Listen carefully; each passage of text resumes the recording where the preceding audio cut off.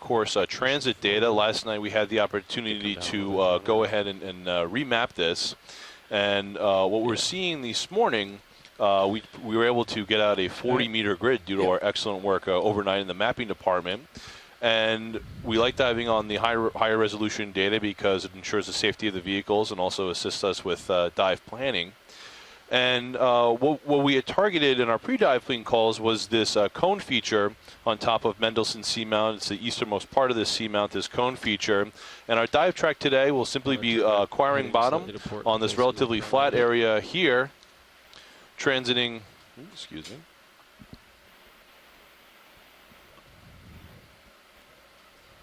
Oh, it's not showing up. Arriving on bottom. Great, thanks, Roland. Acquiring bottom here, transiting up this slope over a relatively shallow, steep slope, and then running the ridge up to the top of the cone feature itself. We're arriving on bottom now, already seeing a lot of biology. Wow. It looks like a pink coral bed to me. Double wow. Double wow. Oh, wow. This is a double wow here this morning. It's a triple. Triple wow. So we're already acquiring bottom on a relatively flatter area, transit up slope, and then we'll ride the ridge. So Megan, quick look at the bottom, initial reaction. This is amazing. Down a little bit. Wow. So it looks like this is just a dense pink depth coral here. bed. I'm seeing a lot of hemicorallium. Not a lot of diversity here, but just an amazing amount of large pink corals. So pink corals are precious corals. And wow. So would you characterize this as a high density environment? Yes, Yes. definitely a high density environment. Maybe lower diversity, higher density. Okay. I'm gonna say about 98% hemicorallium. Yeah. I see one whip, and I think I see one Chrysogorgia. So is it worth getting up at Fish 5:30 straight a.m. ahead, to pick the dives just on up the and landing left. site? I was there and cheering everybody on, and it seemed like Mike really handled the dive choosing. Yeah, if it works out, it works out. Yeah, see, this is why I let Mike choose, because he always picks the high density coral communities. And there's a fish. Oh, and we have a fish in the background. An octopus is soon to follow. Yeah, that's fine.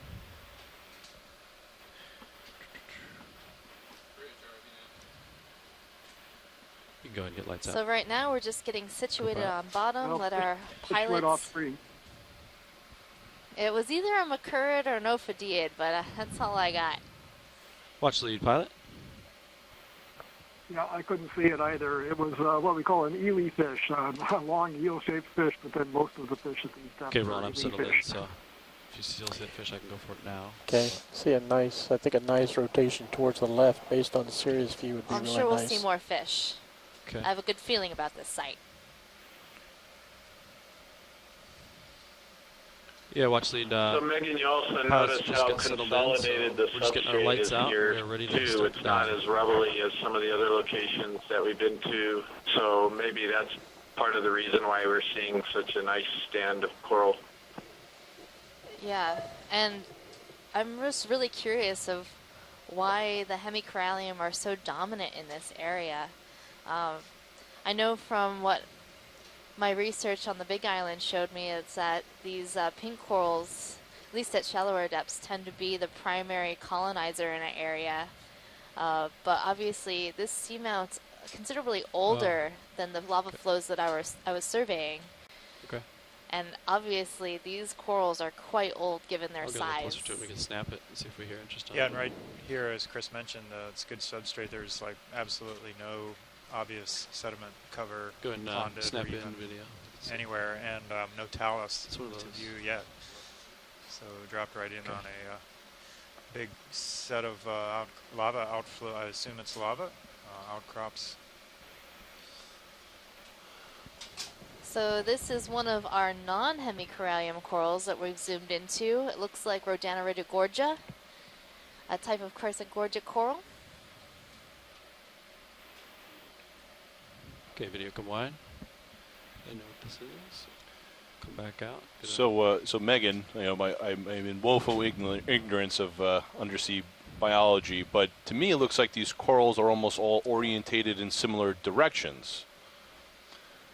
Yeah, so they tend to orient their fan in order to gather as much food as possible. So seeing which way the fans are oriented gives us a little bit of an indication of what the general current pattern is like in this area.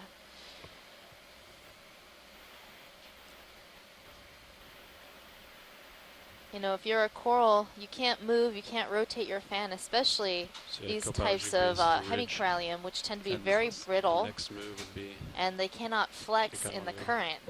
So they orient their Wanna do a fans little hop in order to southwest gather before we go as much west? food as possible. Or Some of them are like only a foot or less apart from each other, facing I the agree. same ways, Yeah. and they're doing really well. That's pretty amazing, I agree. think. It seems that. So like, judging by my sonar, I kind of want to go that way. Not bad for a Monday. Definitely not bad for a Monday. This will solve all of your cases of the Mondays right here. Yeah, let's do that. I was not expecting this. I was expecting a high density community. I just wasn't Eventually. expecting this much so quickly. Especially all of these pink corals. I mean, obviously there are some other different corals spotted around in here, but Now, Megan, you said the pink corals were precious corals. How do you define Go a ahead, precious Arvina. coral? so a precious coral refers to any coral Okay, that's Roger, and you're harvested really, for quiet. human Maybe, enjoyment. So if the volume could be that turned up, 'cause includes we're all the way up here. corals used in jewelry making Copy or that. Can you making hear of me, Bruce? Oh, yeah, that's other great. fine art objects. Yeah, so we're on the bottom. We'd like to establish a And bailout that of group southeast. includes pink Southeast? corals like Okay. these And can we verify the hemicorallium, center rotation red is around coral, A-frame? which are harvested from the Go pilot. With Mediterranean, that angle, is it okay and if I push in the black coral, Sirius? which are actually still harvested in Hawaii. And it Yeah, is the good. Hawaii state gem, Yeah, Like keep even that though angle black on your coral camera. is a live happy animal, with that? not a rock. I can And gold coral. do this number. See if there's anything down in here. There's some large colonies. And so fans of this size have a really thick base, and it's those bases that are that people will use to create these types of jewelry. So all those thick branches and thick bases allow for the Yeah, most amount of I- substrate to I'm create kind of hiding from the current right gems now. and jewels makes for sense. setting Kinda in Sirius full placements wide. like rings and earrings and as pendants. When I was on the ridge. And I've I also was seen some adjusting to the carvings. point. Could we zoom in on that anemone by any chance? Yeah, video come in on an enemy. It's your favorite anemone, John. Do you remember what it's called? No, I don't. Yeah, absolutely. And John, could you check your private chat, please?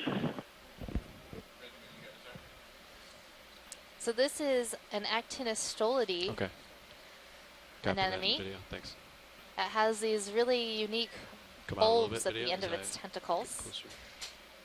And these are quite large anemones. You can see that in the view we have these two laser dots. Those are 10 centimeters or 4 inches apart. So this anemone is 4 inches wide, or a little bit wider. The perfect size for holding in your hand. Except it would sting you.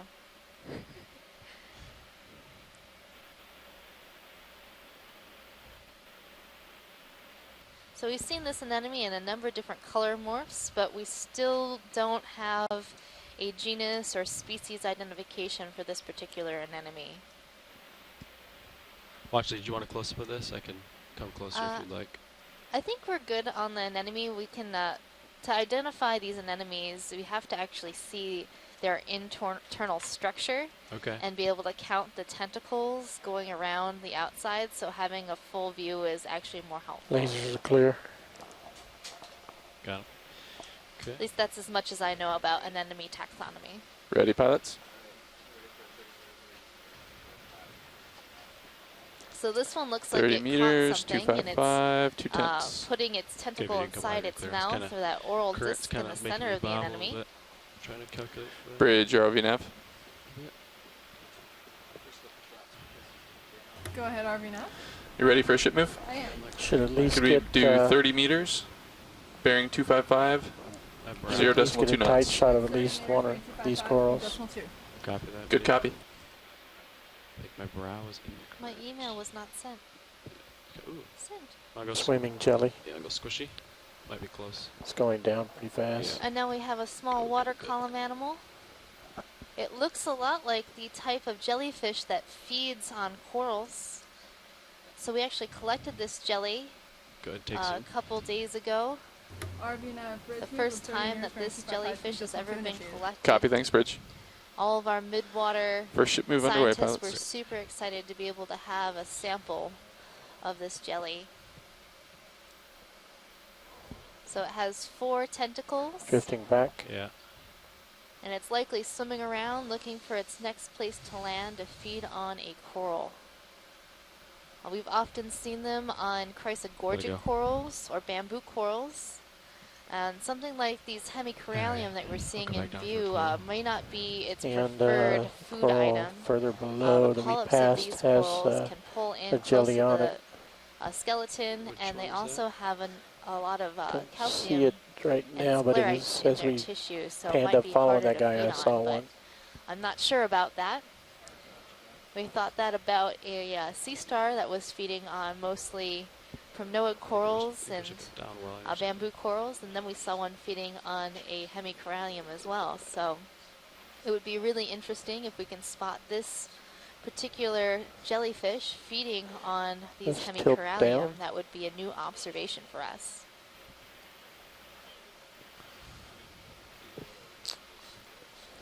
And you can see how Pilots fragile nav, these what would corals you are. say the current we- is on the bottom? Just got here, and you can see that some of the branches have been broken off and fallen off. And that could happen just by a fish swimming by Permission a to little zoom too straight close. ahead. They Yeah, can good. easily break off branches. These corals are very fragile. Good. Free to zoom video. We'll, Copy, thanks, Copat. Still looking for the jelly. okay. I think I saw something up here. Come on. There it is. Oh, Nope, it's just shrimp. I think it was. So in terms of collecting these hemicorallium for the jewelry trade, in the past, people will send down trawl nets to try to capture these coral fans and There. dredge them up in their Anemone. nets. But obviously that breaks up the coral back into in. lots of small pieces. These are brittle, so I don't want to hit them with my toes. So you'll actually lose Come in if you got it. some of Yeah. your product, bringing it back to the surface. So in Hawaii, we actually Oscillating have here, a fishery coming in down. place with specific rules on Slightly. taking these types of coral. And so while the precious coral fishery is not currently active for hemicorallium, we do have regulations in place in Hawaii that require specific collections using an ROV or a submarine to pick Bring you back coral up. colonies above a certain size. And also there's a certain amount of take that is regulated as well. And that will help, those regulations help manage our resources. But here in the Musician Seamounts outside the US EEZ, these regulations are not in place. So it's important to note the locations of these high-density coral communities and document their state. You can zoom out to keep it in view. Yeah. Okay, we'll let that go video. We'll get a full specimen here.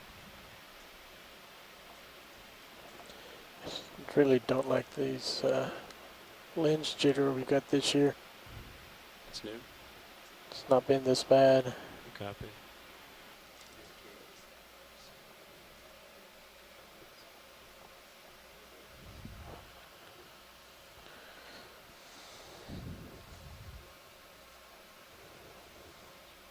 So fun fact time, we are diving on Mendelssohn Seamount today. named after Felix Mendelssohn, a German composer. And everybody has probably heard one of his compositions. If you don't know it, he actually composed the wedding march that brides hear every time they walk down the aisle and get married. So that's not the Here Comes the Bride song, that's the other wedding march that I'm talking about. I believe Chopin actually composed the Here Comes the Bride melody.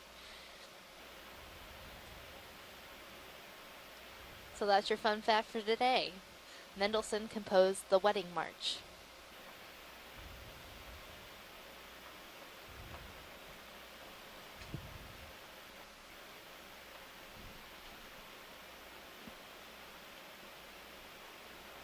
This is such a tremendous view of these corals.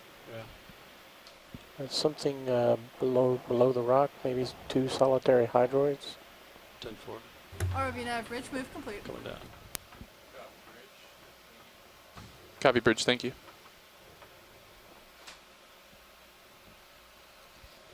Ship move is complete, pilots. Copy that now. Are you feeling movement yet, co-pilot? So far in this Okay. dive, I've How long been did you looking say for the different delay would be? associates with these Maybe, pink corals and other types of animals around We the called it area. in at So I've seen a number of 46. shrimps Video, come in. and a number of anemones and some crinoids as well. Yeah, the ship move was called in at 46. Free to zoom roll. So only Yeah. 2-minute delay. Doesn't sound. Yeah, sounds good. I would anticipate at least 4 minutes. All right. Right now Center of we the are pair. zooming in on 2 single polyp hydrozoans.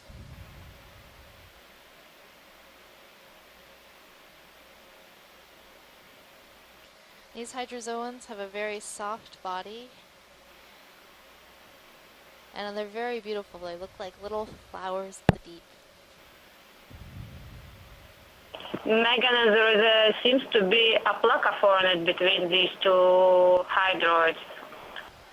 Tina, do aplacophorans feed on hydrozoans like this?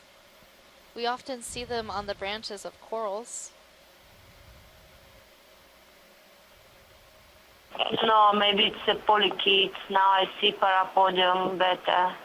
Is that maximum? Yeah. It is I Max. think these are Brachyceranthus, maybe the biggest one. What is the size of these hydroids, by the way? Zoom out to acquire lasers video. I think Pilot, we're can on we this. zoom Okay, out a little bit to see the refocusing. lasers on these? There we go. Get it right next to it there. So they seem pretty small, less than 3 inches, maybe 2 inches.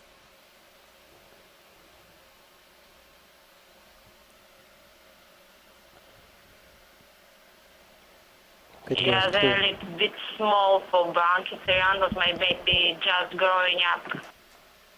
Watch Very these. Did you get a beautiful. closer look Thank at you. any part of these, or was that sufficient?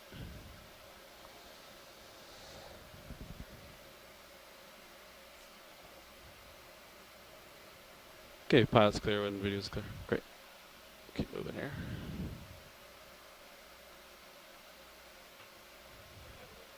So that was a pretty neat observation of 2 Corymorphidae hydrozoans, likely in the genus Brachyceranthus. Wish I could scuba dive through there.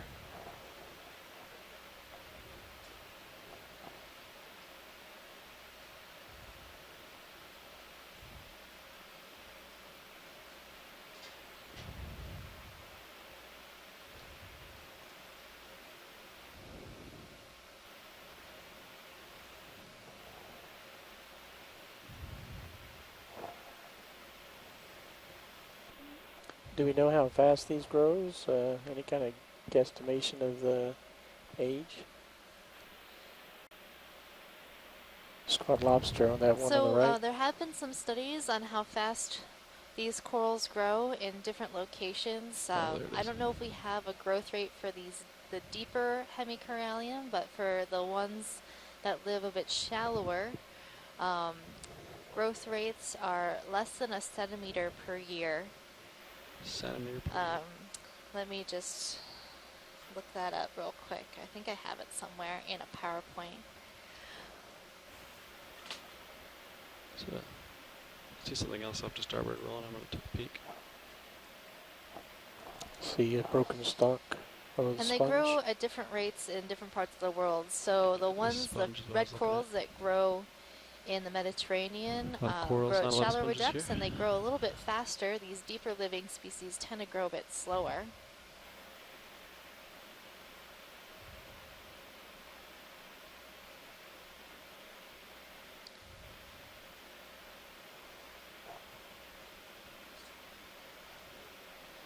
Hey, we've got a sponge.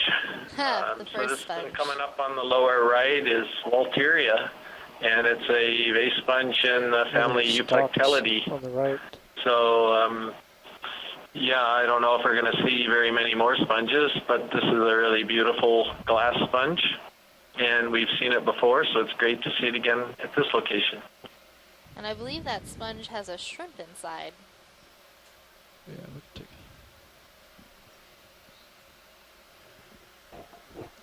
Yeah, these sponges often have commensal animals that live inside of them, and we think perhaps for life even there are some brittle stars that wind up inside of the mesh and presumably grew up with the sponge. And there's no way we can figure out how they can get out. So the same thing I think for the shrimp.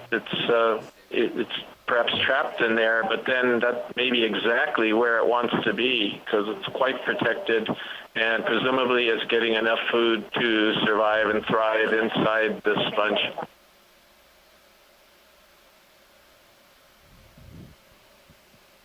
And it looks like the shrimp wouldn't be able to get out of this sponge. It's much too large. I think I see an amphipod or something right near that shrimp on the exterior. Is that what they eat? It sort of looks at the top right corner. Oh, I see They might eat small color? crustaceans White. like amphipods. It's Yeah, I'll center it up. right next to the shrimp.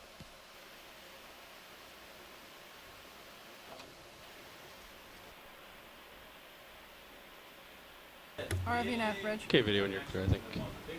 Go ahead, Bridge. Hello.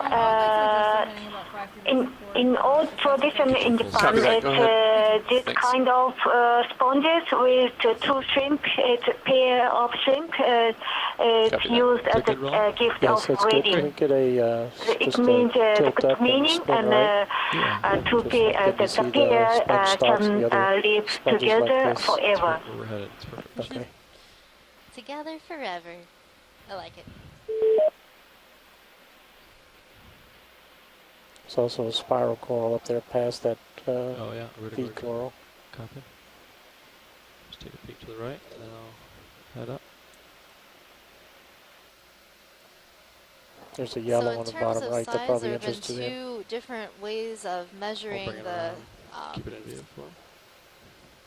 the age of corals based on their size. You can With a big measure their pulsar on basal the background, see diameter, that? the diameter of the base of the coral connecting to the substrate, which is this rock here, and also the Great. size of the fan. So those two sizes are related to one another, and just to give you a sense of how old these things are, something with a diameter at the base of about 7 Want to keep going past this one, Roland? 7 I think millimeters there's additional larger colonies. are at least 30 to 40 years old. So 7 millimeters is quite small. So these corals, it looks like, at least for the hemicorallium that we were just seeing, the bases were probably a couple inches or a couple centimeters across, maybe 3 or 4. So definitely just extrapolate the amount of 7 millimeters versus 5 degrees, yeah. 3 or 4 centimeters and how that time period would change. So probably 100, 200 years old. So we've moved into a completely different community now. See the This current one coral. has a much higher diversity. Ooh. Still high still density 255? community. Snapped fish. Bridge RV nav. Go ahead, He's ROV off nav. in the Could you distance. advise when the heading move is complete? Heading move is complete. Copy that. Ready for another move? I am. Could we do 30 meters? Well, Bearing this is a rat 255. tail or grenadier, 0.2 the knots, real please. name, Sorry, in the catch family your Macuridae. speed, Yep, It's decimal 2. difficult to say what it is from this view as the fish Good swims copy. away, but it's rather large with a good-sized barbel or whisker on the chin. And I thought I saw a glimpse of some fairly good-sized scales. I'm guessing it could be a Coryphonoides species, but the tail is rather long. If somebody else has a better view, I'd be quite open to correction on that. Copy, thanks, So, Bridge. family of Acuridae, Grenadier. Move underway.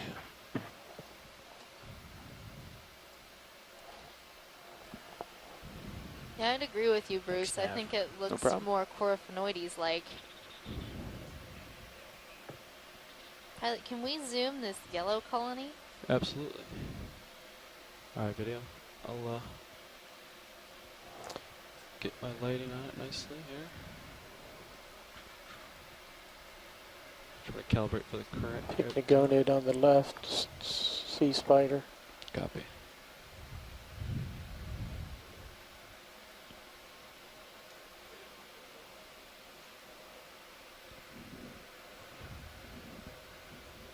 So on this yellow coral colony, we have spotted our first sea spider. Check that out.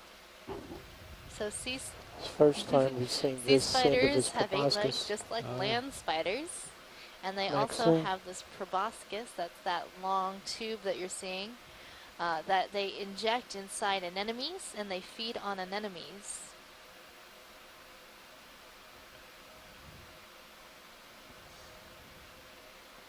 So this yellow coral we're seeing looks to be a parazoanthid, Sorry, so a I'm type trying of to coral get that steady. parasitizes other Get my corals toe and in takes here. over their skeletons. Kind of blowing around a little So bit. I'm not sure what type of skeleton this used to be. Maybe a bamboo coral, perhaps.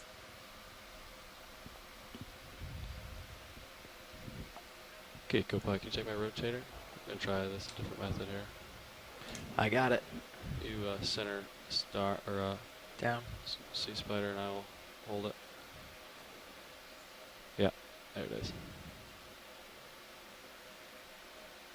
And those two yellow spots on the top of the head of this sea spider are its eyes, and they look pretty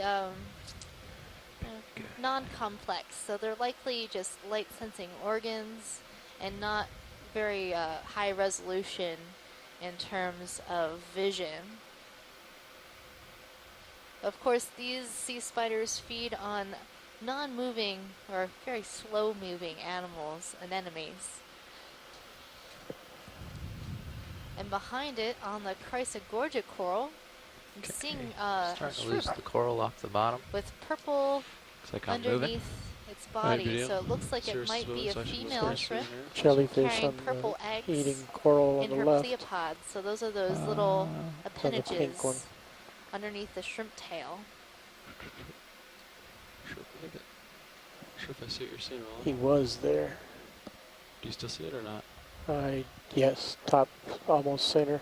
Oh, rotate me up a little bit. Dark red Coming up. ball on the coral in the background.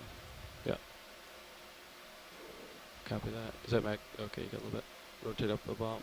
Center that red ball in the background. Oh, the benthic sea star. Or there it is. benthic jelly or something, yeah.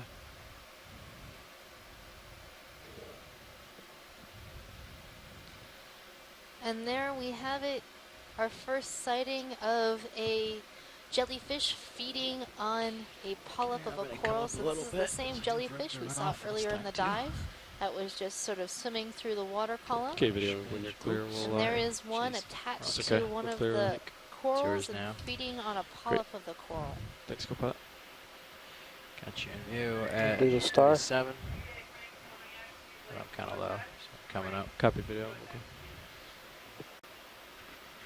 Try to get the star real quick.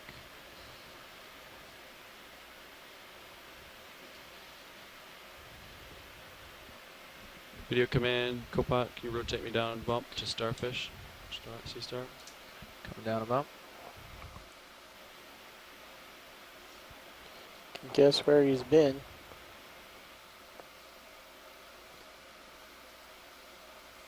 So we have a It's gonna be full predatory when it's light. starfish in view. This one looks pretty fat and happy, so it recently had a nice big meal. So this looks like the starfish Hippasteria. It's likely making its way over to the next coral, this bamboo coral. And it's probably going to start feeding on it. Video's clear. Great. Pilot's clear. Got you at 56. Delta 15. I'll take my rotator back. You got it. And move forward. Off we go. The general uphill, maybe a little bit more ROV west average, move than our complete. current track, so you can Copy, head that thanks, way. Bridge. I'll come around after the move. But I'm over the ridge at this point. So in I'll have view to right start now, coming instead of around. seeing a whole garden of I actually pink turn with corals, you as we you go. have a very Sounds good. diverse community of Chrysogorgia corals, Put my bamboo setting at corals, 270 on Prognoid here, see how that coral, lines up. and I'm not seeing any of Curiosity the has pink me. coral we were Can we seeing snap on earlier. this? Is this just a crinoid? Okay, it's crinoid. Chris Ma. You can come out. Hi, Chris. You can zoom out video, yeah. Hey, I just thought I would follow up with that sea star. You were right. Hippasteria, probably uphill. Muscipula. Still sidling I a also little just bit. wanted to clarify that My port the there, the fact that the disc in the arms is so swollen bow. is actually probably water. In case you didn't hear that, ship move's complete. So This is one probably of got a these couple minutes interesting of movement differences left. between Copy that. the preserved and the living animals that became really apparent to us after we started seeing them alive. The that settles discs with on these water. animals swell up, Head and westerly. they inflate with water That's a to the point where some of them Oh, it's look gonna blow towards maybe me 2 rapidly. to 4 Try times video. as This thick guy? as they would normally if they were dried or flattened preserved specimens. And even though they do have a really elaborate system of I'll let it go. the pyloric stomach and sort of digestive glands, just to clarify, when they're feeding like that, we're not actually seeing them sort of swollen with food. We're actually just seeing water inflating the disc, although that might be part of the feeding mechanism. I'm not sure. So anyway, and always happy, of course, to see one of my starfishes feeding on a bountiful Tilting up garden of coral. That looks Wonderful. That's really interesting. I just thought that, you know, given that in the deep sea finding food can be difficult, when Yeah, you I do think we find can it, you move want to to the eat west as much as going you in. can. So Due west? a lot of the midwater fish Or in you're absolutely particular. right. Sonar. What do you think, you guys? Got this Yeah, sort of you're rigidness absolutely here right still, but about the general uphill is and figuratively, you're outfacing, correct as well. basically That due you know west they'd right be now. Yeah, we can turn a little more. they're trying to take advantage of the food 270. as much as they can. 270, I think 30 so. meters. Well, yep. But Coming you know, I guess I'm just trying to clarify ROV that, nav. that a lot of the sort of swollen appearance Go was ahead. probably more Ready for another ship you move? know, the water than 30 meters, because we bearing often see a lot of sea 270 stars degrees that, at that 0.2 are, knots. for example, like those cookie stars, those things that are Good copy. properly looking like cookie stars, Not the sure if I'll pentagonal spin around ones, it rolling. and the discs on those swell Trying up to see as this well. bunch, the balsa. And sometimes you'll Yeah, just be it's got a kind really of good view here, surveying the or bumps on the rolling along top. the bottom, and Sure, Chris you will see enjoy this kind of round Got a lot of good orange views. ROV nav sort of bridge, half a 30 ball meters. sitting on Deep the color. surface of the seafloor, Copy, thanks, Bridge. and and it turns out to be a sea star. And yeah. when they're dead or when they're preserved, they're Nothing, flat. can't do it again. And so when we see Didn't them yet alive this like dive, I that, don't think. it can be kind of surprising Frame because it up if you want video. we don't really observe or think of them as being any different It's from sort of when a they're sponge of the preserved. cruise. The color is one thing, but they also just take on a really Lasers clear, copy. striking round ball-like appearance sometimes. Anyway, you have a sponge, so I'll let you get back to it. Thank you. Thanks, Chris. All right, Always pilot, a we're pleasure. headed west. Good morning. Got a couple more minutes until Good morning. Sirius feels it. Okay, video, if you want to zoom out Have a good lateral day. port, maybe we'll get a kind of a cool video. I don't know. Just a heads up, pilots. We're making pretty good pace so far. No rush Never mind. today. We have to average 0.04. Now to there's make a both metallic waypoints. gorgeous apparently up to the Good. right somewhere. But the people in the As you chat know, were we got to asking take about. samples, and that takes a while sometimes. I don't. We'll boogie as much as we Yeah, can. John, Make sure the next watch is on. we've kind of We're long doing good, past so it, good so terms. you don't need to look right here. As long as we're not taking too many close zooms or samples. Yeah, and Scott, we usually don't pull off of sponges to look at corals anyway. Yeah, I've noticed that, Chris. Har har.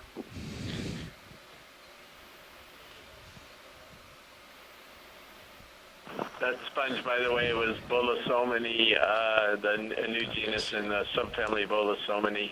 I'll take a peek to starboard.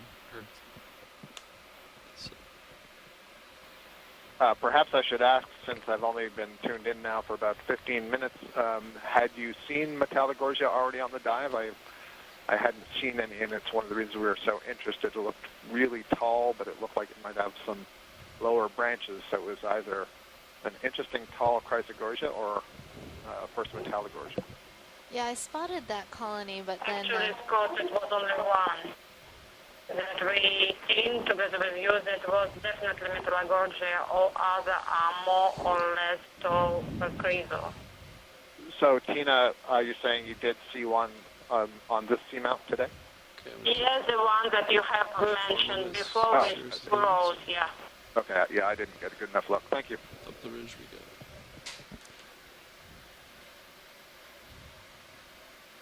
Coming up with you.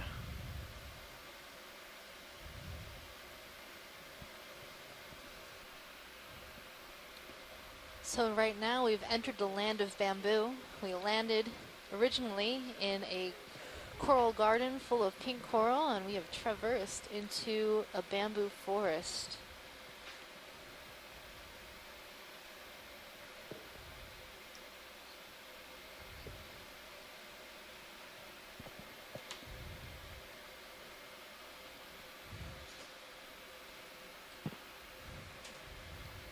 Megan, I'm not sure if it's my imagination, but it looks like lots of these bamboo corals that have been fed upon look like they're now maybe being overgrown by yellow zoanthid. Is that your observation as well? It is. It definitely looks like a lot of these bamboos are not doing so well in this area, but they are becoming new homes for zoanthids. Maybe there was a march of sea stars running through this area.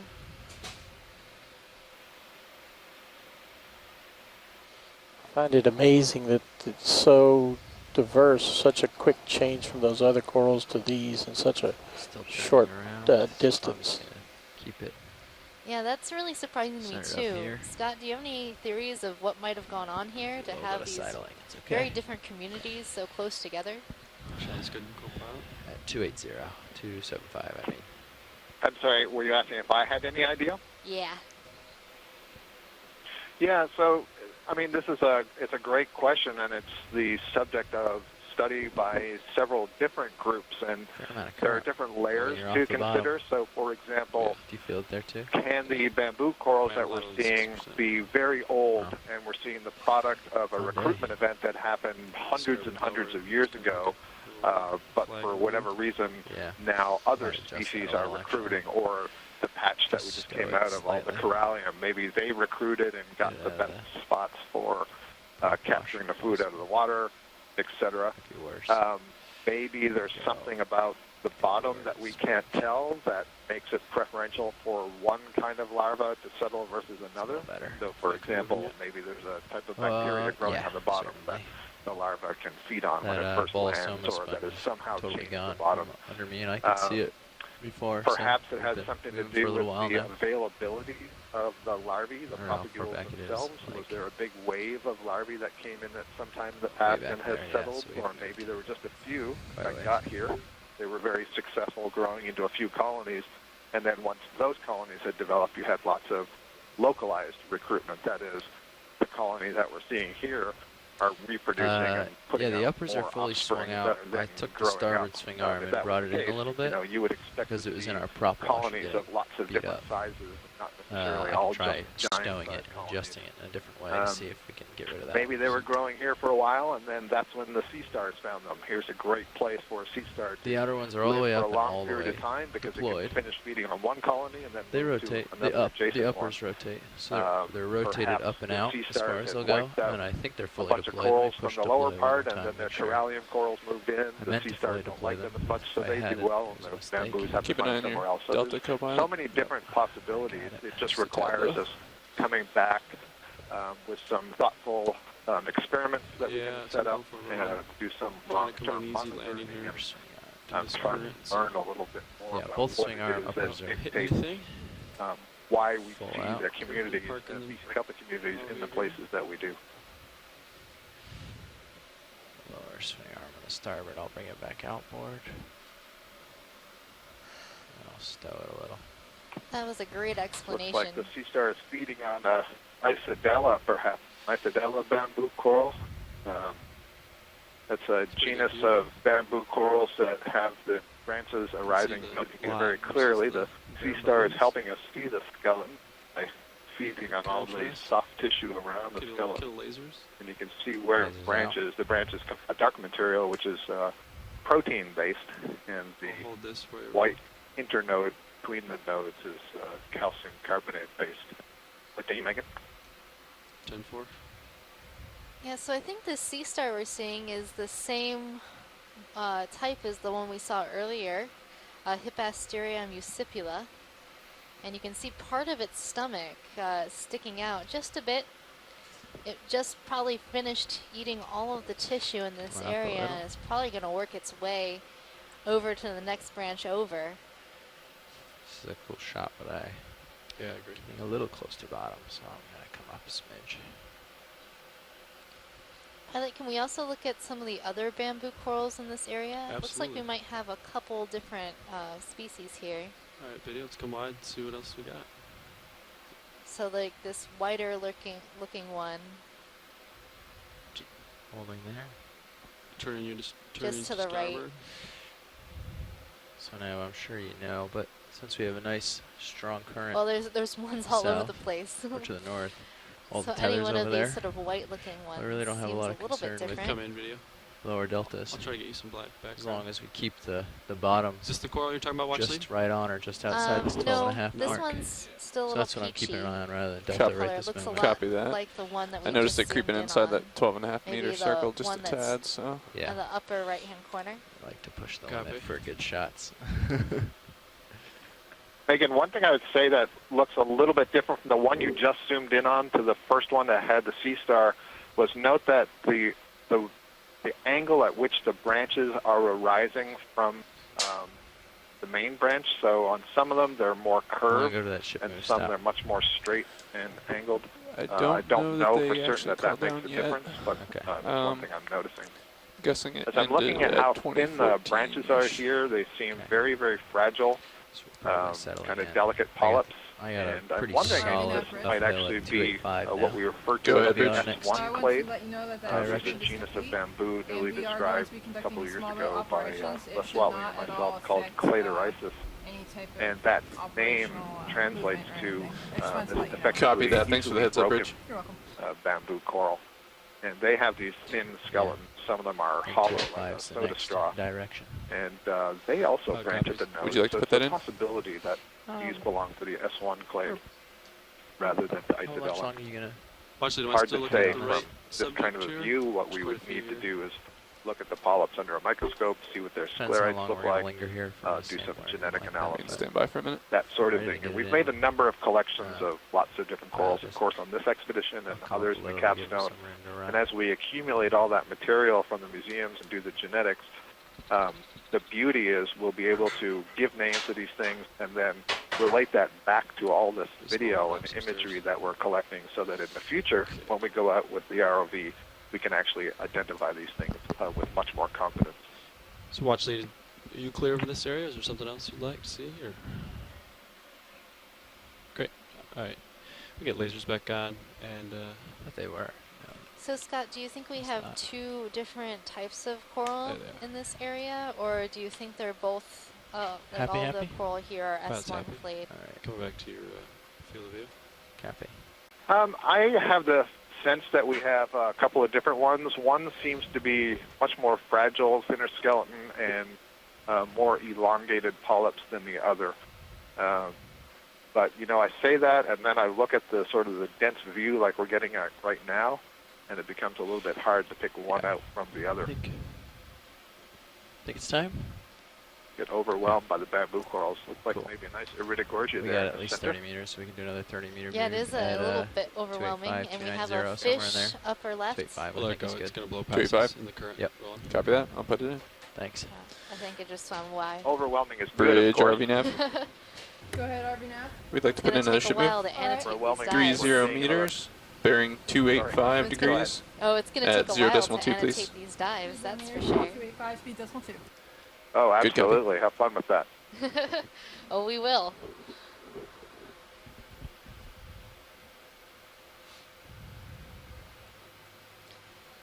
So this Iridogorgia seems to have a pretty tight spiral. Copy, Is thanks, this Bridge. the species that's going to be described soon, or is it more like Iridogorgia bella? Yeah, Push that's a from really this good distance. question. I'm kind of leaning over here to see if Les Watling has made a comment yet in the chat room. Doesn't look like he has, but he's got a lot more expertise than I do in teasing apart these different species in the genus Iridogorgia. And as you've just alluded to, part of the identification of those species is what's the diameter of that inner coil. And this one certainly has a fairly narrow diameter compared to, for example, Iridogorgia magnus spiralis, which probably has a diameter of like 10 centimeters or something. And he hasn't chimed in yet, so yeah, splendens or bella, something like that. They're such beautiful octocorals. You can see that it's the main stem that is actually spiraled, and then they have these branches that come off of one side of the stem, but because the stem is coiled around itself, it looks like the branches are coming out in a circle, when in fact it's just the main stem that's in a circle. And there are some of these species, there are far fewer of them, and I'm not even sure they've been described yet, but some of them have polyps on that main axis. Not this particular species, but some do.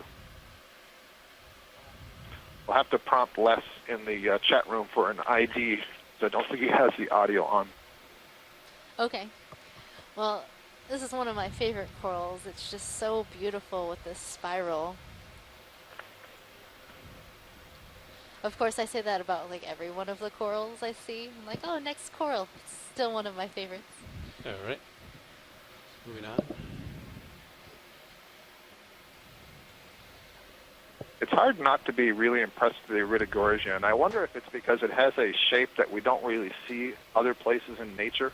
It's really distinctive, and there's something about, I don't know, the elegance of the coil itself and the way it kind of just sort of gently drifts in the water. That's really quite beautiful. Even though they don't tend to have color associated with them, they all seem to be white or maybe a light pinky purple sometimes.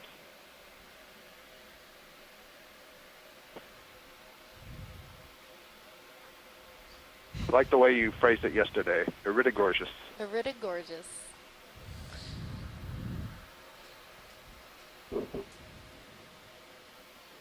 It's definitely that one planar of colony just to the right of center, that might be something a little bit different from all these other bamboo whips that we're seeing. Not whips, excuse me, bamboo colonies with the very curving sort of branches. yeah, the one straight in center right now. Yep. Yeah, I don't know if you can drive your Volkswagen bus into that space. But sure. I know with all these big colonies, it's hard to navigate in here. Yes. Pilot confirms. Absolutely. Pulling in the parking spot here.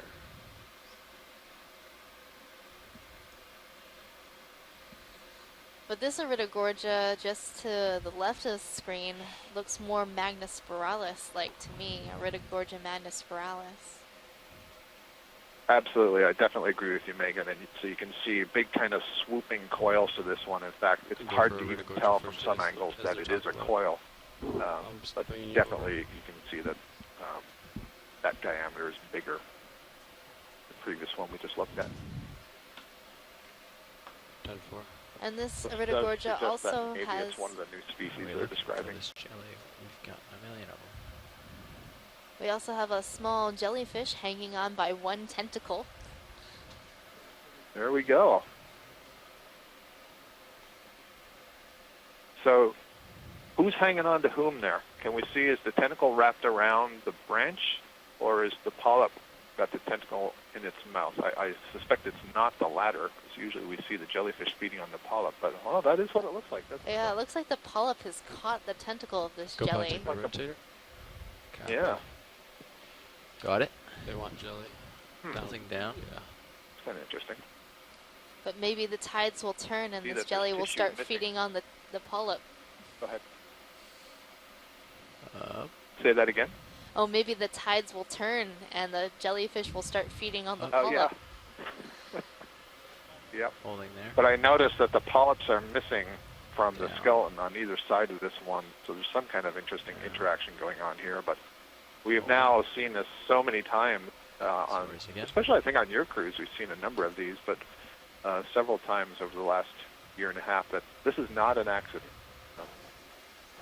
See too many At the times this pinafores? little four-tentacled, giant See the streamers? hydromedusa doing something with the corals.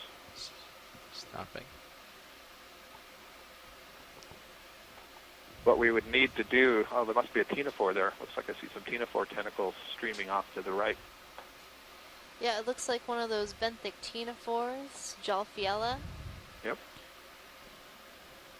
Okay, we'll let this colony go video once you're done. And then, I was going to say we would need to, have samples and be able to look at effectively the gut contents and be able to determine what direction that predation event is going. Is the jellyfish eating the coral, or is the coral eating the jellyfish? I heard Scott France interested in it. Could be wrong. Well, we may never know. ROV nav, Bridge, At move this point, we did collect Copy, one of thanks, these, Bridge. the other day. There was a whole group of these little jellyfish Shipment on complete an balance. Aridogorgia, and we tried to get a whole bunch of them in our at, sample, but they kept 43, popping off delta left 10. and right. We snap zoom But on we this. did actually It's not a really good manage to position, collect one jelly. See if you're interested in this. I remember that collection, and the observation is being made in the chat room that we could look in the guts of that jelly to see if there's any sclerites, which are the microskeletal elements that are embedded in the tissue of the corals, and that'll tell us if it's feeding on it.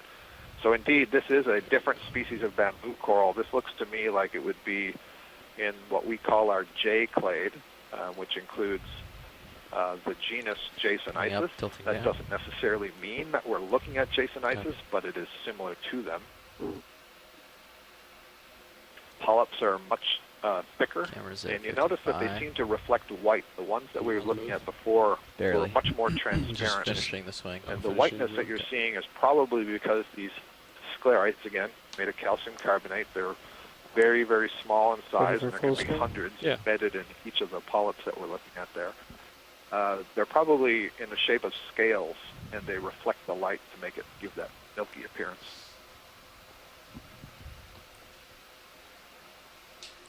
All right, looking at you, 65. All right, video on your career, I'll take off. Okay. And I've also noticed that this colony is a lot more planar than these other sort of long-boned, thin bamboo colonies that we're seeing in the S1 clade. Yeah, that's right. And so at some level, there's a genetic basis to how a colony is formed. And so we know for certain that some colonies always grow in that very planar fashion, like the one we were just zoomed in on. But you can see, as you just said, a lot of these other ones that are either S clade or I1 clade are growing much more like a bush, which means that when the branches form, they don't necessarily always just bifurcate. They can trifurcate and come out at different angles, what we call whorled branching, more like a tree or a typical plant. But we've also seen that there are some colonies that can have multiple kinds of growth depending on what the current conditions are. So what direction is the water coming from, and that could influence them. So I'll let you go to talk about the fish.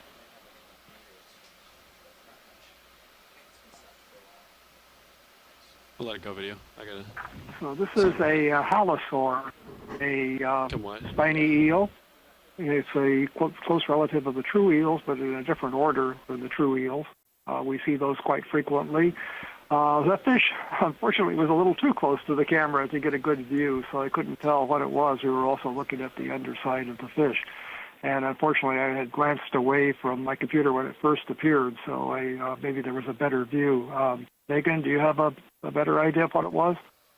Yeah, well, it was swimming sort of chin up, so I couldn't really see the top of the snout, see if there were scales there. But the light did pass through the nose quite easily, so maybe for Aldrovandia.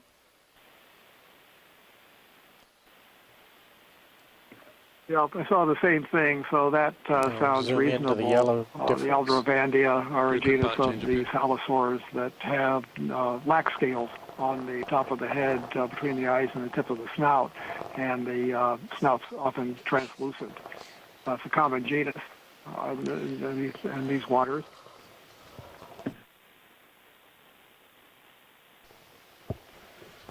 Thank you.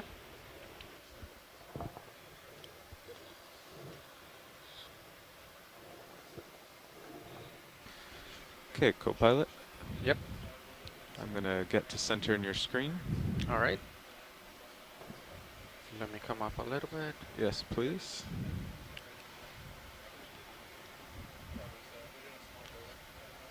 Watch lead, we are just doing a shift rotation here. It's a pretty strong current from my port side, so just working to get back to center to continue the observations.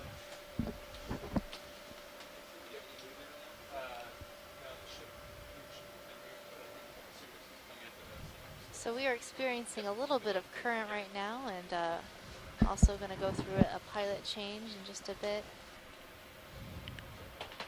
So just give us a moment to get situated, and then we'll start.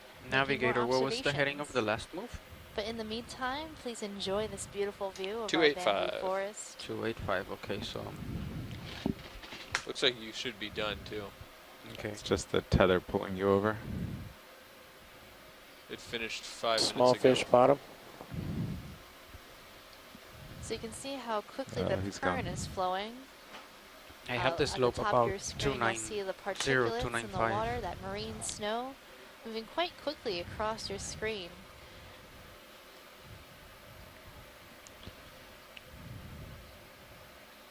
Yeah, my thrusters are about 60% to hold steady.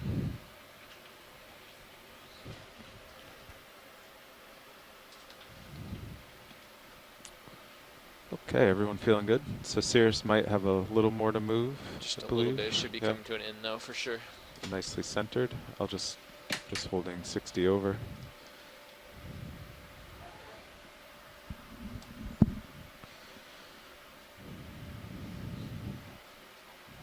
Ground faults look good. Comps all look good. While heavy currents are hard to navigate with the ROV, it's also good for the corals. Apparently we're doing some small boat ops. That's the noise we're hearing upstairs. That more particulate matter, that marine snow you're seeing, is getting to the coral fans. And that means more food for our coral friends. What's the surface current right now? 0.8 knots, and it's almost due west. Gotcha. So right on our bow? Yeah, just about. That's nice. Slightly off port side, but the wind is slightly off to starboard side. So in this area that we're surveying right now, we're seeing a dominance of bamboo corals, but also interspersed, we've seen a number of Iridogorgia, likely a couple different species of Iridogorgia coral, that's spiraling coral, and also some other Chrysogorgia corals. So right on the right side of your screen, there is a bottle brush shaped colony that is Chrysogorgia. Okay, well, what don't we think about the next move? Waypoint is roughly 295 degrees. So what do you All guys right, see? that's a slope I have, and excellent. That's good. They've been moving at 30 meters. Looks promising. Would you like a 30-meter move? 295? Yeah, that sounds good. Okay.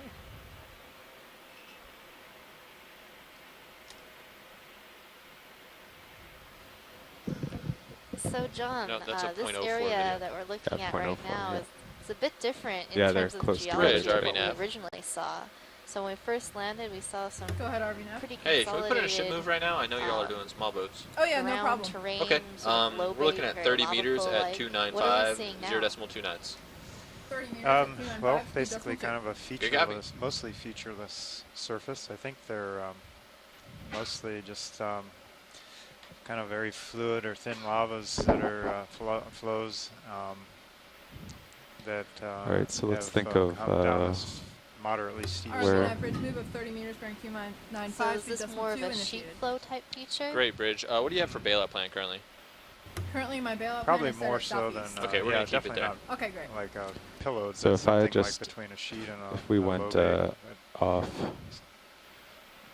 say if the ROV lost power now, I'd basically go due north, and if I spun to starboard, that would, Or do you think it and might be Sirius that spun to port, strange that would get rid of our conglomerate turn, and we'd be material we've streaming. been seeing, some sort of So- lagoonal. You're at a negative 0.5. No, I Yeah. don't. So No, we spinning the saw that on starboard. the previous. So, so you want to draw a little picture or something? No, I just think this stay is where a you are, cone. and I It would turn either be to some smooth No, lavas or except maybe since if I it'd have be such a up strong above sea current on my level, port it side, could I would be, end up, eventually I more want to be like due a, north, so I'll be streaming with the current. solidified, ash flow, Yeah, like a so we tooth. would each, I think I would head that way, just in the current, So and hard try to to tell turn to until you starboard while actually you get tried a to turn to port. chunk of And it. then we would be streaming you with can the see current layering with it 0 just, turns. ladder. You would have a half turn, you would have a quarter So turn of the this ship, but potentially could be not something. much we can you do know, about like, that. Okay. Like Cocoa Crater, Cocoa Head, Hanama Bay, on Oahu, a secondary cone. So what causes secondary volcanism? Well, the whole cause and story of that is not really known well, or it's just known that after the main in Hawaiian type volcanoes. What do you want to do, a zoom after on the these main three pulse associates? Of, shield building over the hot spot. Okay, that's good. I'll work up to them. The island or volcano moves off of the hot spot because of the tectonic plate motion. Things settle down, goes dormant for a long time, and then many years later, thousands, Want tens to of go in thousands, center there? more Work years down a little? later, you could have, or much Yeah, that's later, you good. can have Can't hold it too steady here, but this secondary volcanism, which is more explosive in nature, creates ash flows and lava flows, kind of an alternating mix, and somewhat different chemistry. But as far as the mechanism that causes it to erupt Okay, whenever later, you're I don't clear. believe is really well known yet. Somehow there's magma that's either thought you needed a dragged little along practice there. and changes, or Actually, there's a pulse that gets up there somehow. We only have to make 0.02 knots. Very 3, strange. 0.03 knots. yeah, it was I've always wondered about that because, you know, the islands are moving off the main hotspot through plate tectonics and that yeah, it's a very movement, short so track, so we have time. We why don't would have there to be rush. secondary volcanism after you've moved But away there's the from geography. the main There's a lava flat plume? spot, uphill, and then a Always been peak. a So question of mine. You have the ability to look at that yellow one? Yes. Once we I get to guess that we'll red have to do more ridge, research it to looks find like it's out, gonna be right? even less Yep. slope. That's the great But thing yeah, that about depends on science. what There's always these something large new ones think to of that. find out, But more we could go in questions from to here. answer, and every time we learn something new, Want to give you a there's challenge. always 300-400 more questions to answer in that place of the one question you did answer. Right.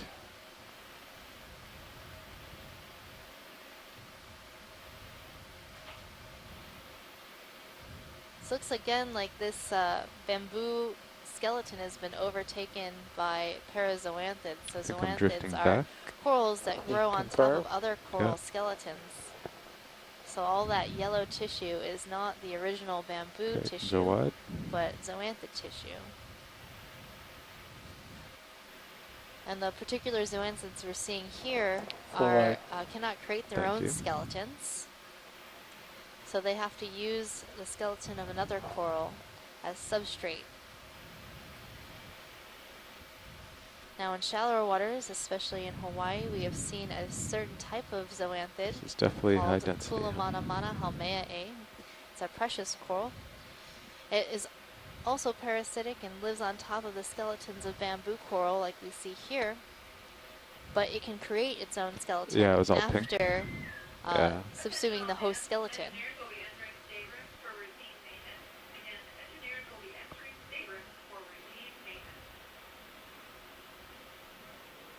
Look at that starfish. That looks like a crab. So tomorrow's dive will be at a shallower depth in Yeah, I see a precious star coral and and a bottom fish crab. depth. So I don't know maybe what we we've will see zoomed on that lately. particular zoanthid coral, the gold coral. I just noticed that you don't have your Looks like we might have a crab starboard underneath the lower ledge. swing arm out. Huh. Why don't we put that out a bit?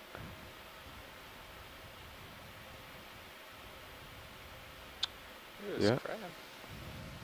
He's not happy about something. Probably me. Okay, video. Tilt up. Yeah.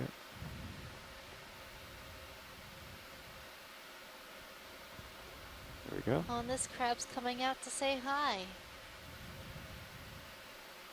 So this is a type of Paralomus crab. We've seen a number of these throughout our expedition. Coming back to port. This one's probably a little bit confused by our lights and just trying to make it over this ledge. Needs to get a grip.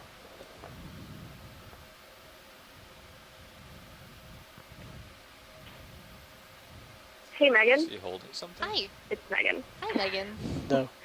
I just want to covered point in out, I think to the right of this crab, there might be a monoplacophorans. Coming back There's to a little port. shell-looking thing just a little bit to the right of what's on screen now. So just to the right, pilot? Okay, let's get the After crab we've- with I guess lasers after we've first. gotten the crab. There we go. They're on. Actually, co-pilot, will you tilt my camera up to get the lasers over him? I have a pretty... Go down a bit. Too much. There you it is, all the way to the right of the screen. go. Okay, watch lead. I heard there's a request for something on the right. Yeah, it looks like a monoplacophoran. It's Spinning that way. You have your camera back, small pilot. lizard-like Okay. organism just to the right of the crab. Okay.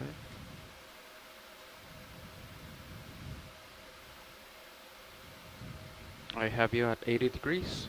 Okay, we'll move soon. This lump? Is that the one? Yeah, that's what I was saying, but now that we're looking at it up close, I'm not sure that's what it is. It might be a sponge. Like a really small sponge. I'm not sure. Okay. Yeah, Let's go wide video. I think it might be a sponge. Oh, I think I see why the lower was we stowed. watched that Look at it, crab bruised do there. Yeah, the why don't we put it pull-up back of the in? day. Okay. I'm glad the crab did pull-ups and not me. Yeah, they actually, now that you guys mention it, I do remember them saying it was he had a getting hard whipped enough time around. getting over that lip, and he had I was a lot more wobbling around out there punches so than much. your I think there's men still a rock little air in climbers. there. Yeah. Just never succeeded in bleeding it out. So. RV Okay, nav pushing bridge ahead. move complete. Copy that. Thanks, Bridge.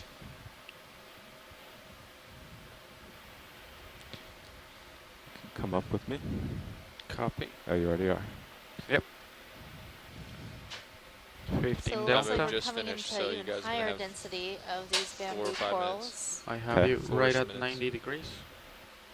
And the Excellent. yellow that you're seeing on the bamboo is likely parazoanthid. Pilot, can we go for a shot to tilt up by pushing So we partial still and have you yet just to sort of learn fly whether or through not these? Tilt up? these Yeah. zoanthids Yeah. It's like flying take over the skeleton trees. that is bare, Okay. so has been stripped of Got a bamboo partial zoom tissue, like that. either by a sea star, one of those predatory sea stars, or some other predator, and then they can settle in that location and start growing, or if the zoanthids actively compete with the bamboo tissue to take over their skeleton. Still a big question there. What happens? I have a feeling that they tend to settle in areas that are completely bare and Coming up with you. just These guys are Okay. pretty take tall, over huh? areas that no My longer have altitude's bamboo 3 and tissue. I'm almost brushing the bottoms of Opportunistically. them. The lighting's not great video, but if you look at my manip cams, I'm almost brushing Yeah. the tops of them. So Pulling out. okay. good. Thank you. Sort of wanted to try to express that feeling that you're getting. Okay, tilting back, down.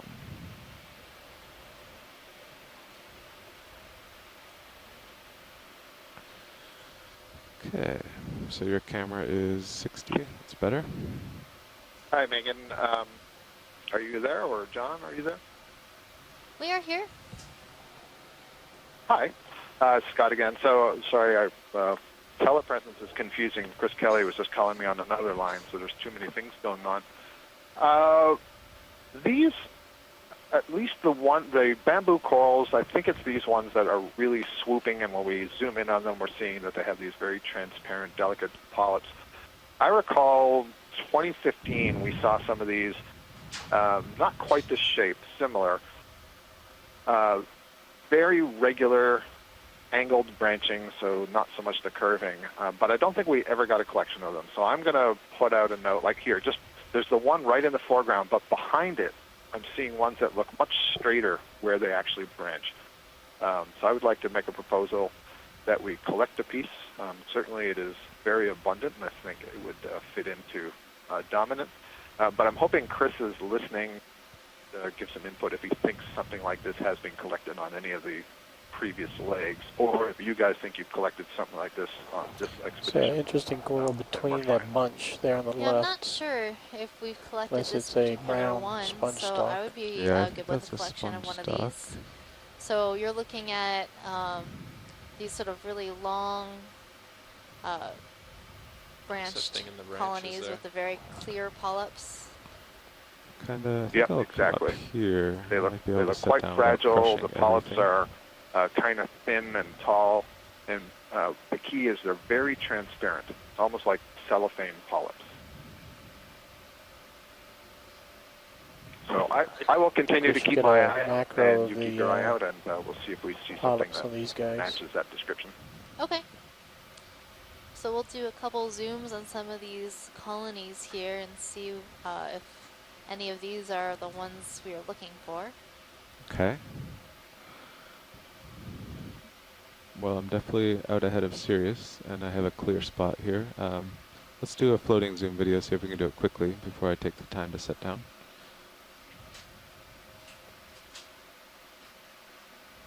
So these polyps to me look quite clear and very fragile.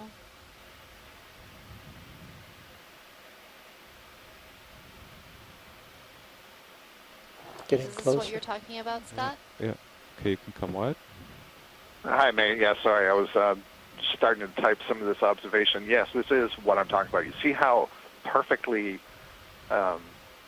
straight the branches come off of that main branch, and then, as you said, the polyps are really, really transparent and almost shiny. And what I remember most, and they also have these very large, sort of amorphously growing colonies, and by that I mean they're big kind of bushes that are really messy looking.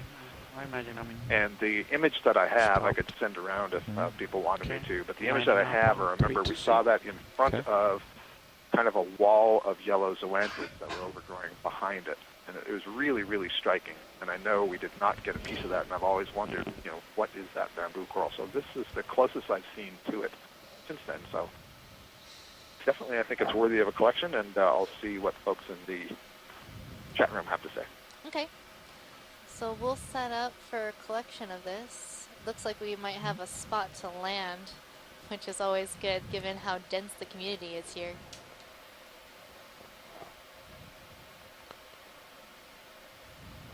Looks like you're too far away. Yeah, I drifted back a little. Do we have any samples, Nav? None. Copy.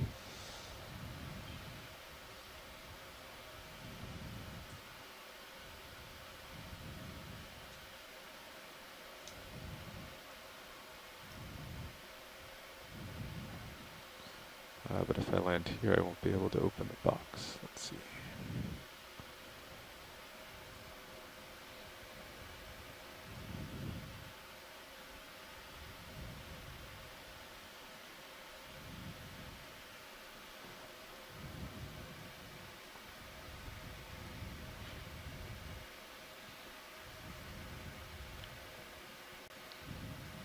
So my chat has shut down. So if there's any disagreement, speak now or forever hold your peace.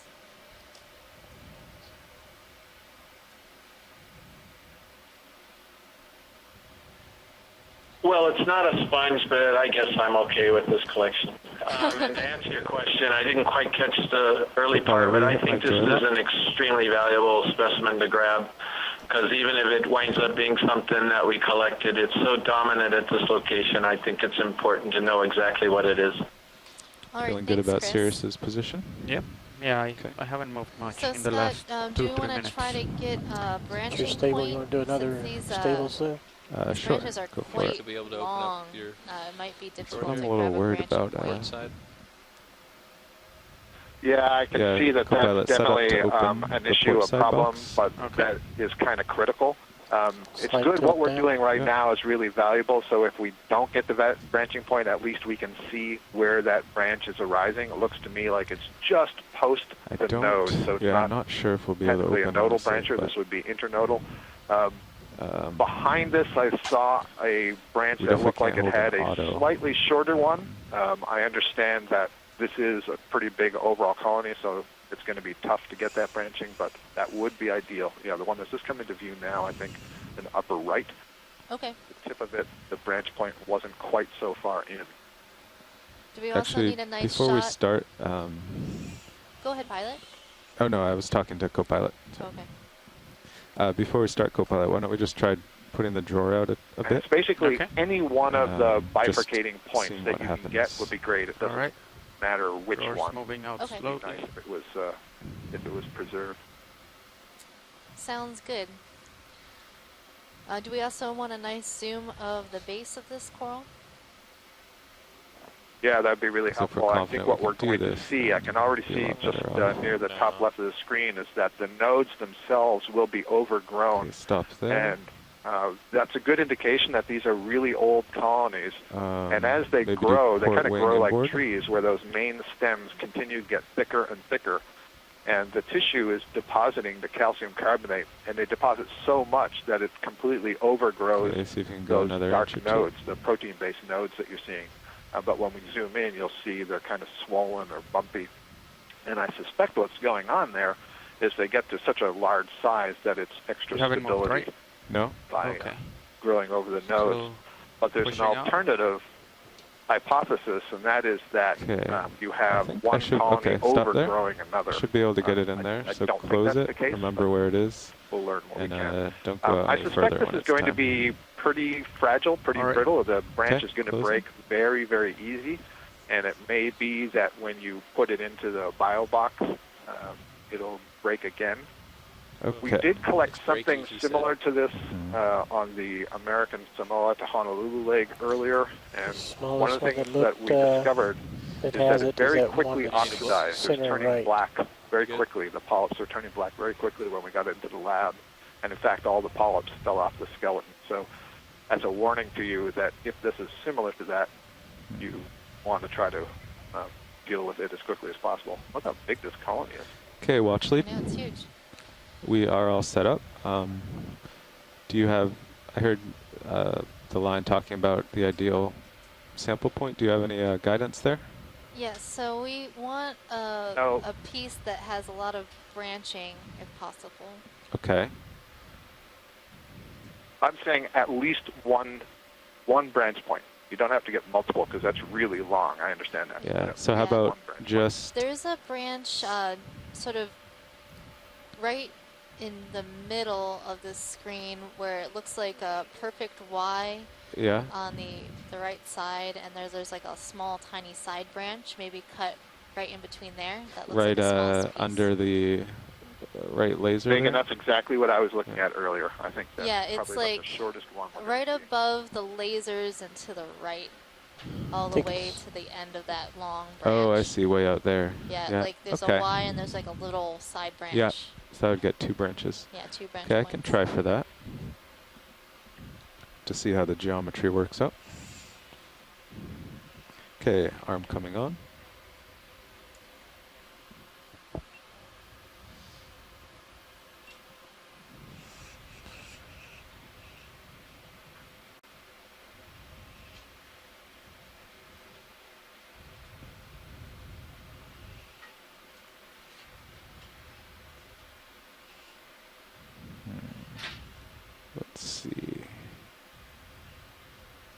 I'll have to push past these. They're like possibly to break, but.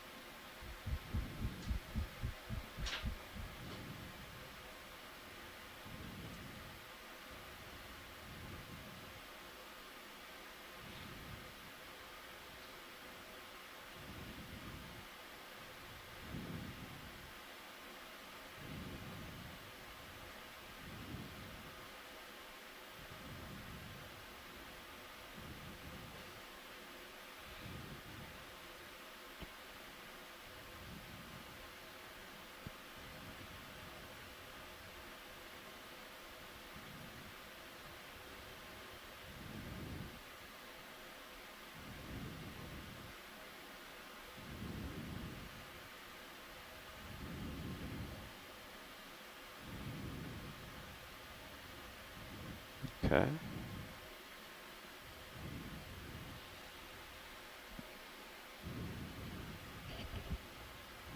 Is that full wide on main HD? Yes, you're full wide. Okay.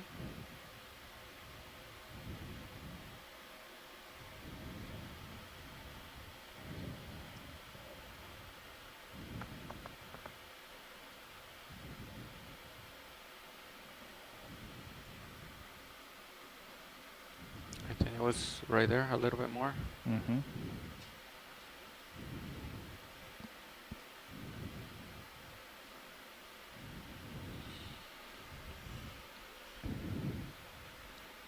Yeah, that should do it. Okay, we'll go for the inner.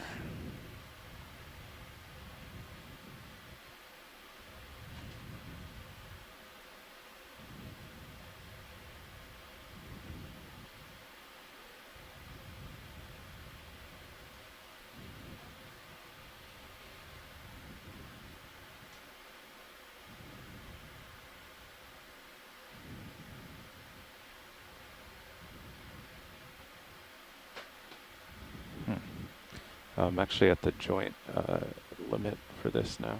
That's what the problem is. Because we can't go past 90. Let me see. You want to tie it on HD2? That's okay, I can see. Thank you, video.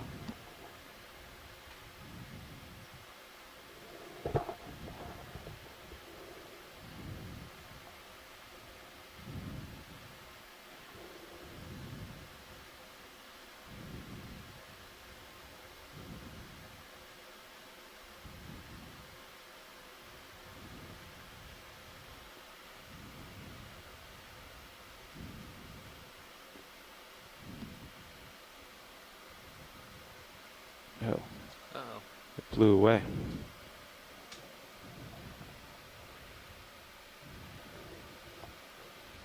Well, at least there's plenty of left to sample. Mm-hmm. Sorry about that. There's only an inch sticking out, but the strong current blew it away. Thank you so much for that, team. Even if that is similar to one we collected earlier this year, that one was collected from south of the equator, and so this would be at the least a range extension, but I'm not confident they're even the same species. So I'm really excited to see what this is. Thank you. So that, I think we're going to have to open the drawer a bit more. So why don't you close the drawer for now anyway.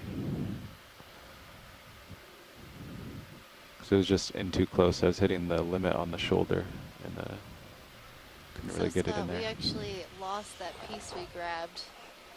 It flew away in the current as we were trying to grab, put it in the drawer.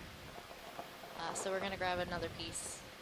So next time you wanna try to lift Understood, off? Megan. I wondered as I open was it saying completely, thank or- you and I saw the claw going back out there if I was hasty and didn't hear what you said. So I'll let the pilots concentrate.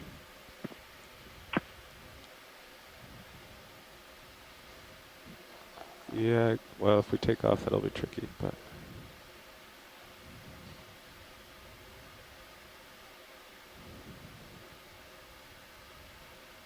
There's also that piece to the left.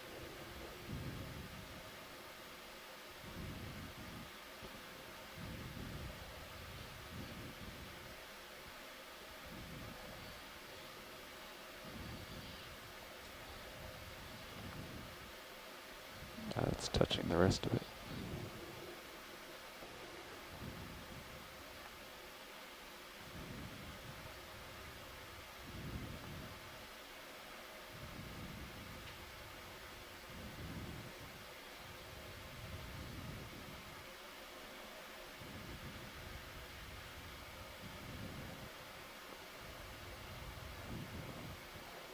There we go.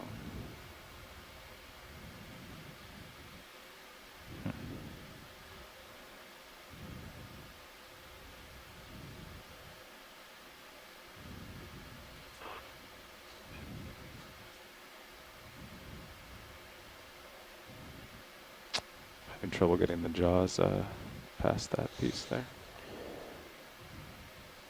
Because every time I move up, it touches the rest.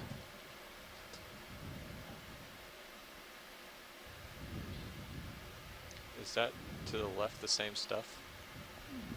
Because that's also got 3 branches if it's easy for you to reach. Will you tilt the mini Zeus down?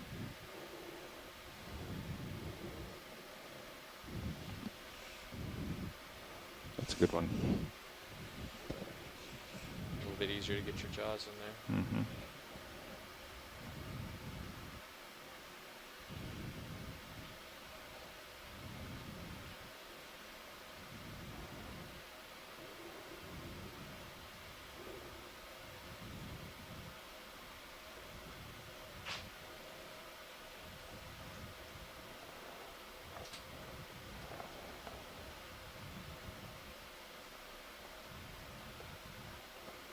It's kind of at the limit of my arm, though.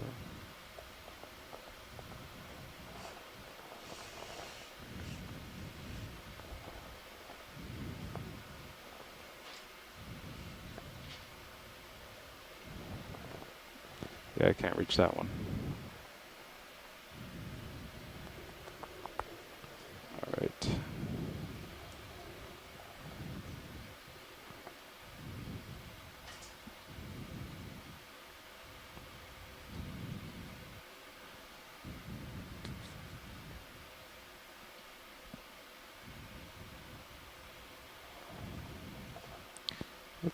Let's tilt up on both cameras and see if there's something higher.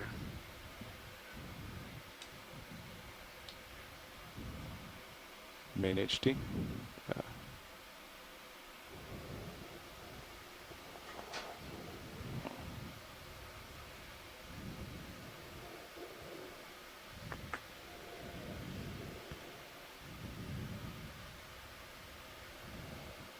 I can't. Watch lead pilot. Go ahead, pilot. Yeah, we're just having trouble reaching the one forked piece in view, basically the lower right of the screen. Okay, how about this forked one that is on the upper right? That's Yeah, like right underneath your elbow? Yeah, that one's too high for the arm, yeah. Let's see.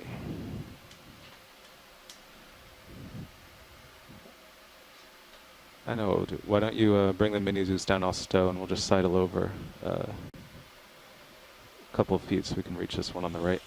Okay. Okay. So bring it down so I can stow.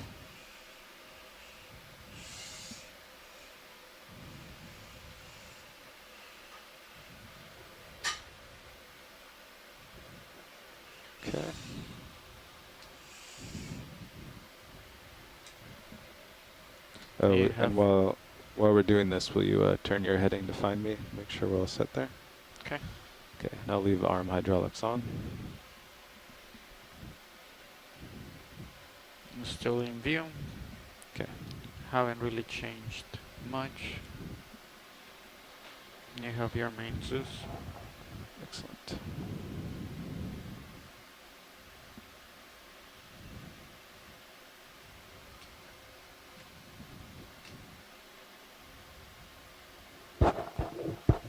Oh, will you bring the port wing back outboard?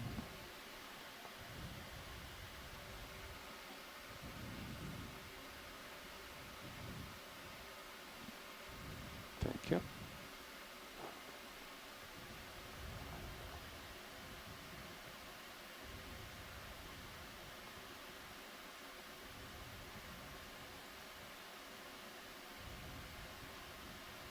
Yeah, pilot, this colony on the left looks to be the same. So that one's easier to sample from. Yeah, I was looking at this piece center screen. Okay. Co-pilot, will you do joy lock? Actually, stand by. I should get a touch closer.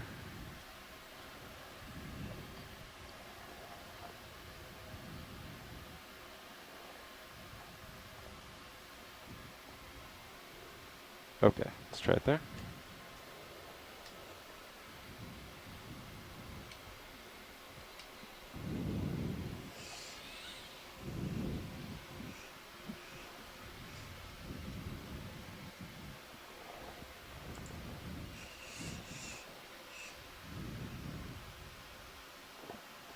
I think you may be too far away.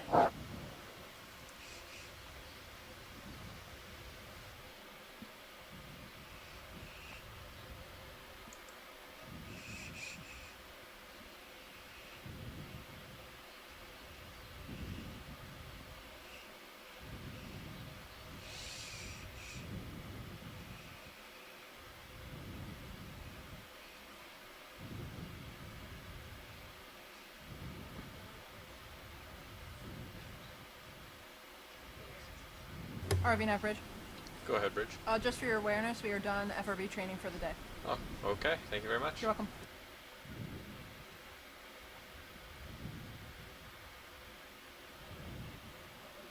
Just trying to get a good angle on it.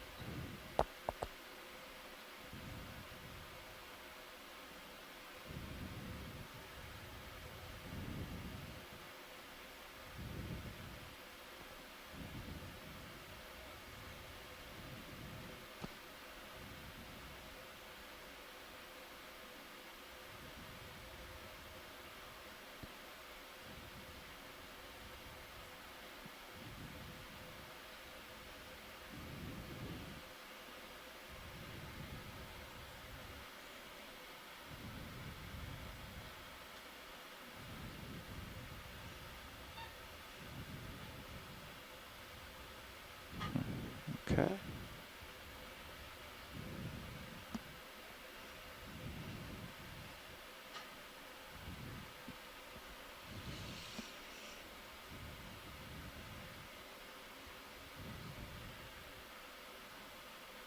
So it is hitting, but you might be aware.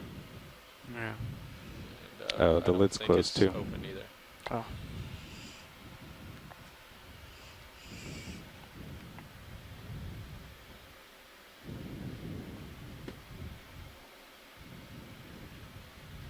Yeah, stand by. That was hitting anyway, so you weren't going to get much.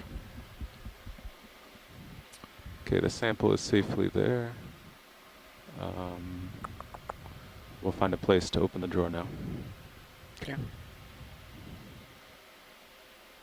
We switch. Actually, I'll do it.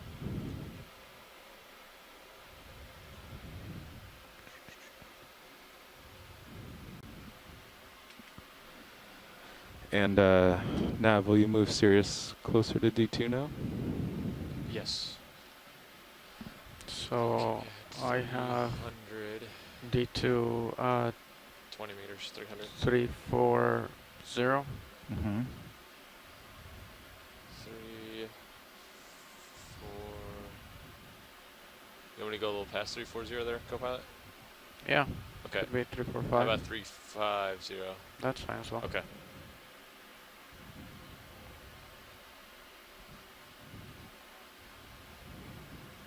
Bridge, RV nav.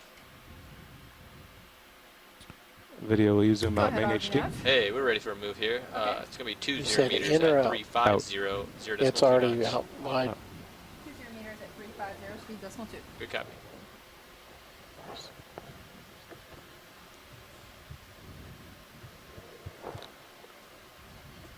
Camera's tilted up a little bit now. That's why it looks in. RV nav bridge move of 20 meters, bearing 350, speed decimal 2 initiated. Copy that. Thank you very much.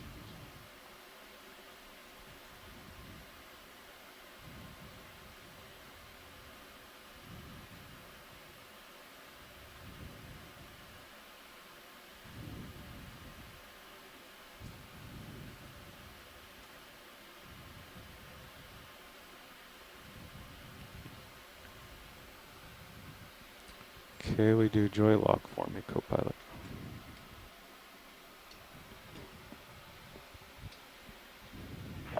It's been a while since we've heard any audio from the ship. Is anybody online? Okay, now wing, port wing in. Make sure the lid is ready to open. The Okeanos is still here. Yeah, Bruce, I think they're just being quiet because they're collecting. Okay, thank you.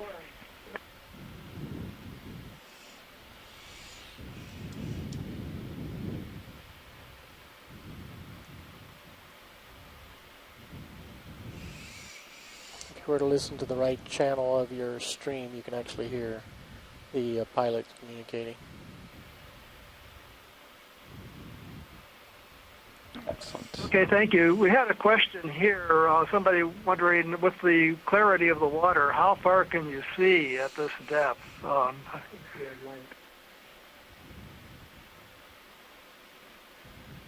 Maybe we can have the pilot answer that after he stows this and gets back up in the water column and give a demonstration of how far out.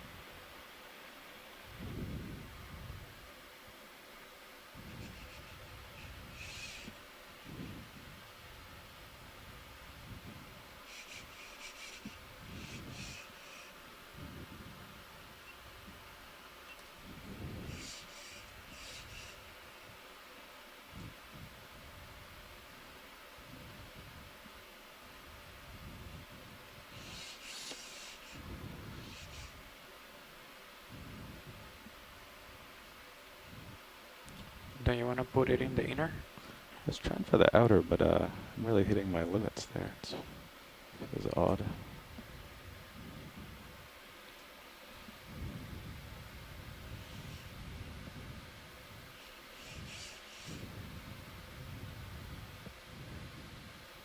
Yeah, it's kind of difficult to.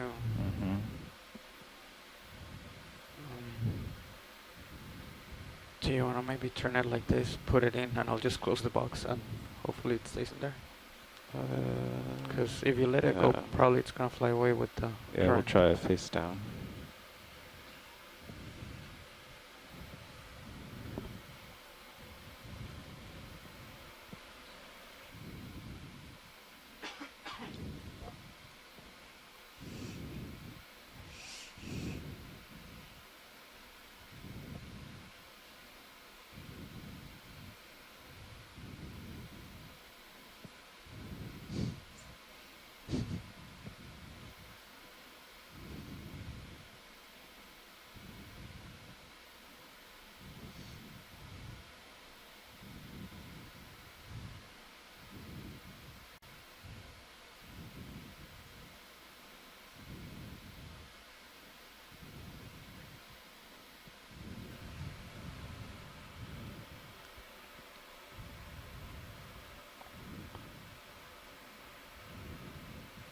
So you want to let it go, or do you want me to close the You drawer? can start closing there.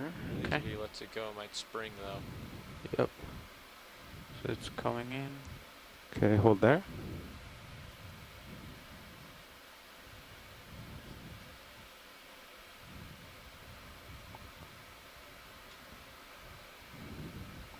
Okay, keep closing.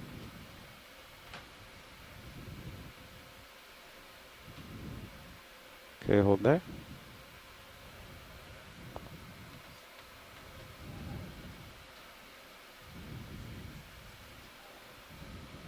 Okay, keep closing.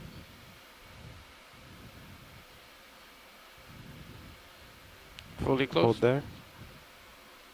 Oh, be careful with that manip cam. Yeah.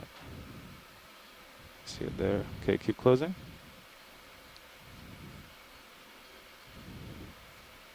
Okay, well we got all but the base of it. I think the fork is inside. Pilot, would you like to try for a nice easy rock while you're set up, or can't reach? Oh, that one. I think those are pretty far below us, actually. Okay.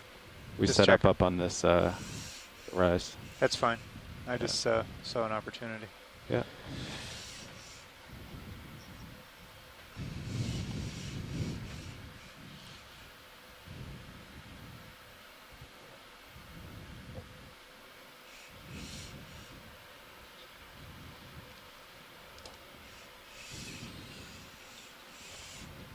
All right, well, thank you, pilot. That was an intense collection. Yeah, It sorry was about that. not With very cooperative. it looked like an easy one, but with the current and the branches being so long, it took a while. No worries. So we had a question Must have from thought shore. you were a really big sea star. So we had a question on shore of how far we can see in the water down at these depths. Well, if you look at the Cirrus camera, D2 is about probably 20 to 25, probably 20 meters away. So that gives you a good idea of the visibility down here. So pretty visible down here. Yeah, the water's quite clear here today.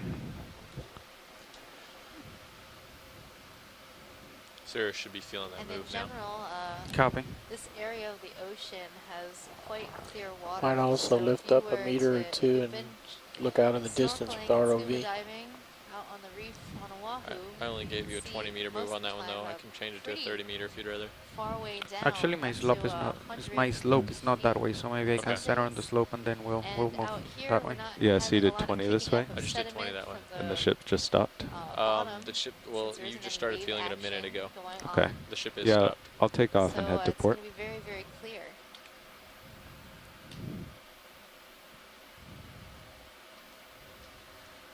So we just collected one of these really interesting bamboo corals. There's been some discussion on our chat room of if this is a brand new species, what we should call it. Scott, would you like to propose your name? Can you maybe tilt up and look in the distance? I think I might actually have to read it here because I was doing some translation as we were collecting. And one of the things that I was noting, comparing it to bamboo coral that we had collected back in April from down near the Cook Islands, Best I that can looked do. similar to this, it produced an awful lot of mucus, which these bamboo corals do as possibly a form of defense, or possibly if they're getting things settling on the colony, it's a way of sloughing that away from themselves. And what we found is that when we pulled this thing out of the bio box and then started to preserve it, just incredible amounts of mucus were coming off, so much that the polyps were being removed directly from the skeleton. So I did a translation of mucus, and I did a translation of snot, and combined that with isis, which is what most of the bamboo corals get combined with, the original. So you're still rotating to what be they call uphill? the type species of bamboo coral is Yeah, referred you to still in the have genus isis. And so ways snot to go. isis I'll keep sidling to translates port. to Copy. Myxa isis. I guess you blew or in the current Myza while isis. I was taking Not that entirely sample sure. I and think ended we up have different drifting away. opinions in the chat room. And then we also noted that the polyps tend to oxidize very quickly, which means that the tissue begins to turn black almost immediately upon being exposed to air. And so then I translated black snot. That would be Myza verse You'll have to play with the arm on the way up tonight. Whenever I got close to that outer box, And then another it was hitting possibility the is you use mucus joint limit, instead of snot, which is set to phlegmitis, about 90, and then also the force feedback there you kept go. You vibrating can pick the when I one was in you'd the air, rather so use in the future, Megan. not really sure. Even though I turned the Alright, force Zach. feedback down to 1. Well, I like the Really? Yeah, Misa Isis. I think that sounds cooler than Phlegmisis. I did, But it's bump the also a box little a few harder times to and felt it pronounce. then, which, was my mistake. But there were a few, when it was in the air there, it was definitely just going. I was We having have that a last cruise, but I question. figured it would have been fixed Sorry, we with have a the pods. question here from our visitors. No, I don't Questions think it's about the the pots. water It's quality with the down force there, the feedback. nature of the water. Yeah. There have been Copilot, are you businesses in facing where you wanna Hawaii be that facing? draw water No, from he's the deep gotta ocean, start but much rotating. shallower than this. Desalinize the water and then sell it as very pure water. So the question is, what's the water quality? Would the water be drinkable from this step? Well, obviously, if That you should be the desalinized slope it, right it would there. be drinkable. Okay. Oh, well, a little So bit too these less, deep so waters maybe are high in 320. nutrients. And if they That's were to be good. brought to the surface, they would be places of high productivity. So another company on the Big Island that uses that deep water, they use it to help grow mollusks. So I think they're growing abalone or some other type of clam on the Big Island using this deep water. Because So the when deep did water that has a move lot of finish nutrients now? that those Oh, clams can about use, and they use it to 27, grow algae as well. 16. That have a lot Okay, of so I nutrients, think, has a lot of nutrients I think I that should the be okay algae then needs for to another grow. move. Yeah. Okay, I can get you a Of 30, course, the 30 process meter of at desalinizing the water, 320? Arvin, I bridge move Yep. complete. is getting just the plain water out, so Oh, you're not we getting just finished? any of Bridge, those did you just call nutrients down? in your clean Yeah, I just wanted to let you know move was water. complete. So Oh, if you copy. desalinized even surface water, it would be, pretty clean. And that's what we do here on the ship, right, John? That's right. The corals our are own so water. All right, Bridge, we're ready for another move. the corals are so big, Roger, I'm ready. even where I am 30 now. meters, 320, 0.2 knots. So Yeah. deep water Okay. 0 meters bearing 320, speed seems decimal like 2. Good copy. a lot of effort to get clean water. The surface water. You can would see I just have as good. corals between my work skids, so I can't go down anymore. But I'm just looking off into darkness.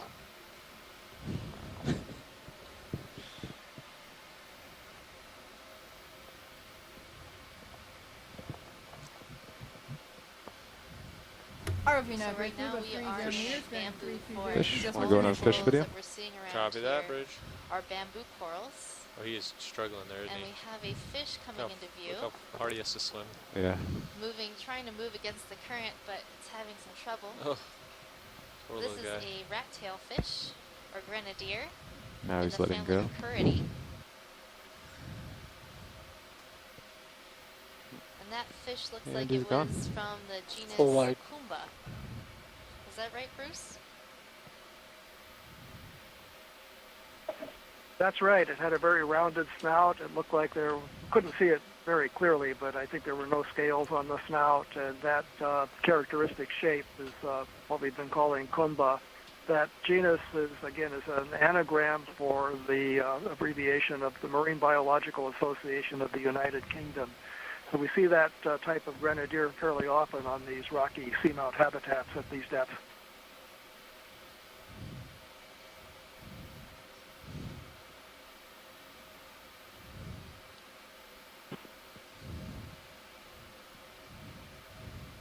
Megan, can I follow up on the names that we were just talking about earlier? Oh yeah, sure. Go ahead.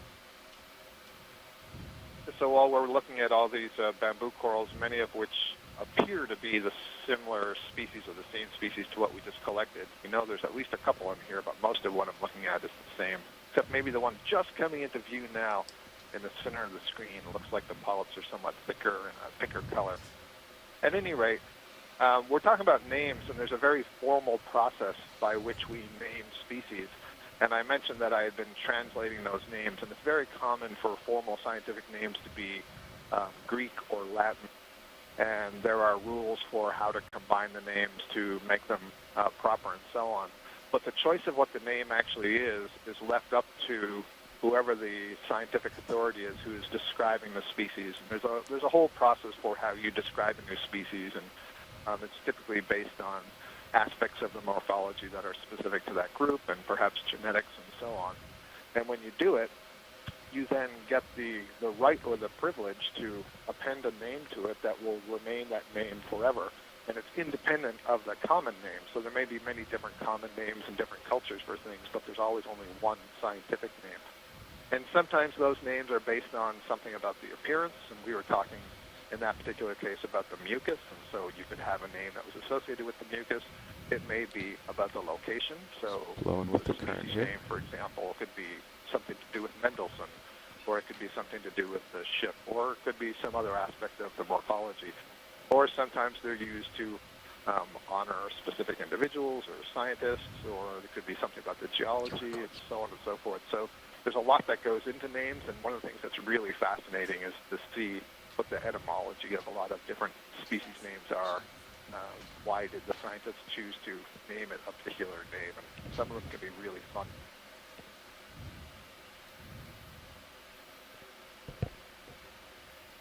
All right, thanks, Scott. Megan just stepped out for lunch, and so the biologists on the line are welcome to keep feeding information or sending it in on the chat line. If there's anything you want to look at, let us know. Otherwise, we'll proceed upslope. And we'll keep looking for a rock that's accessible.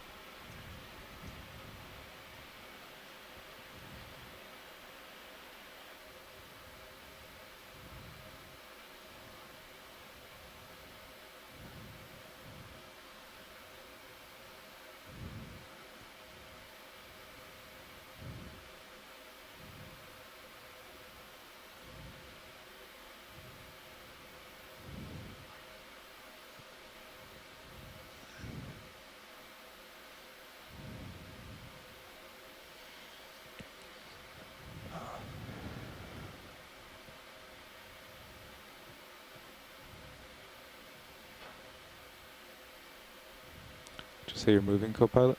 Yep, I am moving slowly, but unless you're moving backwards, No. There's a little crab.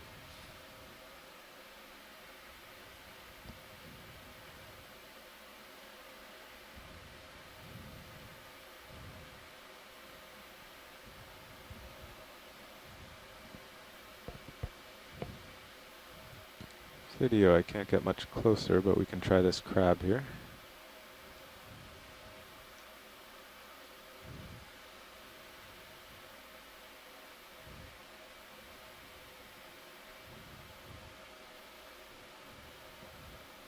Looks similar to the last one.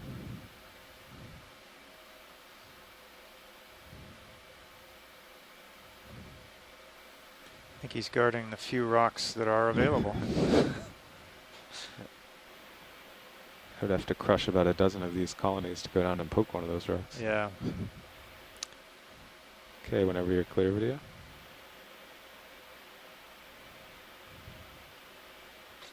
So for those of you listening in, I haven't really been talking much about the biology. We've been overwhelmed with a couple different dense communities of different types of corals, and they are basically smothering the rock faces, but actually the bottom substrate is pretty featureless, and it's been this way since the beginning of the dive, so it looks like very thin and kind of featureless, low relief lava flows, and got you at pretty 73. consistent. There's only a few spots we've seen actual talus or broken I'll move rock. ahead. Nothing really outstanding. Not much sediment.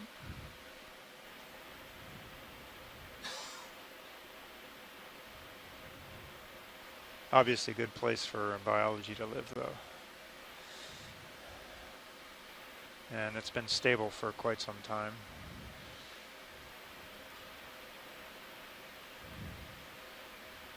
No rocks tumbling down, no landslides.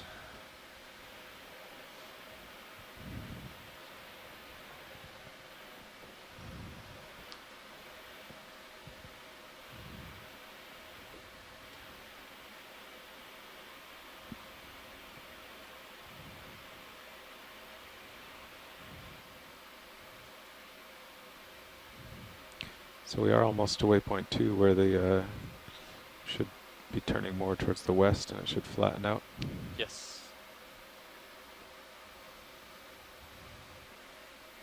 ROV nav bridge move complete. Thanks, Bridge.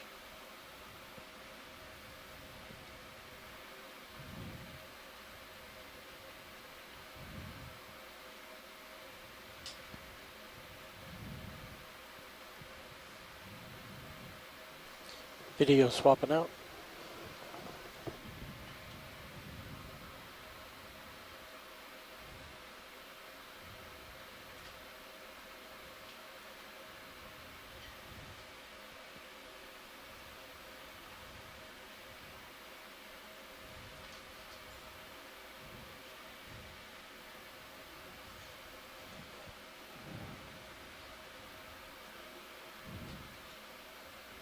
For you, those of you who've just joined us, we are broadcasting live to you with just a slight delay, which you received over the internet from the musician seamounts northwest of the main Hawaiian Islands. We're currently a couple hundred miles northwest of the island of Oahu, and this musician seamount group, we've been working the past 2.5 weeks or so. It's a group of about 25 seamounts and associated volcanic ridges that are northwest of the main islands and in between the main islands and the northwestern Hawaiian Islands. It's largely on the high seas outside of the jurisdiction of the United States or any other country. Right. Do you think it's We are time currently for another? within the exclusive I have you at economic zone, the 61. 200-mile I should political be limit, still swinging on for about Mendelssohn maybe Seamount. 1 minute.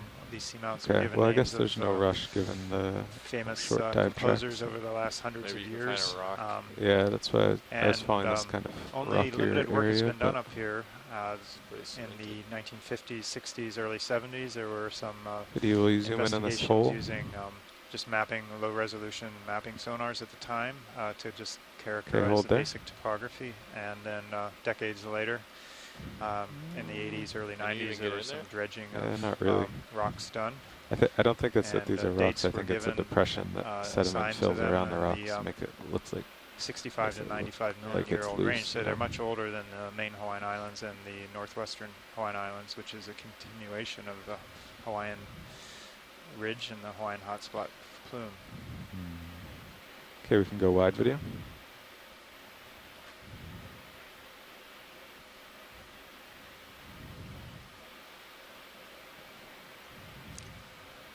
Okay, moving back to center. And this is the last Okay. cruise of the Pacific Capstone program. This is a program to study the needs of the mostly the marine national monuments, the U.S. marine national monuments, and a few others, and a little bit of the open area, the high seas that we've been working in the past couple weeks.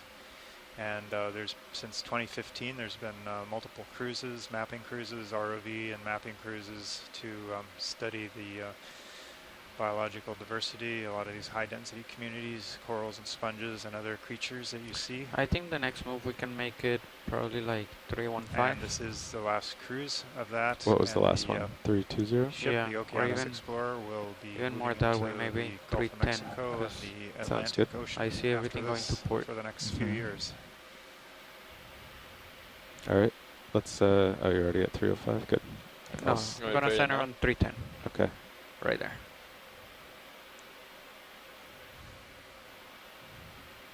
And then, I mean, we're coming up, so 20, 30 meters. It's okay. Yeah. Let's just do a. 20 meter? Yeah, let's do a 20. Copy that. 310? Yep. Bridge, RV nav. Go ahead, RV nav. Hey, ready for a ship move. Sure. 20 meters at 310, 0.2 knots. That's 20 meters, bring 310, speed decimal 2. Good copy.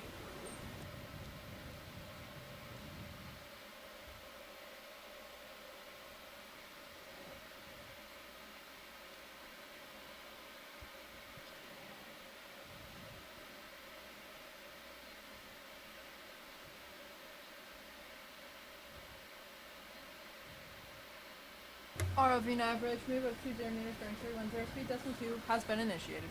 Copy.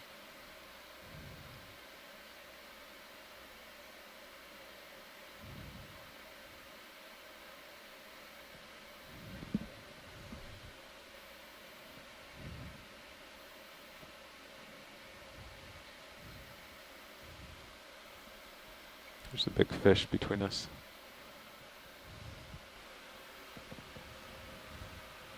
Or just a small one close to you.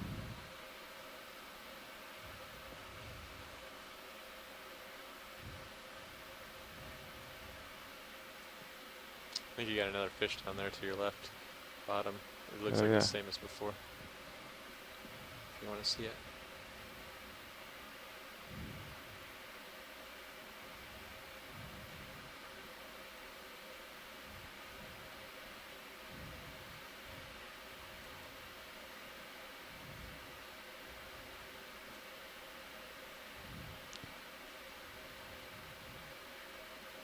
Video, could we go in on fish? I think it's another rat tail.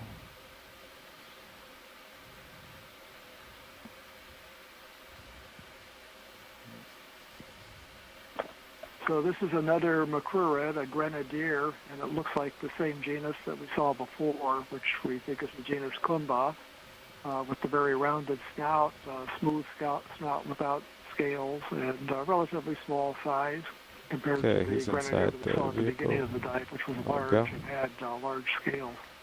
This one almost looks like it wants to volunteer to go into the box. That would have been quite a catch. To catch him.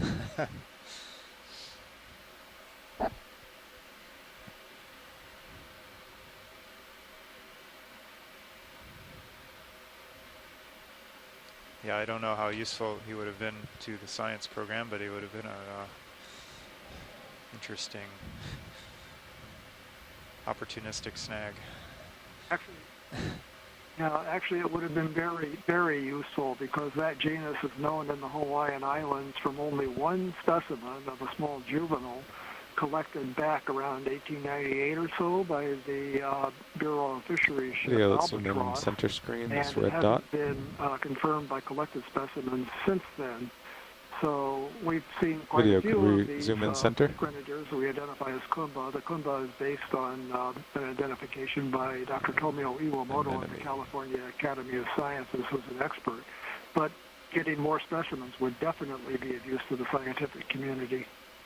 Oh, okay, Bruce. Yeah, now I remember you mentioned that earlier, that it was the Okay, one can you go a little specimen tighter? collected in the late 1800s. Good. Yeah, I don't know, maybe that's a candidate for the eventual suction sampler type of thing that they might get. Of course, it'll be out of the Pacific after this year, but I wonder if it would fit in that. Yeah, maybe one of the other vessels that'll be go wide working here. out here, but it would be wonderful if we could collect some of these just to verify their identification.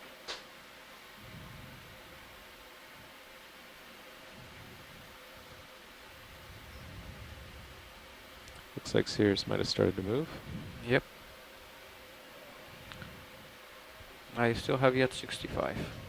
Okay, going ahead.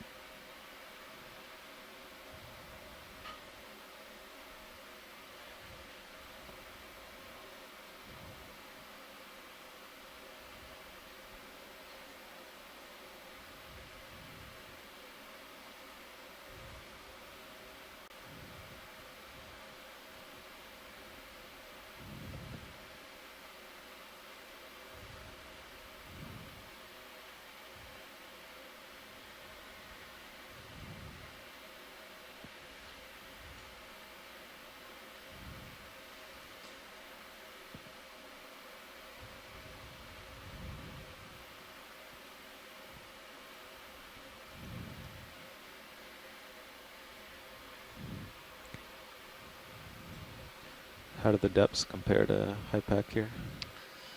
1723.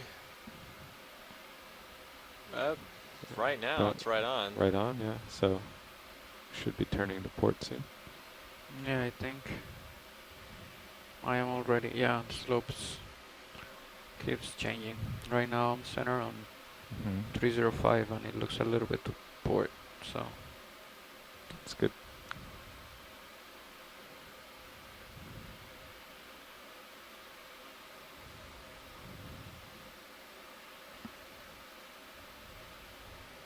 Maybe one more move or so in the 310 direction.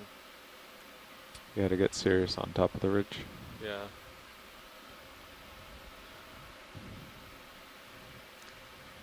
So for those of you who just tuned in, we are continuing up the slope of this volcanic cone. When on did the that top move of start? Mendelson Seamount and the 3 Musician seconds. Seamounts. You're seeing deep sea 5 minutes coral ago. community, a very dense one at that. I believe these are still mostly bamboo corals. We've been in this forest for quite So some you're gonna have time. about 3 Some more of the minutes other of ones swing or so. are okay, the copy, yellows, I thank you. believe, are ones that have parazoanthids who've grown over the skeletons of the bamboos. See some sea stars and brittle stars. John, sounds like you're going to be a biologist when you get back to shore. I don't know how far I'd go with that. I'm not going to reach in and grab the mucusy You coral. certainly accurately described what's going on here. It's certainly what we would call a high-density stand of corals. And at this particular moment, it seems to be dominated by a single species of bamboo coral. Though, as you say, some of them are being overgrown by these yellow zoanthid, and I suspect that is post-injury to the coral because of feeding by sea star or some other predator. We've also seen the apicopheran mollusks, the worm-like mollusks that feed on these things, as well as others. And it is possible that there's some effect of age, although I imagine some of these colonies are really quite old. You can tell from the thickness at the base of the colonies that they've been growing on these rocks for a very, very long period of time. And I think, maybe you could say more about this, I think that these really, really large ones seem to be on the upper side of the Video, let's go promontory in when center we kind of screen. look down to either side of this feature. The density seems to drop off a little bit, and the sizes seem to drop off a little bit. Crinoid on the rock. Yeah, that certainly could be, Scott. I'm just kind of overwhelmed by the amount and density of it, and Come out a probably bit. need to get a little wider view to That's good. confirm Yeah, that it's for quite incredible. myself. That is a Brisingid asteroid that we're looking at there, so a relative of the sea stars that Okay, we we can earlier try a saw tighter feeding shot center. on the bamboos. Oh, and there's an Drift apicopheran back. mollusk. I don't know. It looks frozen to me, but I can see this little brown worm-like thing on the rock. Below this? The upper right. Upper right. Upper right of, sorry, I'm changing streams here. So right now you're well, it's looking about as at close the as I can Brisingid get without this asteroid, giant so coral. a filter Go feeding wide. version of a sea star. I didn't hear any And talk then on it. to its upper right on the rock, I saw one of those little apicopheran mollusks, the worm-like Oh, okay. snail. That there. Will you go a wide little today? squiggly brown thing. Oh. Now it's on the left side. Yeah, yeah. What? Yeah, you don't have to zoom on it. I think Those you are made a actually video. specialized predators of corals. Ah. Do a lot of damage, those little guys. Those are the ones that wrap around in a spiral on the, Was he looking on for the another sea branch.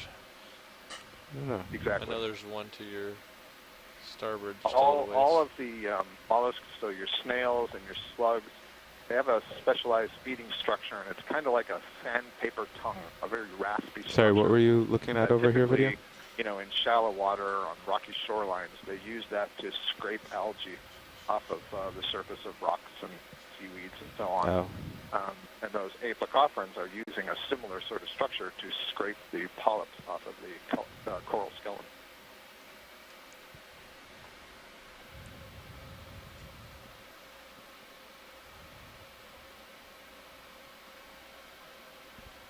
Now, I'd never say I get bored by bamboo corals, but I would like to see some other diversity in here. This is really high density, So but at much the coral moment here. it's pretty low diversity, which is interesting. All We saw those yellow. What are lots those of different that are kinds there? of species Crinoids? earlier, but once we got into this really thick Well, forest, oh, the top these one. species Those are dominated by one species. Very interesting. And, you know, they're all getting their food out of the water column. Zoanthid. You wonder how it is. There's enough food flowing through here for all of them to be surviving. So I guess there's enough water flow back and forth and through the spaces. Maybe it has something to do with how open the branching is, that there's enough food to sustain everybody. Right. Well, I don't know. Did you see the pink coral forest at the beginning of the dive? Those big fans were stacked. If there's not anything to take some shots. So you guys want another move put in? Yeah, we can keep moving. I did see those, John. I was really amazed. I mean, that was another very dense stand, and a similar situation to this, where it was populated mostly by one species, but in very high numbers. What's the bearing from waypoint 2 to the top? From that, in between, we had a mixture of different species, and now we're in this area dominated by these bamboos. And Megan had asked me at the time, you know, why would we see those abrupt transitions? Okay. Right. I think, you know, I'm looking I went on locally mute uphill is like this I was way. having my I think own, I'm getting alarm close to the ridge. Fire trucks going by. So maybe we should move serious. And we can't actually answer why we see those abrupt transitions. Yeah, more towards I gave me. a number of possible suggestions that included Do you what want me to larvae center you got on there screen? first, what were the Yeah, I impacts think of that'd be feeding, good. what were the bottom types, the preferences of the And larvae, then, yeah, how do fast was maybe the 20 this water way. moving, what was the availability of larvae. Try to at the get time serious that over the ridge, then bottom maybe was, we'll be able to turn due available. west. But what's interesting in these high-density communities, very All often right, in the deep that sea, is we see that 330. space is not limiting. Where if you go to shallow water, rocky shoreline, and you look yeah, at we could do 30 right actually. at the edge of the water and just below the water, you're going to see that most surfaces of the rock is completely covered by barnacles, RV Nav. mussels, clams, and Go ahead, other RV Nav. Hey, we're ready for ship move. Go ahead. 30 meters at 330, There's no 0.2 open knots. rock That's for the larvae 30 of these meters at organisms to settle and 330, grow into bearing, adults. So they're often settling on each You're other. coming. But here in the deep sea, in a lot of places that we look, space is definitely not the issue. We see lots of open rock. But then we'll, every once in a while, get to these really fantastic places where clearly the conditions are just right that we have these marvelous, huge stands. And typically food is not very available in the deep ROV sea. Nav You don't bridge, tend move to see initiated. things on average get Thank you, really Bridge. big and really dense. But clearly right here, there's plenty of food available to sustain. Video, things let's over a go long in period of time, allow center them to get screen, this see what high this abundance. associate is.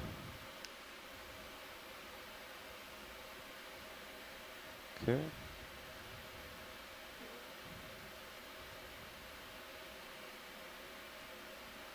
I'm seeing a little anemone growing on one of the branches of the bamboo there on the left. Come that back up orange here. one. Right.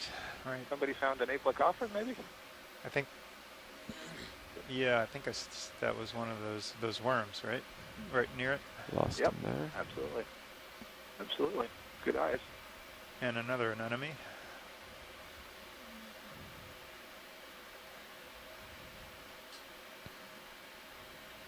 Okay, we can go what? Looks to me like the current is moving from the left side of the screen across to the right side of the screen. See all the branches are kind As of I drift turn over to one side. to port, the and current comes a little from polyps ahead are, me, from ahead of me. all on one It's kind of face nice when of it was those straight on the branches. side. Yeah. Right. Yeah, we are kind of pointing northwest at this time.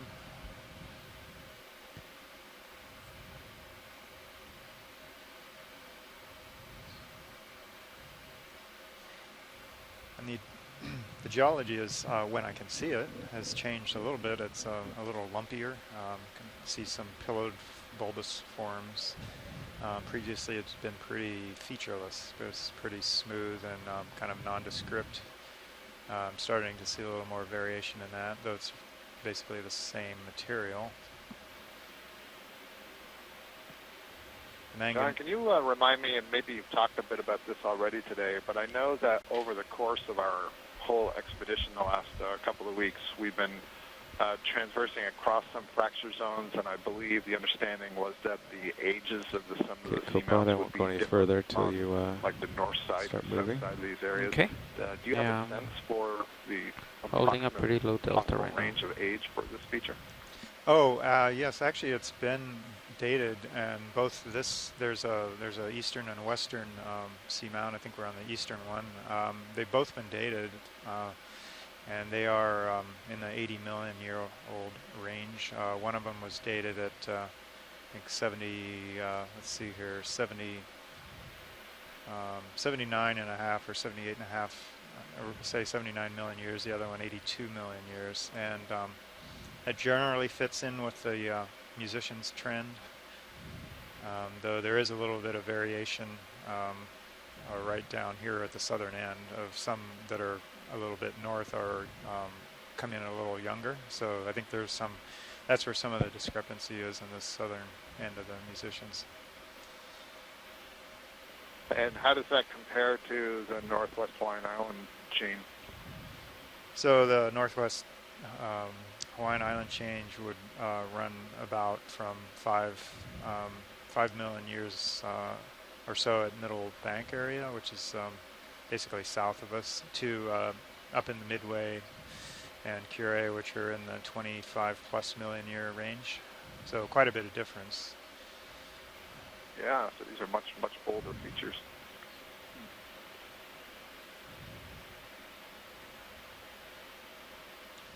Looks like you have a crinoid there hanging off of the coral. Yep, I agree. Shrimp. Down at the lower left. Video, zoom on this crinoid. We're getting a fair amount of streaking today in the video. And every once in a while it fools me with the color of things that I'm looking at.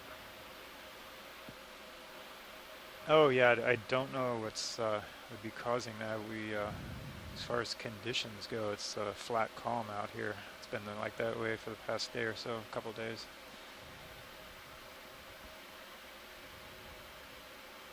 So this looks like a brittle star, ophiuroid, relative of the sea star and the crinoid that we just looked at.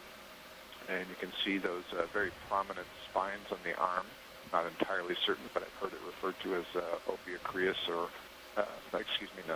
Ophiucantidae, the family Ophiucantidae. What is the white thing? Blossom of white structures in front of it. Yeah, those are barnacles. They're a series of barnacles that are all kind of glued together on the top of the branch. Yeah, and, okay. If we are able to get a stable view, you'll see their legs perhaps kicking out of the shells. So those are another kind of crustacean. They're like the shrimp, but they've glued themselves effectively by their head and secreted what looks like a clam shell, but it's not a clam. Definitely a crustacean. I think I might have already started swinging pilot. Okay. ROV nav bridge. Capture their food. Go ahead, bridge. Move is complete. Copy that.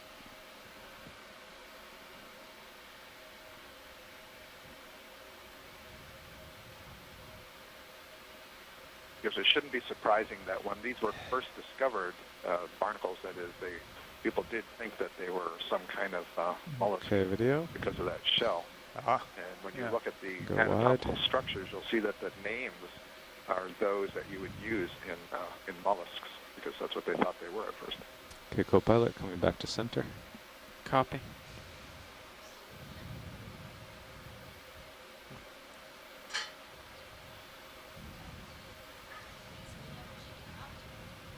Nope.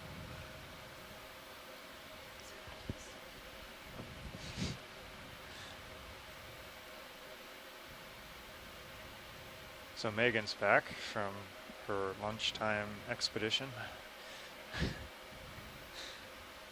So thanks, Scott, for filling in on the biology side. Appreciate it. It was a delicious lunch. You should go get some. I think I will. And then I'm sure you will see all kinds of rocks while I'm gone.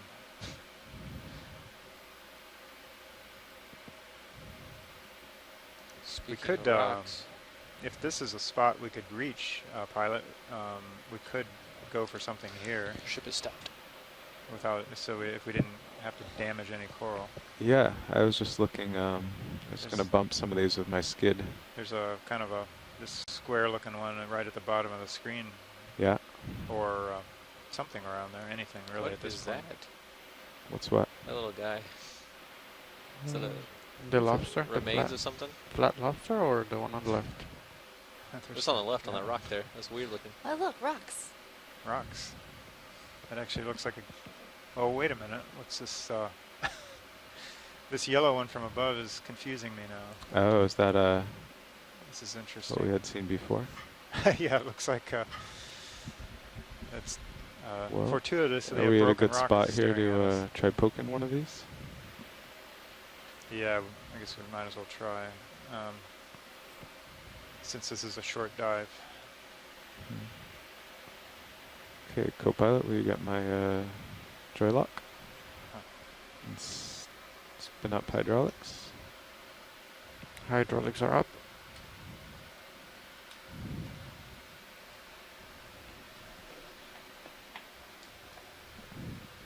Yeah, then probably pull up a little and tilt your camera down so you don't lose me. Alright. Do you want HD2 on the main? I think I can poke it like this. Alright.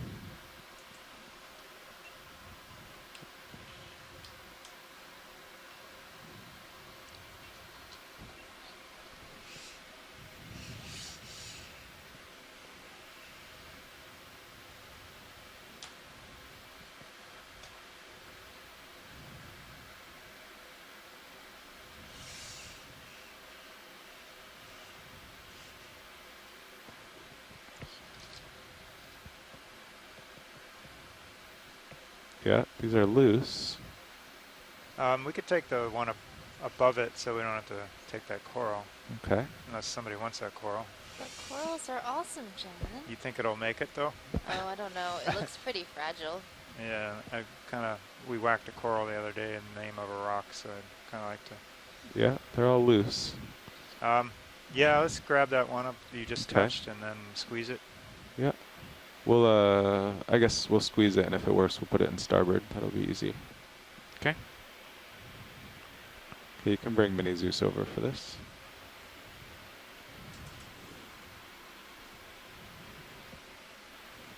Excellent.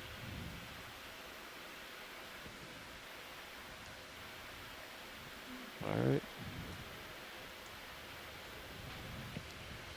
There you go. I'm squeezing it. Okay, we tilt up main HD.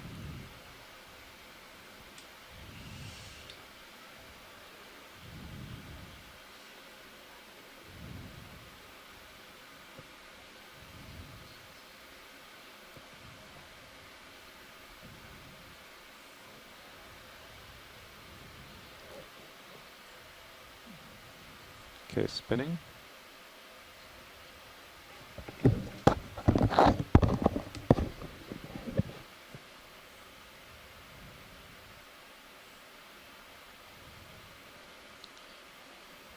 How's that look, watch lead?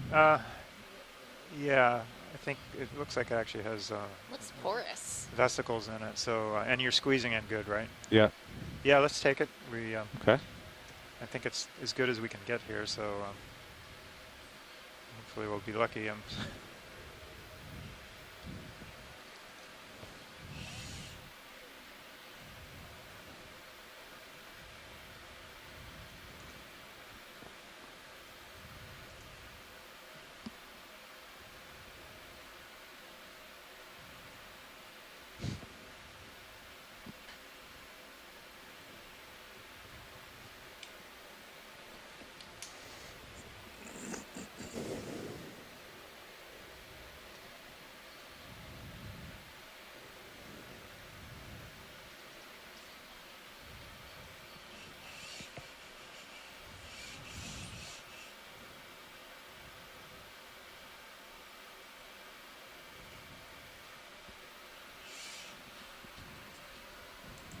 Okay, arm coming off. All right, thank you. That's for. All right, I have you at sample 83. First rock collected at 2159 UTC from a depth of 1713 meters.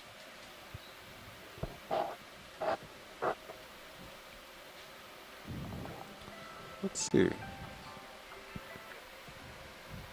While we're here, video, let's do a zoom on this creature just to the right of the lasers.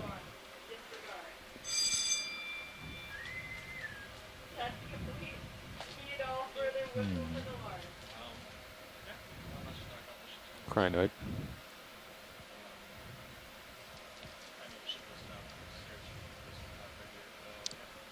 Okay, we can go wide.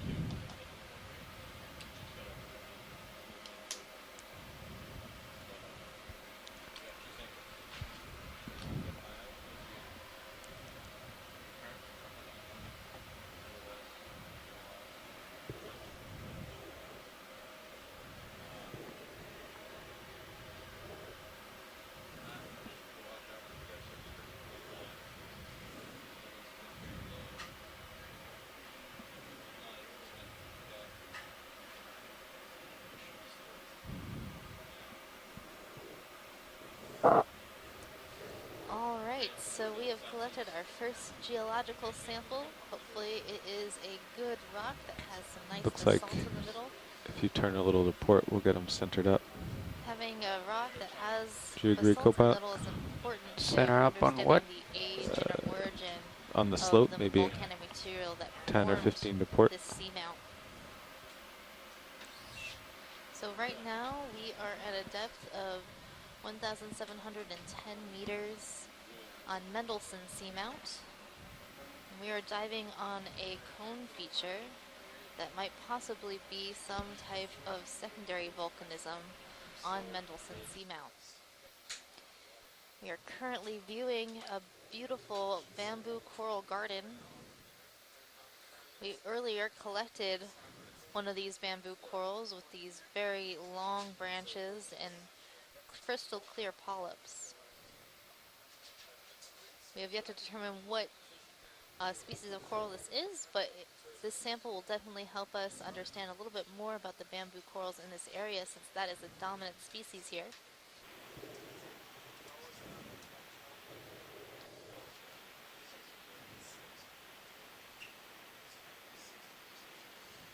And you'll notice that the community here is really very dense.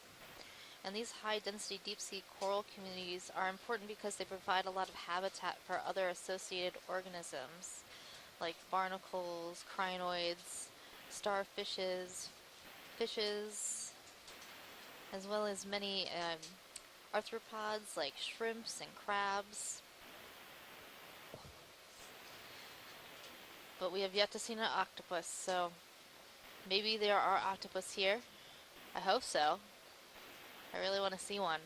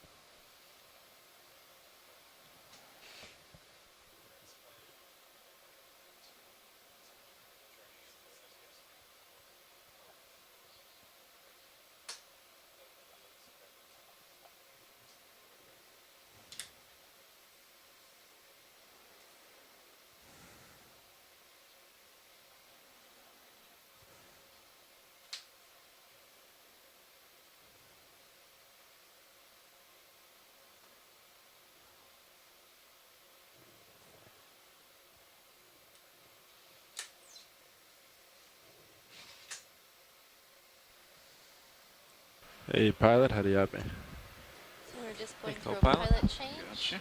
Nice. Have you We'll loud be and on clear our way too? shortly Navigator? to discover How's it a little going? bit more about Co-pilot, this it's going seamount. well. Good. So what's the status of ship, followed the along last the ship dive move? since it's So the day ship today. should be stationary right now. Our dive in The a last move dense was put in 2148, so Okay. a good while ago. hemicorallian Copy. coral. We had a And sample then we moved in off that meantime. site and found a really diverse What was direction of the last community move? of a lot of So the direction was to arrive at waypoint 2, and that was at 330. Copy. But now it looks like we want to go a little bit south of west. Sort of change in directions to waypoint 3. Copy that. So I'm at 280 now, Okay. which looks pretty much upslope. Copy that.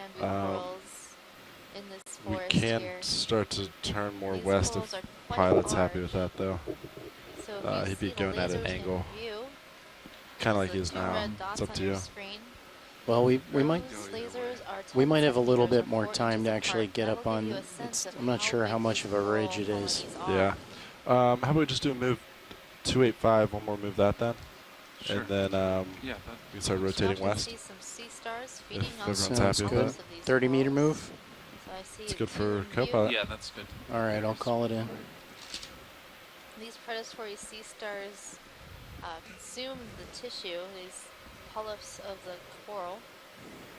But I noticed your The skeleton is bare around where that sea starboard star lowers is. in. Do you want it out, or And it might have been it's put thought away that for Bring it out sea halfway. stars halfway? actually Like, allow let's other come in on the Bridge, animals to Nav. survive in place of the bamboo coral tissue. Go ahead, Nav. So you'll Bridge, see I'd like some a ship yellow move. tissue on other 30-meter bamboo move, corals. Those are likely bearing zoanthids, 285, the type of coral that lives on the speed skeletons of decimal other 2. corals.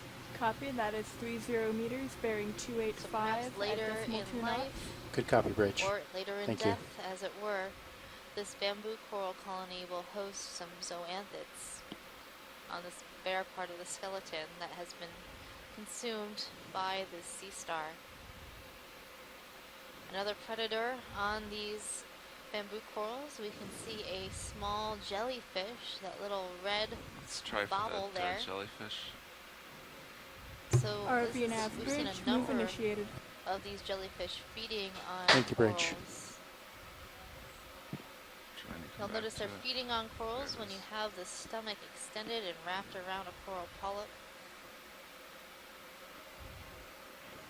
Megan, when we pull back from this, can we look the branches that will be on the right side, a little bit in the background from the layer of branches we're looking at right now? It looked like there was something odd and thick at the tip of one of those branches. On the right side? I see. Yeah, it's on the right, so I think it's just above the lasers now or 2 seconds ago. It's like right center screen? straight up, but it's... Oh, I think I see that. Oh. Come on in, video. That little sort of brown spot? Or that yellow white. spot? This spot Yeah, right you're here? zooming in on it. Yep, that's right. Yeah, what's that? That's what's going on Max. at the top of that colony there? Right, I don't know. It looks Looks like like a... something... a lot of stuff to hit. There's something underneath the tissue. It's like the bamboo coral tissue is overgrowing something else is my impression. So it makes it look much, much thicker. That's interesting. That's really strange. Thanks. Do you want to be wide? I'm going to try to get a little closer to that. And what are those little orange organisms down a little bit lower on the branches? Those are the worms. Like little worms? Yeah.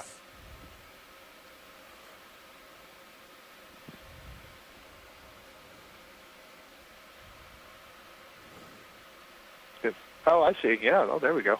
Yeah. So the apocopheran mollusks, John and I were talking about these a little bit earlier. I see 3 of them there. One very small, curled just above the branch point, and then 2 longer ones. So Come back for you. these are kind of, sort of like a slug. They're related to the snails and slugs and chitons, but they are their own class of mollusca. They're called apocopherans or solenogasters, and they are specialist feeders of cnidarians. And as far as I know, they definitely feed on the octocorals, as you can see here. But I heard you asking Tina earlier. We saw some next to those giant solitary hydroids, and I don't know if they feed on those as well. But I was describing to John that, like snails and slugs, they have a rasping tongue. It's kind of a little protein belt filled with little teeth, and they use that to scrape the surface of things that they're feeding on. So in shallow water, they'd be scraping off algae from the rock, and down here they're scraping off polyp and coral tissue from the skeleton. And you can see they do a really nice job. It's very shiny and clean. Yeah, those apocopherans are quite a bit larger than some that we've seen before. Yeah, I wonder if they've been very successful here, growing for quite a while as they fill their bellies. And well, there's Bridge, plenty Nav. of corals to choose from in this area. Go ahead, Nav. Bridge, could I Yeah, change so I our guess you bailout would expect direction when you to get into due an area east? that has such an incredibly high density of corals, Thank then you. why wouldn't you expect that there's going to be a fairly high density of coral predators? You've got all that good coral meat available to be eaten. And so the sea stars and the apocopherans and possibly some other organisms are taking good advantage of that. What I would like to know is what are the predators of the apocopherans and the sea stars? Since they're getting the food let's from the see. coral, there must be something else that Stand would by. like to take Let me advantage of see them what I and can feed do. on them. That's a good point. Maybe some of these fishes Pilots, in the Nav, area will feed just on these be types of smaller advised, due to the organisms. surface current, if we lose propulsion, Yep, and it's that gonna connects back push to us your into idea the of, peak. you know, why is it so valuable so I'm for going us to be to know watching where it there very are these carefully, high-density communities? and because if it happens, the we'll have to corals are start hauling in attracting right away. crinoids that sit on them, they're attracting the sea stars that feed on them, Looks the like apocopherans that 16, feed on 70 them, and meters, so so perhaps it's the fish it's come in not and that. feed on those. Yeah, And we don't have that yes, far to the go. elusive octopus. Where are the octopus that like to lay their eggs on corals, for example? that We now? know they do it. Sorry, Megan, it was a sea star just out of the screen And back that looks like the there. highest point in our area. Try going back. On the surface in the middle. This orange. On the rock, Tina, or was it on a coral? It was on the rock. My feeling it was like terraster or something like this. Okay. Over there. Oh no, it was just base. Oh. I see. Right. You're talking about the base of the coral colony that's in the center. Blackish one, not blackish, brownish one. Is it base? Yep, I think it's the holdfast of the colony. We're looking we straight have down a little on. bit less than 2 hours about of time remaining. Yeah, these bases can be Got a tricky. fish We have a up top. question for. Oh, Oh, okay, let's go for it. And we I have have a question already for John from somebody here, a visitor. I'm in What's pursuit. the resolution Go ahead, of the Bridge. bottom mapping that you do? What's the Thank you, Bridge. the grid that you get? I think today we were able to make a 40 meter grid for this dive site. Co-pilot kill lasers. Killing lasers. Lasers off. Thank you. Thank you. So this is one of our mystery fishes. This is Ophidia, the cusk eel, the family Ophidiidae. This is what we've been calling Spectrunculus, fairly robust, good-sized fish. I'm always interested. All right, I've I don't know if we can adjusted lights a zoom in little on the bit. pectoral fin, the fin on the I don't know side. if it did a whole lot. I keep Try to aim looking it for down a little individuals more. of these Okay. that might have rays on the lower part of the pectoral fin that Come in would more, not yeah. be connected by membranes. That would indicate it might be a different genus, Holconicteronus, but we haven't seen that on any of these. So tentatively, we're identifying this as Spectrunculus. I don't see any free rays on the lower part of the pectoral right now fin. on my cam. And I don't see the sutured Yeah, kind of you did a lobes little on more. the gill Couple more cover seconds. and depressed head that would indicate Vasogeigus. So And the after this, I let cusk it go. All right. probably Come on out, in video. I the gotta let this genus one go. Spectrunculus, do a and nice maybe push even forward. the species Spectrunculus crassa, which is a shallower, darker species than what they see in the really deep sea. Thank you, Bruce.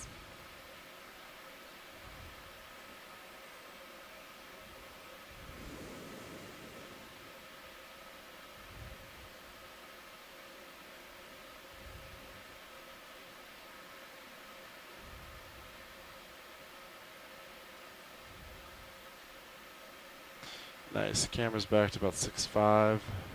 So we're in a much better position. Keep having to come even higher to clear these corals. They're about 3 meters tall.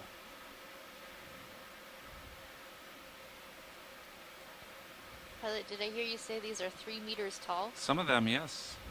2.5 anyways. I'm, right now I'm 2.5 meters above the bottom, and this is at eye level. So these are some amazingly large bamboo colonies. And they're even denser The past over few here. days we've been seeing a lot of very, very large colonies. And even yesterday we saw what we've dubbed the minivan Yeah, sponge, it looks like, a rare sponge. according to my sonar, it's starting to rotate whose more first west, sighting, southwest. was Good, that's a what's good. colony Do that. that. was as Yeah, large it'll be as a great for next minivan. move. Is now logged as the largest record of a sponge in existence. Yeah, And we co-pilot, found on that another note, colony we should of be that sponge here at pretty the Musician close to Seamounts settling out from the at last Schumann move. Seamount yesterday. Copy that. Maybe another minute. Copy. Today we just have these Pilot, I'm going to start to 3 meter rotate tall port them. bamboo All right. colonies. Try to line up sonar. And Just given be their aware. size, Just these Okay. colonies are mesmerized by the density here, extremely then I'll old start age. moving again. Yeah, now take your time. Scott, how fast do bamboos grow?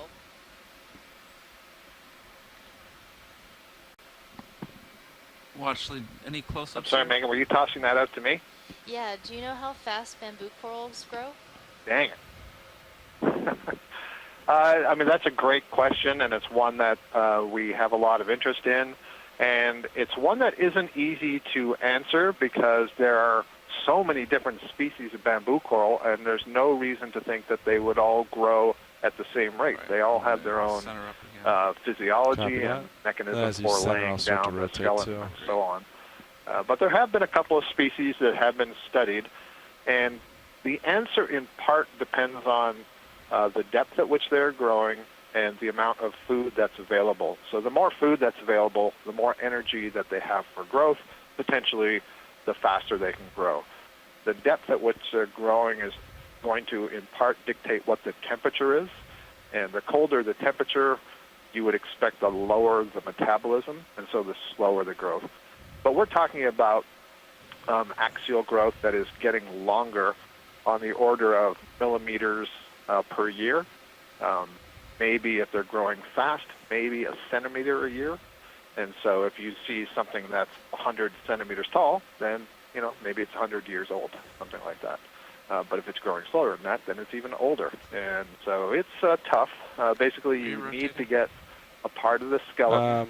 I was and blown past geochemists rotation, will so I'm kind of coming effectively back. drill into Yeah, I the was skeleton rotating slowly. and use ratios of I was stable just isotopes, pushing that and is, kept being in the same chemicals place. that can turn Yes, into I was other trying to chemicals through time because they're kinda lead you there. radioactively decaying. So and they let's can see. use that I'm to about get an lined up estimate of what the 260. age of the actual skeleton is. Yep, So me looks too. good how for long it's been sonar. there. So it's a fairly lengthy process, yeah, we and can it do that requires whenever you lots like. of samples. Copy that. I'll call it in. And hopefully we'll learn more about it in the Bridge, future. Nav. It'd be really interesting to know, Go ahead, you Nav. know, how long Could I have a has this 30 whole meter community move? been here, and how long would it Bearing take to recover 255. in the event that, you know, we lost some Speed of these decimal corals 2. for whatever reason. Copy It that would, is a probably 30 take a long meter time. move bearing Hundreds of 255 years, at I mean. decimal 2 knots. Actually, Bridge, belay my last. Could I make that bearing What's the oldest 260? bamboo coral on record? Yep, so that's 30 meters, bearing 260. I'm speed going to decimal have to 2. check Copy that. all. Let me look Thank in the you. literature. I think it's on the order of a few hundred years. The black corals have been, wow, look at this one. The black corals have been aged at older, I think 4,200 years is the oldest black coral that is confirmed and on record. Maybe 450 for bamboo coral, but I'll get back to you once I check it out. I'm guessing that this big, huge kind of red-tinted RV colony we're Bridge, looking at, this move may be a initiated. different Thank you, Bridge. species. It looks like a little bit more rigid, thicker branches. Say again, This Watchley? may be in the D clade, so something like Ecnomyces. So maybe when you get closer, if some of the polyps are closed, maybe you'll see that the polyps Seeing are if it's volcano possible to shaped. set down here, I think it is.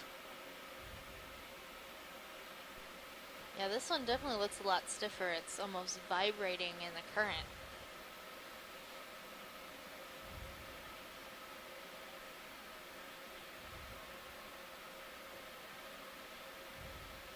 Oh, that's a lot of current. All right, video, can you start to come in?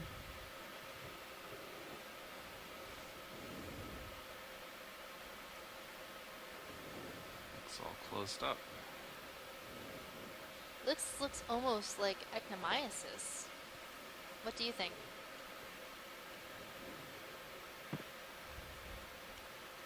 Yes, that Ecnomyces is in the D clade, so I would agree with you. Looks like so not the polyps aren't quite volcano-like. Instead, they're kind of short and squat, a little bit more rounded. So still though, D clade, maybe B clade. One of the things that's interesting is if you look at that thick branch that's on the left, how wide the diameter is there, how widely spaced the polyps are. So that's another interesting thing we can look at for taxonomy is are the polyps all really close together or is there a more regular spacing? This one looks to be fairly irregularly spaced. There's another clump of barnacles, all with their feeding legs sticking out into the water. You can see through the tissue. You see that it's somewhat orange in color, but you can see the skeleton underneath. But if this is similar to some corals that we've collected in the North Atlantic, I can tell you that the tissue itself is relatively thick and it's quite rubbery, and you can almost peel it away from the skeleton on the pieces that you collect. I wonder what disturbed it. All the tentacles have been withdrawn here, so I would associate that with something disturbing it rather than, you know, they're waiting till, quotes, daytime or nighttime since they're far below the level of the sea surface where any sunlight is penetrating, so I don't think they have that sort of cycle.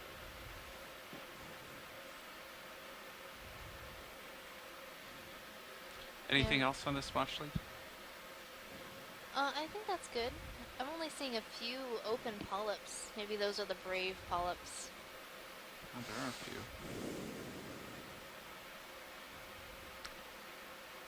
Okay, video, whenever you're happy, come out. Copilot, do we have lasers on? Maybe we should try to hit the base of Lasers this are anyways. on.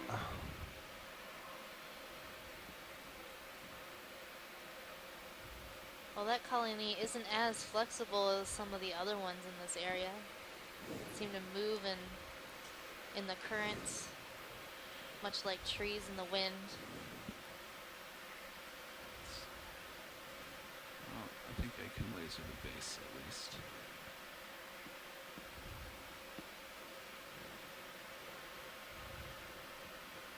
There is a fairly strong current.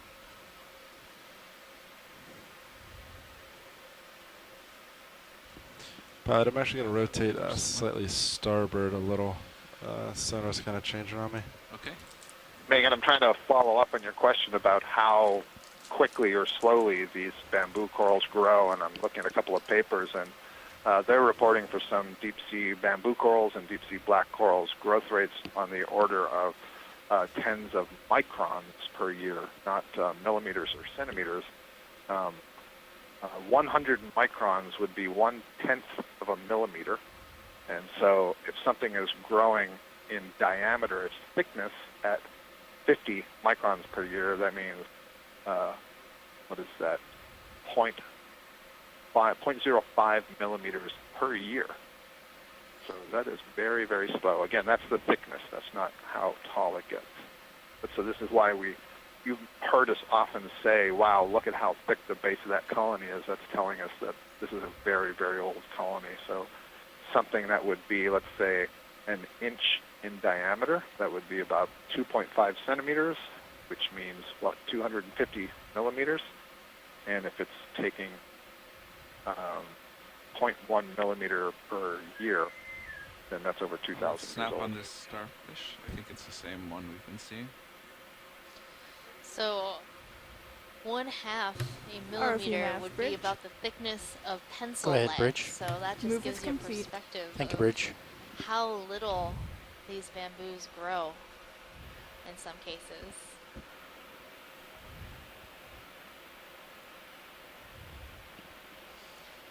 So we're looking at another predatory sea star, Hippasteria, feeding on this bamboo coral.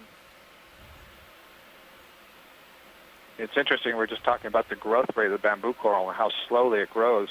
It's interesting to think about how quickly is the sea star feeding on the bamboo coral. And I think you've heard Chris Maw say a few times, oh, there's a snail on the rock, the back left, just went off the left corner of the screen, a snail, and next to it maybe an apelophoran mollusk, and then there's also, I think, some brittle star, very white in color. We don't see too many snails moving around the bottom of the rock down here. It looks like the brittle star is on the move. You can see that it uses its legs to move instead of its tube feet. It's crawling around there on the rock. I've always been impressed in how quickly brittle stars can move across the bottom. Absolutely, they can run. You have any more zoom? Let's look at the snail. A little far away. So that's a pretty interesting snail. It has a very interesting texture along the whorls of the shell at the top. Looks Yeah, like this three looks distinct like whorls. what I would call a predatory snail, and you can see at the end facing away from us, the tip of the shell sort of comes to a point, and then just below that you can make out a faint gray little tube. And that's the structure that it uses to pull in water, kind of like the trunk of an elephant, and generates a water flow through there, in part to get water to move over its gills, and so to do oxygen exchange. But also it can kind of sniff the water out ahead of it, look for whatever it is it's interested in feeding on. And so as the water is coming in through that tube, there's a structure on the inside that detects, basically, we can think of it like smell, but it's detecting chemicals in the water column. So it's probably a predator seeking its prey. I do think that might be an apelophoran mollusk on the lower right there. What do you think? You probably have a better view of it. Yeah, I think it looks like an apelophoran, and I do see that sort of middle line down the body that they tend to Let's have. come in tight on this one more time. Let's start talking about it. Yeah, so what's interesting is that's a beautiful comparison there. They're both mollusks, but they're each in their own class, the class Gastropoda for the snail and the class Apelophora on the right, but they both share the characteristic of having that rasping tongue. And then you're referring to that groove. If you look on the underside, basically the foot that you see on the underside of that snail on the left is modified to basically a folded over groove that runs down the length of the body of that worm-like mollusk.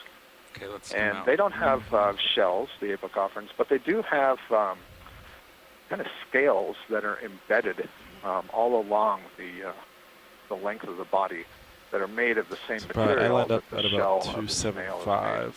So they're really small, and you don't see them. Which is Yeah, that's currently a what little threw me bit of off with sonar. that little. Invertebrate zoology lesson there? Yeah, on that note, I love Copilot, it. you should be stationary I love right learning now. more about or invertebrates. just about. They're just the most Copy that. awesome I'll keep creatures an on eye. the planet. How You can keep them moving. variable their body forms are and the way Copy. that they've So I'll adapted do, to their specific environment. Next one, maybe like west, due west. I hope my 270. students today feel the same way. They had an yeah, exam I'd this be morning, okay so they with may have that. a different feeling about That's what I'm at invertebrates right now. now. Copy that. I'm I'll sure call they in do. 270, 30 meter move. Is this, what's this we're just passing on the right? Is that a primnode or is that an Acanella? Just went off screen to the lower Bridge, right. Nav. Very different structures Go of the ahead, colony. Rich. Could I get a 30 meter ship move? The one that's coming I into haven't view. seen many Bearing primnodes today. 270. No, I really haven't seen Speed, them very much decimal either. 2 It looked knots. kind of like a Copy that. Yeah. bamboo. Which one are we 30 looking meters, for? bearing Weber eye, maybe? 270 at decimal 2 knots. Good copy, Bridge. the one on the right side, sort of middle screen. Right middle, okay. I think that's the one. I can actually set down. Yeah, here, what do you think? Is that which I nice. can't tell from here if that's a Narella or if that's like an Acanella Weberi or a Trichotoma or something. Yeah, it might be Weberi. We'll get a good zoom on this. I can actually set my can't- toe down for I'm once. trying to figure out how many branch points are coming from the middle. Come on in, video. It has that sort of Yeah. Weberi look Yep, for coming in. that would be a new addition to today. So it's definitely a nodal brancher. Yep, absolutely.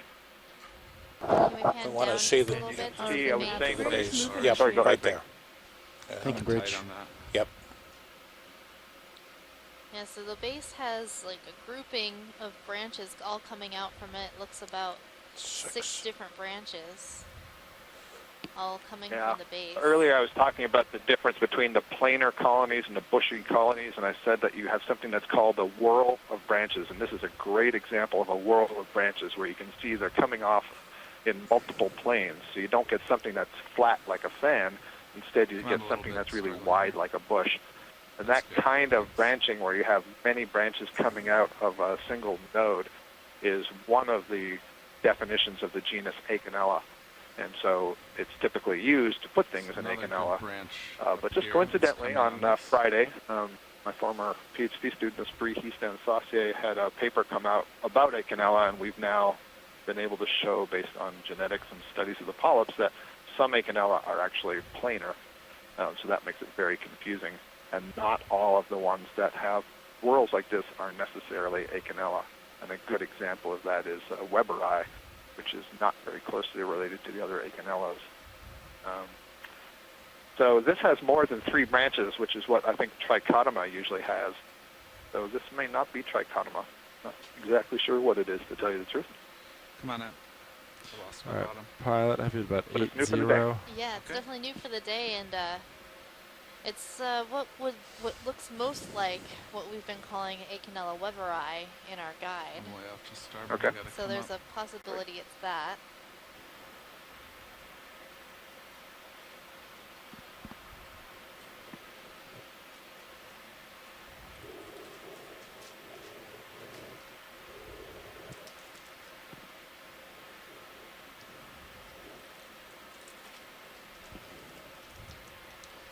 And our photos show that it has that branching. I see 6 branches coming out from almost all of the ones that we've ID'd as Weberi. So I'd feel pretty confident giving it that tentative ID. Pushing full to port. Full to Barely port, moving. copy. Oh, hey. Oh, check that out. A water column animal. I'm not going to be able to follow Yeah, this I for very wouldn't long. go back anymore. I'm already looking back, I'm pilot. not sure if it's a Zoom in quick. ctenophore. We'll only have about 3 seconds on this.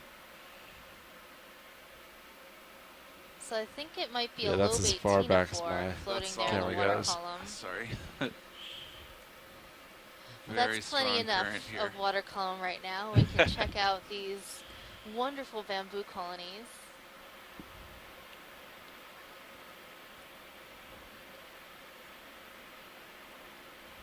The forest keeps going, John. It's never stopped since I left. Nope, and we didn't see any rocks either.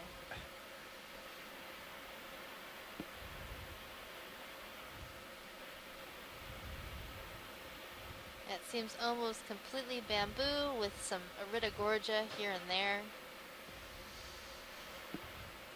You following me up? Yep. Back to 7-0. We are currently heading up to the summit of this cone feature on Mendelssohn Seamount.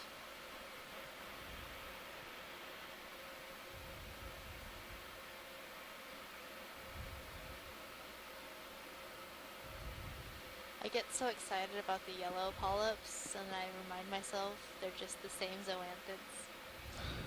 I really like the yellow bamboos. There's this one bamboo coral that is like bright lemon yellow like that. I think we saw a couple colonies of that in our earlier dives. Are we moving right now? Yes, right? Or at least Oh, and swinging. your favorite I think. anemone.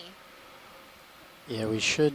Oh, we yeah. should have just kind of gotten Megan, on it's interesting station. you note the yellow one because Let the I ship was move, saying but earlier Zero still that have a couple this more bamboo minutes. forest was reminding me of Copy one that that. we saw back in April on one of the Cook Islands dives, or in the region of the Cook Islands anyway. And on the dive the next day to another seamount, we started to see giant yellow colonies, bigger than ROV even the nav ones you're looking bridge. at here. So wouldn't it be cool to Go see ahead, Bridge. both of those in the same Ship place? move is complete. Come on in. Thank you, Bridge. Yeah, it would be really cool. And what would that say about the connectivity between here and other places in the Pacific? You kill lasers, co-pilot. I think we got it. Lasers are Yeah, that's off. that's a tough question. So there are different levels of connectivity, but the first is, well, I guess what we would refer to as just species level biogeography. So we want to know for species what is their distribution in Do you the have any more ocean. Are video? they restricted Is to this very air narrow areas? For fishing line example, like maybe in the they middle? only are known and live on one seamount, or are they distributed all the way across the Pacific, Extremely or narrow. just in the North Pacific, the South Pacific, or can they even go like Metallogorgia in know the what that Pacific and is. the Indian Ocean and the Atlantic and so on? So the first step there would be if we could get enough visual information from the video that we could feel pretty confident in saying this thing we're looking at is the same species as that thing that we were looking at. Then we would be able to say that, well, apparently the distribution of this species spans from south of the equator in the area of the Cook Islands all the way to at least this far north. And then you could continue to do those sorts of comparisons going east and west depending on where we were sampling. But then the question becomes, well, Whenever you're that is happy the with range of the species, but are the members of the species still basically in contact with one another? And that's kind of a population genetics question. So effectively you're asking how far can the larvae travel relative to what's the generation time of the corals. And so if they're so far apart from one another, there's certainly no hope that they're going to be reproducing with each other. But maybe over, let's say, 2 or 3 generations, the offspring from one area could have their offspring eventually travel so that, the grandkids or the great-grandkids finally get from the Cook Islands up here to Hawaii. And so the speed at which that occurs, the distance over which that occurs, that's what Looking we at you really about refer to when we 8-0. talk about connectivity. And why that's important is, again, if something happened, sorry, I asked a obviously question we've and been didn't talking a listen lot to your about answer. mining, Are we but if moving? something happened like mining and we lost a lot of So these ship corals, stopped. we Sirius wanna is finishing know, up well, swing. how far So, away yeah, I think we would might have a larvae minute have to left come or to be able so. to repopulate this area? We've got because plenty of of the force time that we to have to make it to the waypoint.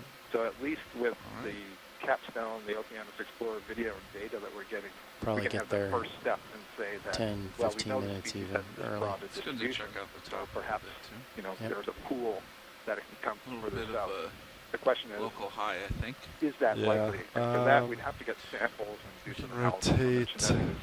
So are these all zoanthids? Fortunately, it that looks we're like we should going? rotate Yeah, I think they are. We'll try. starboard. Obviously, we can't sit down with the. Because I'm seeing forest some under us. live bamboo tissue and also this yellow tissue on the same Come on in, colony. video. So that It's would not gonna be suggest it steady. was zoanthids Apologize in overgrowing. advance. And then with a nice zoom, we'll be able to see the polyps. Yeah, Find somewhere where we can see both. the bamboo corals that you were referring to earlier that are yellow in color, I think their skeletons are much thinner than these. Yeah, I remember those Well, I know they are. bamboos. I was watching from the office, and I was like, wow, those are yellow. It's like, that's crazy. I totally thought it was zoanthids, and we zoomed in. I was like, I didn't realize that bamboos could be that yellow. Yeah. And I think so far as we know, all the yellow ones that we've seen, or the ones that we've been able to sample and study, all come from that, what we call the S1 clade, so the clade or Isis clade.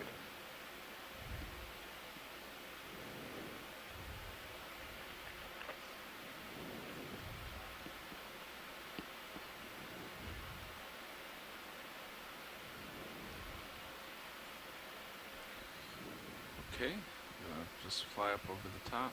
So this coral Yeah, also Pilot, you're has a picking number something of on sonar associates. We're pretty seeing much some directly shrimp west on your and some sonar. anemones, Which would agree as with the well as the Baffy. zoanthids Yeah, so maybe we can, colonizing bamboo coral. no rush, but yeah.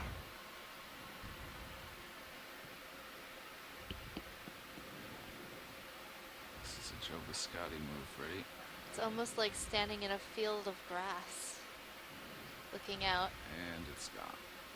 See all the long, long branches of these bamboo corals. These colonies come are full reaching wide. lengths of over 3 meters in tall. It continues down there. You must be standing in that grassland at night with a flashlight then. Probably. Good very thing we dark can in here. float above. Straight down at you, Pilot. Okay. Come over to that. I think the ridge You can continues make a in this bamboo direction. maze. It's almost October, so Yes, pretty get much ready just for drive corn forward and I mazes. think you'll find it. Or coral mazes. Trying to come back down here. So yeah, it's Amazing picking coral up mazes. actually to your starboard now. It would be Yeah. so It'll be amazing, like wouldn't it? 255, something like that. It would be. I would totally go to that maze. Yeah, that 270 was Maze about mazes? Hmm Maze mazes? Okay. Not Amazing as maze Yeah, it looks mazes. pretty good. amazing maze mazes. I think we get another Megan's move in maze that. mazes. All right. Okay, I'll call it in. 270, Mazy, 30 meter move. amazing maze mazes. Copy that.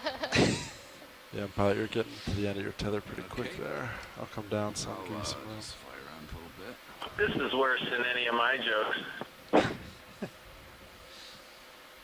Well, Bridge, you haven't Nav. talked in a while, Chris. How are we going to do Go better? ahead, Nav. Could I have a ship move? Go ahead. 30 meters. Bearing Good point, sorry about 270. that. But Speed yeah, just decimal a 2 bunch knots. of arrangements, I'm afraid, this Copy morning for that. the It's upcoming 30 meters bearing end of capstone 270 at meetings decimal have 2 knots. dragged Good me copy, out of the Bridge. room. But I'm back watching and thoroughly enjoying this incredible bamboo forest here. Yeah, Chris, this is pretty stunning, and one of the things that's really interesting is that there are virtually no sponges, or the few that I've seen all appear dead, and it begs a couple of questions. Why, of ROV course, nav and I'm bridge move wondering, initiated. does that have Thank you, something to Bridge. do with the disruption of the flow caused by all these large colonies, that the sponges aren't getting access to the food, or, and I think I suggested this last week sometime, these corals are getting their food from the water column, and I don't see why part of that food couldn't be other larvae that are swimming around. And so I wonder if this is just some big, huge, giant net for the larvae of some other things that get caught up and eaten. So maybe the sponges can't get in there.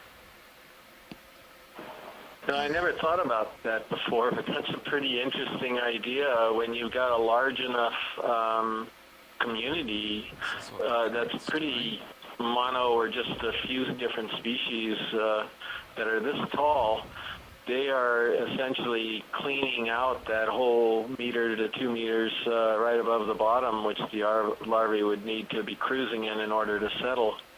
So maybe it is that. That's a pretty good idea. But I don't understand why there aren't more sponges either. They're while these things are everywhere, there's still some places for some sponges to get established in here, and we've certainly seen sponges with bamboo communities or communities dominated by bamboos, but it is a bit of a mystery. It's interesting also, that same problem of the larvae could potentially be impacting these bamboo corals themselves. So maybe one of the reasons we only see the big ones is because the larvae, the offspring of these huge ones, don't stand a chance in this area with all these mouths and tentacles reaching out into the water to devour stuff that's going by. And Chris, I don't know if you heard earlier, but this is reminding me a lot of Dive 3 on the Mountains in the Deep expedition, where we saw very similar kinds of bamboo corals in a huge stretch and for the whole dive at this density. Yes, I hear you now. Well, the other thing also that's worth noting here is the bamboos have pretty large polyps too, so it would be fairly easy for them to actually capture prey essentially as large as planula, or I don't actually know how big the sponge larvae are, but I assume that they're going to be fairly close to coral larvae in size.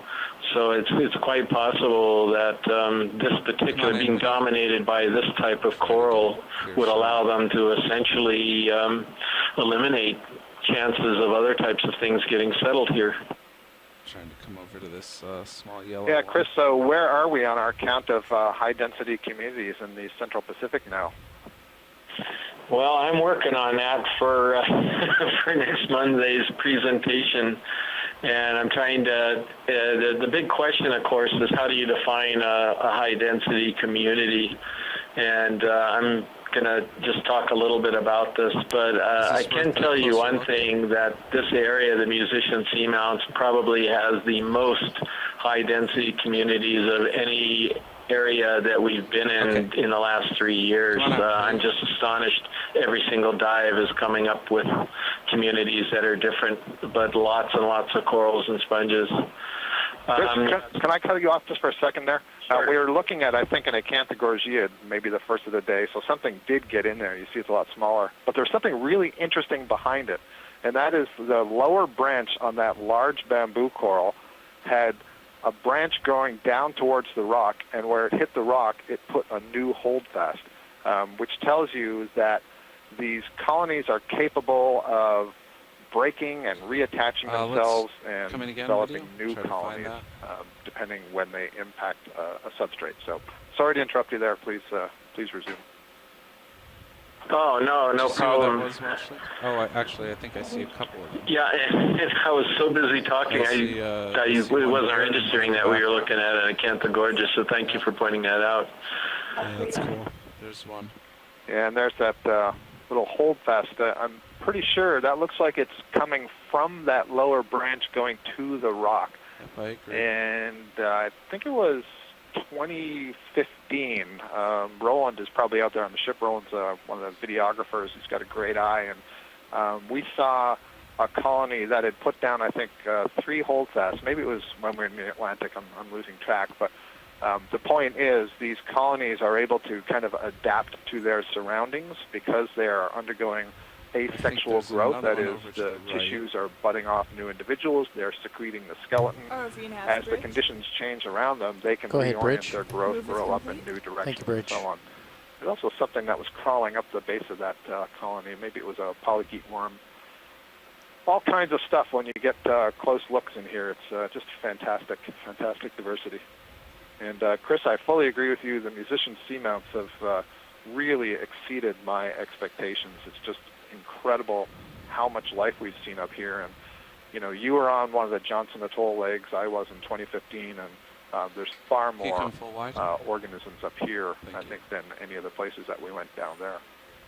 Must have something to do with the amount of food that's sinking through the water column. Yeah, and there's some other possibilities, but I like that one. That was one that you proposed a few days ago, where you can get a region like this. But one other thing, too, is that a lot of these seamounts, their summits are right around that sweet zone, right around the 2,000 to 2,500 meter. depth range, and so I'm wondering if that has a lot to do with it, that the topography is right in that optimal depth range where we found really good communities elsewhere.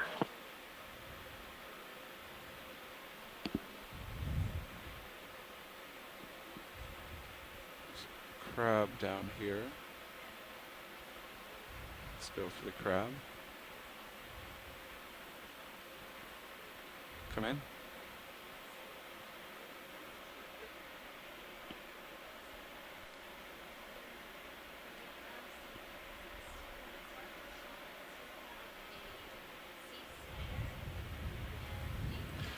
Pat, you're a little off starboard. You want me to rotate to keep you in view?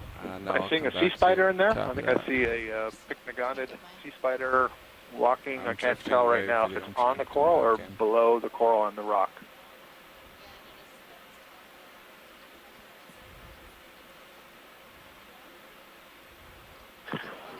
Yeah, and you've also got one of these stone crabs too. The Paralomas right next to it. So two very different types of arthropods. Absolutely. These sea spiders are so fascinating. They can get really quite large, maybe leg span going from one side to the other of 20 or 30 centimeters. And they are also specialized predators of soft-bodied organisms like zoanthids and octocorals and anemones. They have a rather long proboscis that they use kind of like a slurping action, so they can kind of suck the liquids from outside from inside of their prey. And they're in a part of the arthropoda that is referred to as the chelicerates, which is also the group that includes the true spiders, but they are not very closely related to the true spiders. Although I would say closer to spiders than they are to the crab that it was next to. But they're all arthropods, all with that hard exoskeleton that they have to molt. One of the cool things I like to say about the sea spiders, they used to be in a group called the Pantopoda, all leg, is that they have so little central body that their stomachs basically extend into their legs, as do their reproductive systems.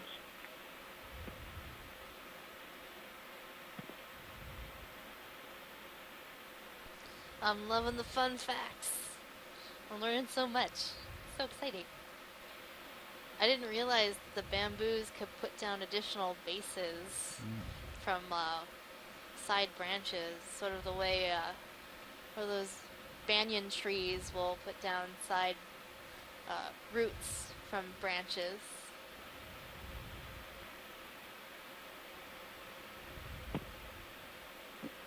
Yeah, that's a good comparison, Megan, and I don't see it all that often, which is always so interesting when I do see it. But it definitely happens. You know, you can. I think we've described it a couple of times that where the tissue has been damaged, so one of these corals has been fed on by a sea star, for example, it is possible that the surviving living tissue on the skeleton can regrow over the skeleton and repair it. So effectively, that's what's happening when it touches the bottom, that the tissue continues to grow and then lays down another holdfast or platform, essentially. Boy, this is a really spectacular place, just incredible density. So do you think the I density... just wonder how big this colony is that we just went over, and just how bushy it is. I don't even know how wide across it is. It's got to be meters across. It's 2.5 or 3 meters tall. I'll try to get a view from the side. Do the lasers on? Lasers are on. So we're up pretty high off the bottom, so it's at least 2.5 to 3 meters tall.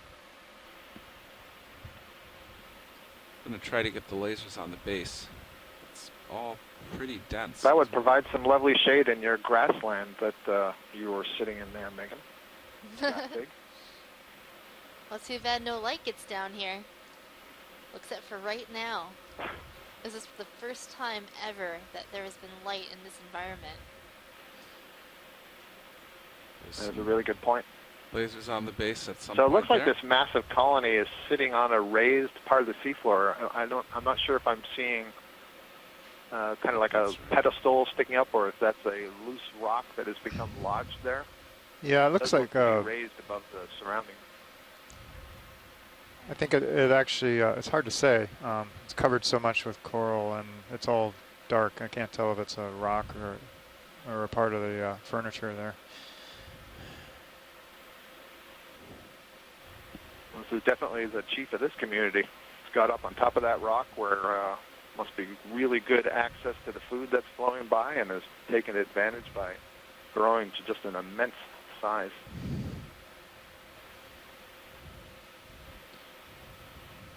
Pilot, you might Yeah, it does start look to like feel an isolated tugs and boulder. rotate, It's be like the aware. first one I've seen rotating a little of too any far, kind I of think. relief of this surface. So, John, we're not. I don't think we're climbing really all that much, right? It's not like there's a big slope ahead of us.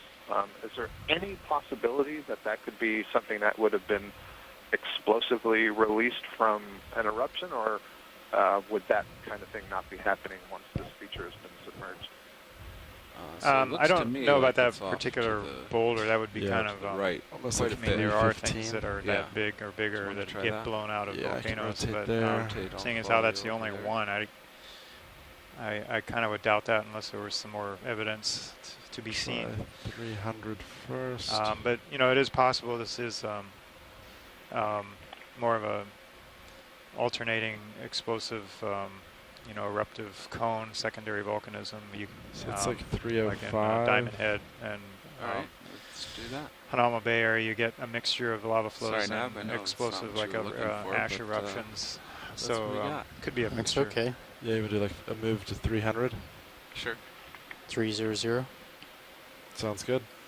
There's Do we so wanna many go things down 30 here meters? that we can make these conjectures about. Great places to come back and yeah, I do think it's some fine. more Yeah, that'd be directed Okay. studies. Pilot's picking 30 meters out. One of the things that's kind of exciting about seeing a community like this that's so densely populated is that we know if we have some interesting questions Bridge, Nav. to ask, and this could be a Go good ahead, model Nav. organism to Can I have a test. 30 There's meter lots of move? it for us to come Bearing and 300. see again. Maybe Speed examples, decimal and 2 some knots. branches, see how they Copy, that is a regrow 30 when you cut the meter branch move, off, and bearing so on. So 300 at it's decimal 2 it's a knots. real value Good copy, to Bridge. be able to find these habitats so that we know where we can do future hypothesis testing science.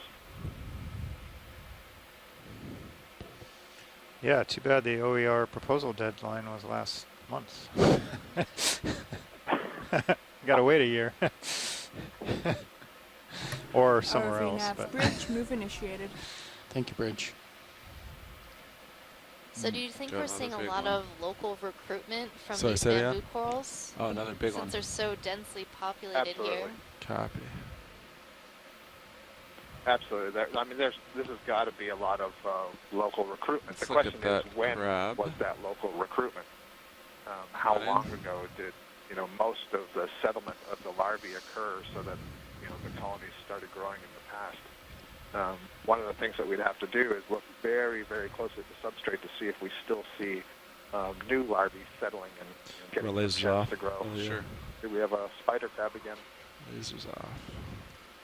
Well, they all seem to be mostly the same size, and I'm only seeing a few smaller colonies. Right. I can't tell. I guess it's just the antennae that are waving back, so there really are 4 pair of legs. There's not a very small fish there. I guess it's just antennae. Try to come around to the side and get a better look. Yeah, it looks like antennae.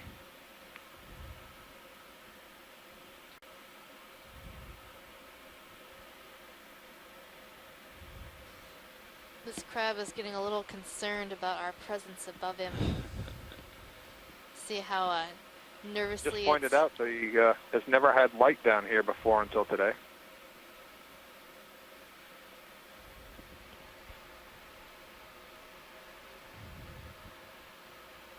Well, I would be concerned too if some giant foreign object started floating above my head all of a sudden. Well, maybe his reaction is, "Whoa, I'm living in a forest. Who knew?" Oh my goodness. Looks like a little baby brittle star right in front of him.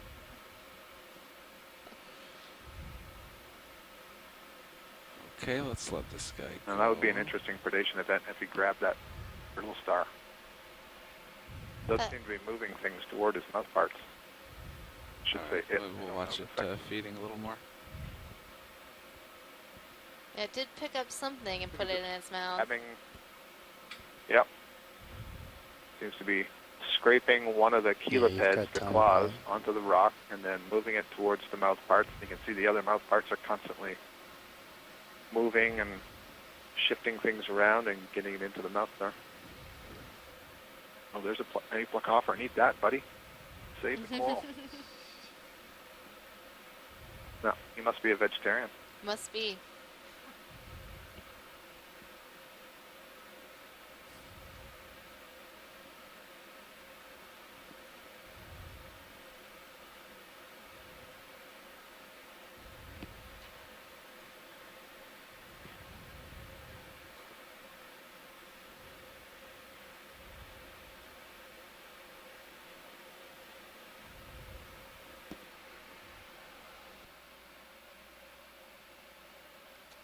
Oh, very cool crab.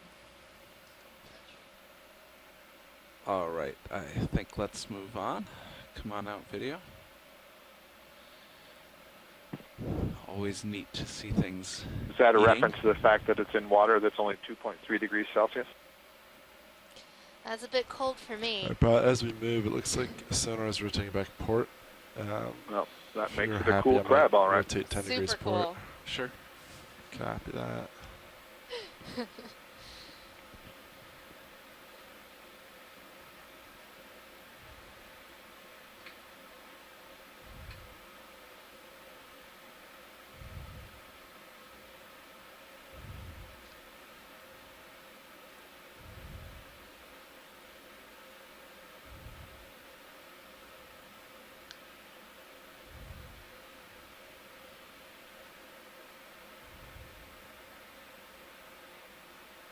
So it looks like we're getting pretty close to the top of this feature.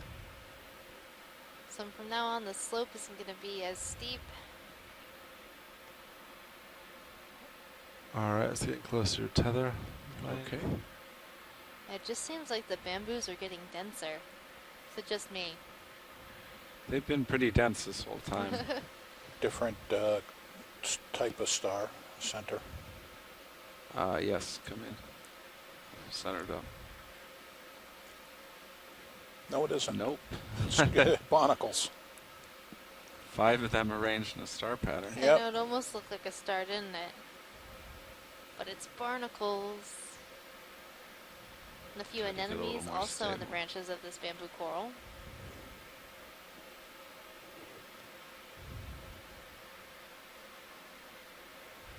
Oh well. All right. Let's come wide. Yeah, it may be a little more dense, a little more bushy than it was. This is particularly thick right here.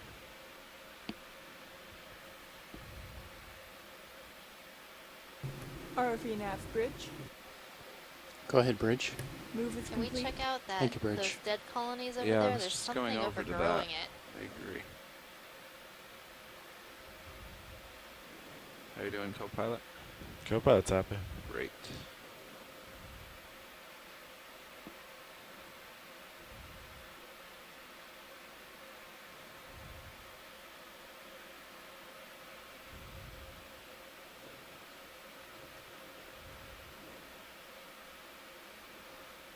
So there's a few Iridogorgia here. These Iridogorgia look like Yeah, I thought this Iridogorgia. could be a pretty beat up corallium. Is that what you guys are seeing? Yeah, I was thinking the same thing, Oh, Chris. sure. The skeleton just looks very different from anything else. Oh yeah, it's a very sad corallium. Huh. Wow. Talk about a hanger-on.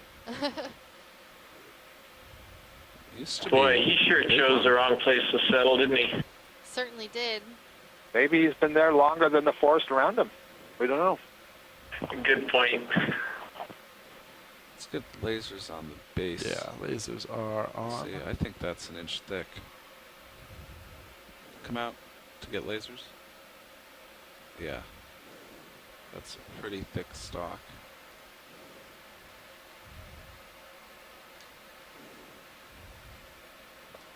Yeah, it caught my eye. I thought, maybe it was a bamboo that had a really thick overgrowth, so Come we back couldn't out. see the nodes, but Lost it. these are definitely pink.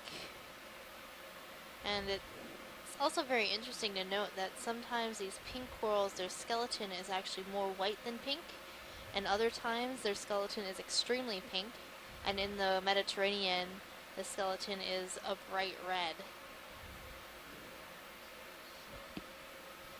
These the same ones on this boulder, this rock outcrop? Yeah, those are This- all three hemicoralliums, and 4? 4 maybe, yeah. So now- There's one behind there. Pilot's starting to go a little off So I have a starboard. feeling that Copy. was just a local Can, recruitment, or maybe these were rotate if here you'd like. longer than You're all fine, the I'll bamboos. come back. Copy that. Maybe this area started as a bed of pink coral, and then the bamboos took over.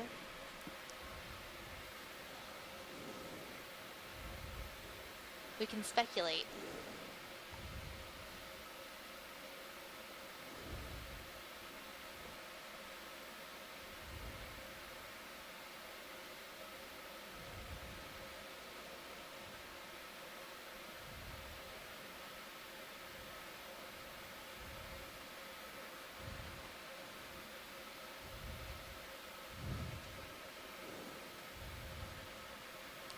There have been a number of shrimp in the water column today.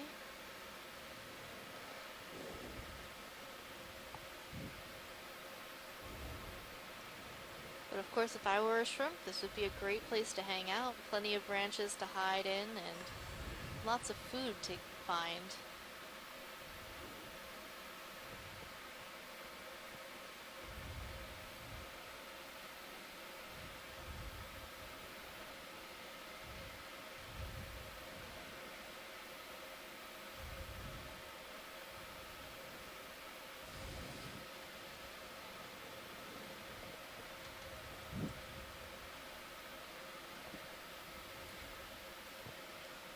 Just continues.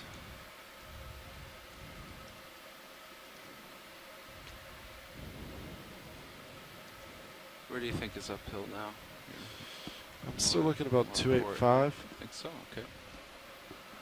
Let's see, you're looking due west, which I can also believe. There's nothing super hard. Let's on try my west. sonar. I see a sponge. I'll rotate west. Sponges, Several Chris. sponges. Sponges Let's, ahead. let's get going It's west. attack of the where- sponge. where you're pointed. Sponges rule Yeah, here, just rotated obviously. west. Do I have enough to press into these sponges? You can go a little more. I'll tell you if you get into trouble. Might not quite have enough tether to get to these now, but we'll give it a But shot. you notice that over Okay, here I'll it's call a not move in, nearly pilots. as dense as what we saw Copy just that. a bit Yeah, ago. due west looks so good.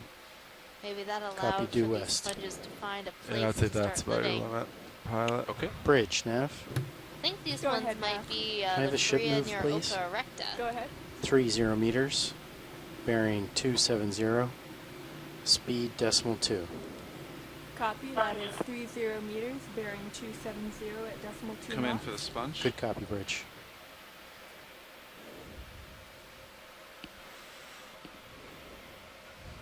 So I'm seeing a number of So this is like sitting behind a guy at a football game who's got a big, huge sign that says "Go Pittsburgh Steelers" or something. I mean, how could the sponges get anything in this type of environment? But obviously they're thriving, so enough food is making through all of these other branches here for a few of these. But anyway, I completely agree with your idea, Megan. I would go to Faria, and our best guess is Faria near Oka Erecta, as you mentioned. Okay, let's let that This is the sponge go. foam-fingered forest of bamboos. There's So there's dubbed another by over here. Dr. Christopher Oh, Kelly. there's actually a bunch. Yeah. Yeah, you have a little more tether now too. Okay. As I approach you. well, you know, I think these are all more the same, cheese. but we'll look at one or Maybe. two more. oh, like cheese heads. Let's go. I always Yeah, like the those cheese cheese has heads. those wedge-shaped Green Bay Packer cheese head tats. Or maybe a whole bunch of defenses, picket fences. Same one. Seems like all the crinoids Of are course, on I the did mention the sponges. sealers, so the terrible towels.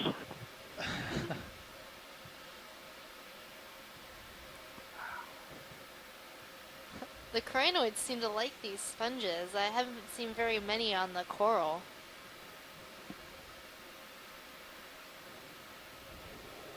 Megan, there is a EDT counterport. Other side of the sponge to the left, a little bit to the left, just out of the screen now. Come on out a little bit, video. Left low corner, it was. What are we looking for, Watch these? Left of the screen. It's just a little bit in the middle, just a little bit down. Maybe water. No, it's enough. Sorry. Yeah, somewhere there. It was at the stone, at the surface.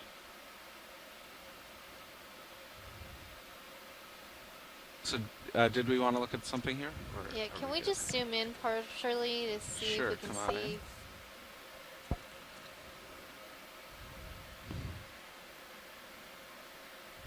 Is it in screen now? No, it's crinoid. It's the same crinoid. Sorry. Oh, it's the same crinoid. Never mind. Oh, okay. What's that? You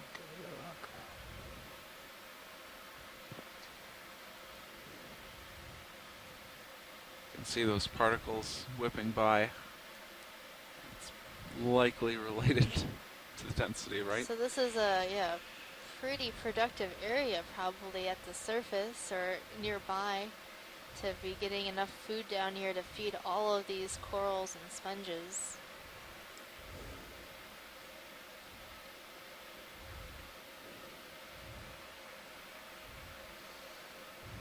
Because it's all about food here in the deep sea.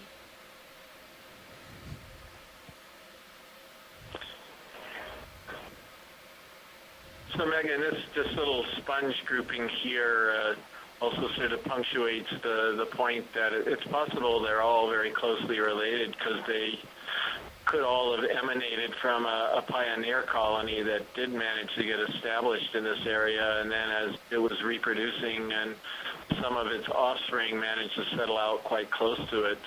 Because I'm not sure exactly how else you would explain just a little pocket of these sponges in this one spot and nowhere else that we've been so far. Pilots, be advised we have That's a a bit good less point. than an hour left at bottom. All right. Yeah, And because that's so Might have far, another 3 type p.m. of sponge or maybe a tunicate that's directly lower left corner of the screen right now. I think it's one of those megalopodcopia. I don't know if you've seen that already today, but oh no, we haven't seen it. So bottom it's that center just going off screen. Okay. You can get that. translucent blob. Come on in.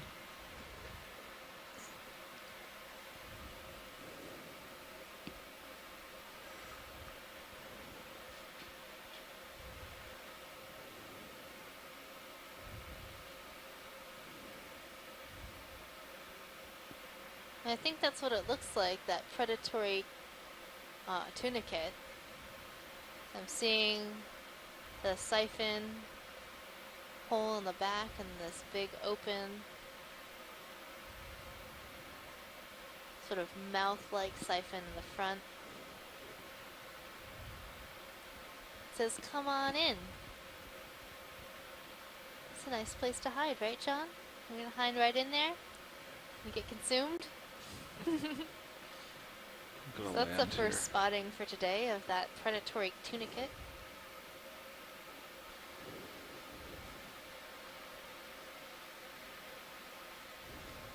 This is a very large fan. Yeah, let's zoom this fan. It looks a little bit different than some of the other ones. The branching is really close together.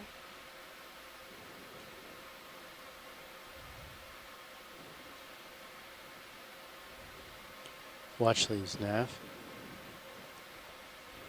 Go ahead, Nav. I think this might be be advised, the, we have a bit like less the than an Jason hour Isis left that we on saw bottom, earlier when we were looking and at we're that pretty planar close to our colony. target, so we'll But have this a is, fair quite amount of an time old on one. top of the seamount.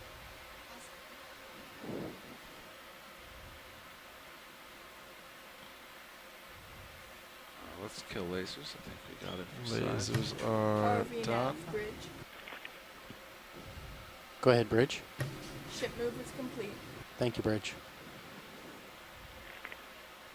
So we're at We were talking earlier pretty about good angle with this, the 'cause I rate couldn't of sit growth down right in in front terms of of radial Yeah, growth. pilot, That I is how might be quick the tugging you diameter is slightly. increasing. And you can Okay. see that near the base of this colony is very, very thick in diameter, which speaks to a great age if, you know, it's Gets growing better at as a I come tenth closer of a to the millimeter Okay. per year. Okay. Then this is a very old colony. It's been here in place for a very long time. But another thing you can see is it continued to put up newer branches throughout its life. So you see much thinner diameter branches that arise from some of the thick ones. So that may be in part a response to how currents have changed during the lifetime of this coral.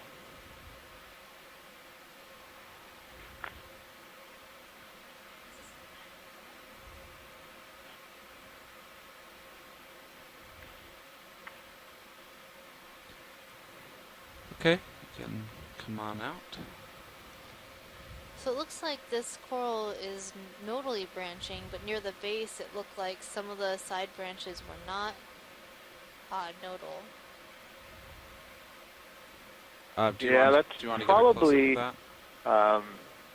just a reflection of perhaps overgrowth. I'm not entirely certain, but it is possible for the nodes to be deposited below a layer of calcium carbonate, so you don't actually see that there's a node there.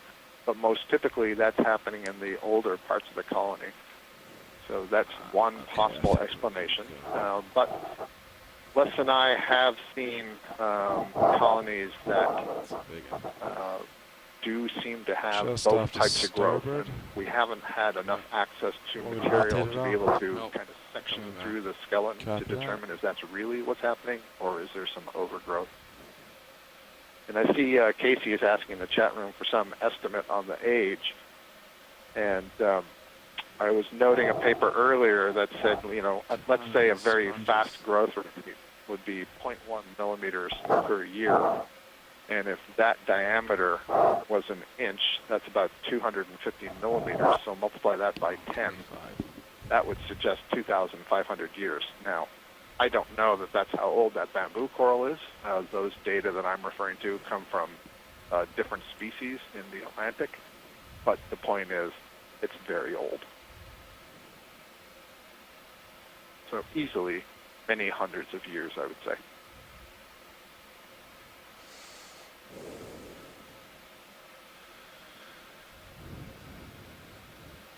Okay, looks like it continues Well, that's west. just so impressive. How many corals are here, how old they are. Yeah, Nav, what's that's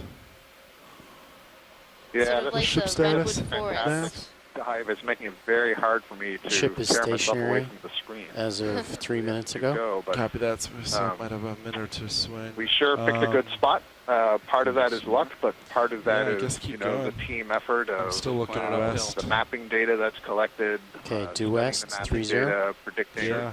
you know, All right, what I'll sort call it of in. slopes and topography and the degree of hardness of the bottom are going to give us Maybe a the different highest sponge. likelihood of Bridge, seeing Nav. communities like this. Try Also, to the get out depth to is that. important. Go ahead. As Kelly noted Can I get a before, ship you know, move? we're in this sweet spot, A part of the water 30 column. meter move, Getting lucky with a bearing sufficient amount of food and so on. 270, We speed decimal 2. sure struck it gold today, and I think we've been lucky more often than not. Copy that in, is 30 meters. I mean, bearing it's tether. 270 just at decimal 2 incredible, knots. incredible Good communities.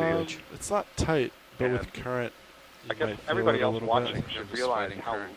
I guess, how lucky we are to see this huge density, this really high density of corals, because this is not a common site, and this is one of the more dense Come in on this of the high sponge. density communities I've seen. So Now, right as far there, as as I I know, come, Chris Kelly as I said he would heave, you might give us feel some me. more data next week. But Am I as far as I pulling know, sideways at all? we're talking, you know, Not on the really. order of 20 or so If I'm not, known then I'm not. communities It's, like I'm that. just fighting current. I'll let you go and talk about the sponge now, and we'll touch later. Good luck with the rest of the dive. ROV nav bridge, you, move Scott. initiated. Yeah, thank you, Scott. So this is a really interesting. Yeah, sorry, Megan. I was just going to talk about the sponge, but you can also. No, you go ahead. I know you've been dying to talk about sponges all day. I'm coming in a little bit. I'm trying to. I have been. I've been just itching. So this sponge is a really curious one, and you guys collected a piece of this thing a little bit earlier on in your cruise, and it turned out to be a soft sponge, and I believe that's what we're looking at, not a hard one. And this fooled me because I always thought that this was a hard one. It has a crystalline look to it until you actually took a piece of it. And right now I'm assuming that it's in the family Euplectellidae, and it's some equivalent of a vase sponge in that subfamily that has all the vase sponges there. But the interesting thing about it is that there's another true hard sponge that looks very, very similar to this one. And I had them side by side, and if you're not looking very closely, you could really get fooled by which family the sponge is in. It's the same type of morphology as well, but in any case, I'm pretty sure this is clearly the soft sponge. Looks like it from the dead portions, and euplectellid, weird-shaped vase. Come on out. I like that identification. I'm just gonna call things a weird-shaped vase from now on.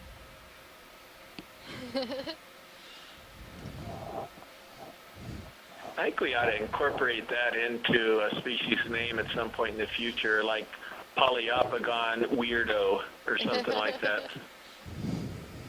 That would be awesome. So this is the speed of the current for anyone interested. That is quite the swift current. That's as far as I can drift with it.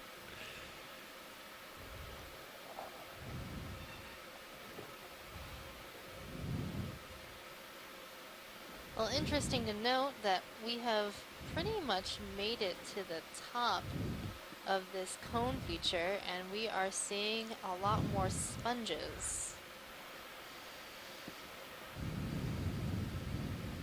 And two different sponges. The Faria near Oka sponges, this hard, crunchy type sponge, and then these Euplectellidae weirdo vases as well. Alright, starting to go just off to my port.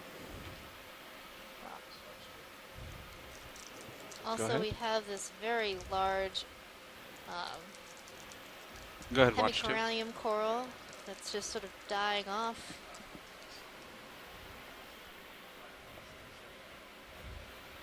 Okay. We're not sure that this is the true summit versus just a local high. Once we get up on top of it, you should be able to tell. But yeah, if you see anything, You know, absolutely you gotta let order me your know. pizza 30 minutes in advance. Starting to go a little more off port. Want me to rotate it off? I'll No, you come get it back. free if it doesn't come to you in 30 minutes. Well, and that just depends on the pizza company.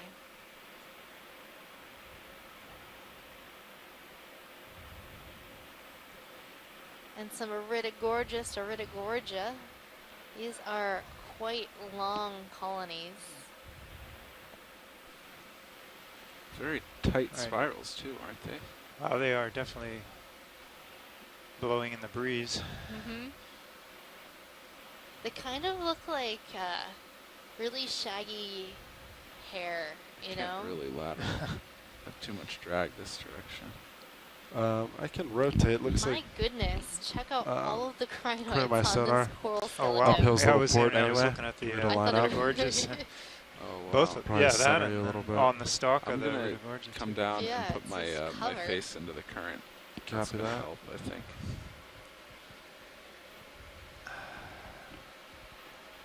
There's not much question where the current's coming Not from. that I didn't enjoy the bamboos, but I'm kind of excited to be seeing other things. This is a lot of crinoids.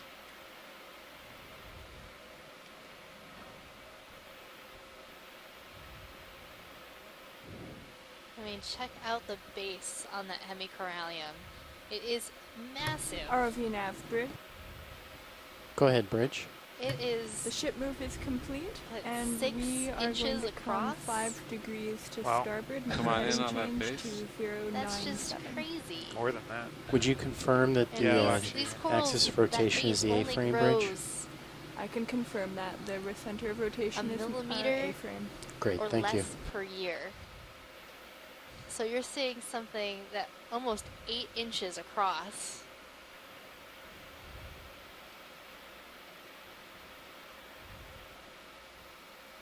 So 20 centimeters, a millimeter per year. That's well over 200 years old right there.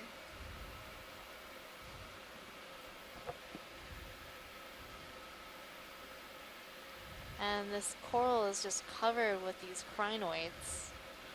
Looks like we might even have a Keep getting couple pushed off species of it. of I'm trying to crinoid come back.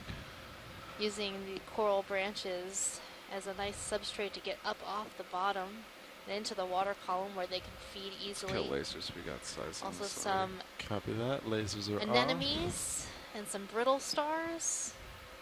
Just goes to show how these coral colonies can be homes to many organisms, and these communities are essential habitat for a lot of different species.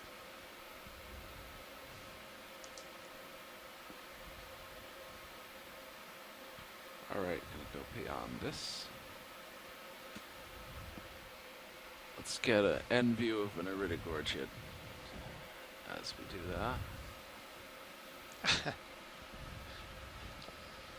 So, Caitlin, who gets the video highlights for today? Art does. Oh.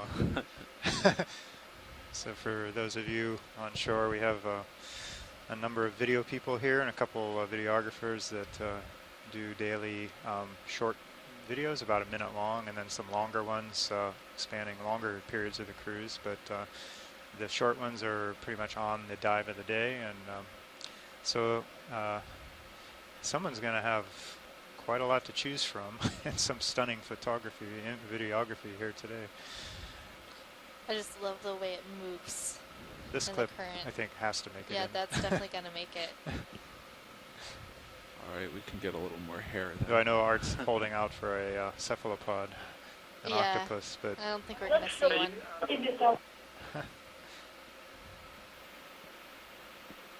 Did you guys already zoom a Metallogorgia today? Because there's something to the right of this Iridogorgia that could be a Metallogorgia, but without the opioid. I think we missed the one earlier today, but unless it was... Yeah, we didn't get a good zoom on one.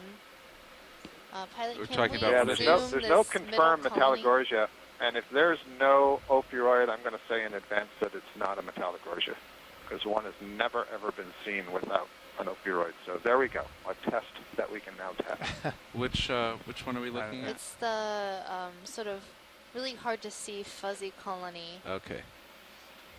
right in the center screen.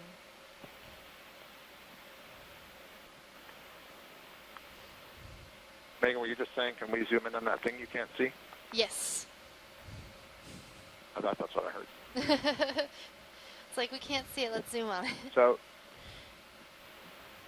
as we zoom in, this may be what I refer to as the teenage stage, in which case it'll have an opioid I just have halfway down many the large stalk corals instead of under at me. the tip of the stalk, if that's what So it we're is. going to try really Well, hard. I am seeing an associate age halfway stage. down the stalk.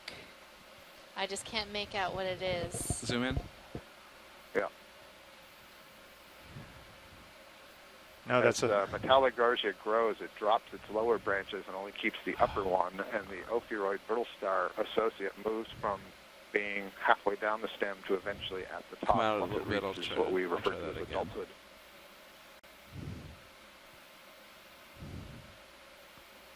Alright, one more try. Really need to know what that Coming back associate to is. it. I'm so excited to see which one it is. It looks jumbled and wrapped around, so it might be. I think it's a small one, but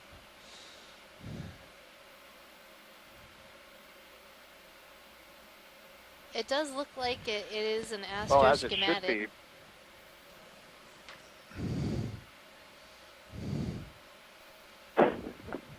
I think Okeanos would be the genus if it's on the Metallogorgia. Yeah, it's the The genus species of that the generally is brittle seen star? on there is Ophiocrius oedipus. Yeah. Okay, let's And come on out. our I'm not John gonna be able to say do that better. it was small, and if this is a younger colony of Metallogorgia, then I would expect that the brittle star would also be a little bit smaller in a relative sense, because as far as our data suggests, from all the observations we make, the brittle star finds that coral when it is extremely small and then remains with it for its entire life. And so presumably it's growing in size as the coral is growing in size. That's pretty amazing. Well, we have sort of a chute of rocks. Yeah, kind of a talus chute between elevated outcrop on the right there, which is... You see the black coral on the right? It was umbellapathes, I mean, sorry. Trying to come Pilot, back there. can we zoom Sorry, to left? it's hard to spot stuff today. Yeah, there's like a whole number of sort of umbrella-looking colonies right there in the middle of this area. I'm Yeah. not sure what you mean. Are we on it now? Is that it? I don't see the lasers, but they're about sort of center left. So they're on. Yeah, they should be on. Just come in partial. Maybe that'll help. Yeah, it's One of these these, okay. sort of colonies right here. I'll get a little closer. So these are looking like the adult Metallogorgia. Nav, what's ship status? Absolutely, I agree with you, Megan. Ship is stationary. See that now all the Ship is stationary, branches that are co-pilot. Do you know when it on the monopodial stopped? stem below Oh, about the top 7 minutes ago. Oh, so I You should can be able to see that swing. they're bent Copy. over in the current, moving towards, I guess, right, or upper right to lower left. Still looking west. I think we could do another move. You can if definitely pilot's ready. distinctly see Copy that. that snake star wrapped around the branches. I don't see a whole lot more upslope though. Yeah, we're according to HiPAC, we're pretty much on top of the mount. Yeah, copy that. I might have a little bit. Yeah, off my to video was my frozen board. there, so I couldn't see Oh, anything. You sure, can also see let's just see, below the pointed. close head of branches So that yeah, we're still seeing now. west. Just Do you below want it, us to put there's another move in? one little tiny To branch west? left that had 3 polyps lower down in the stalk. So that's one of the branches that has not yet tumbled off as it's aged. I think this is our first confirmation. Everywhere we've looked. Sorry, go ahead. I think this is the first time we've actually seen a true Metallogorgia on this expedition. Careful, you're floating up. Okay. Oh, really? Wow. Come on out. That's great. So they're fairly common throughout the world's oceans. We see them in the Atlantic. We see them in the South Pacific, the West Pacific, North Pacific, and so we were talking about connectivity earlier. All the ones that we've been able to sample and study, we have not yet seen any genetic variation in the species Metallogorgia melanotrichos that has this little star. So that's kind of interesting. We don't exactly know what that means, but that means that the larvae of that species are really good travelers, or if it means that the rate of genetic mutations is extraordinarily low. And it looks like now that we've found them, I see there's 5, 6, or 7 right here in view.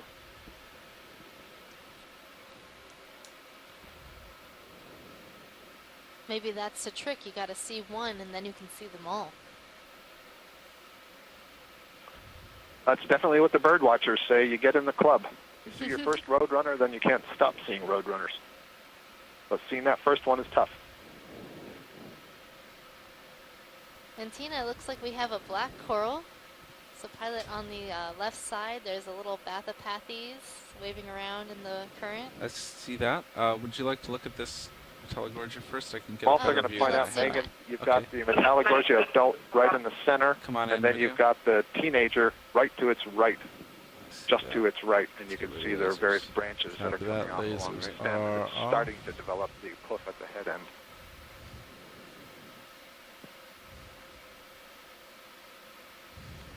top of this background for So you. Scott, have you noticed how the brittle star or the worm snake stars are sort of facing their mouths outward toward the top of the colony? This one's sort of holding on basically upside down. I had not noticed that, Megan. And I don't recall what the typical orientation is. I'll have to look back at some of the papers, or maybe Les could offer something if we ask him in the chat room. He and his students have done work on it. Yeah, I don't remember how they're usually oriented. Interesting, most of the polyps on this Metallogorgia have their tentacles withdrawn, so it just looks like they're little delicate pink blobs of gum on the branches. And I can see a few that have their tentacles showing, but most Just not. sit here and let it wave. I think that's a better idea.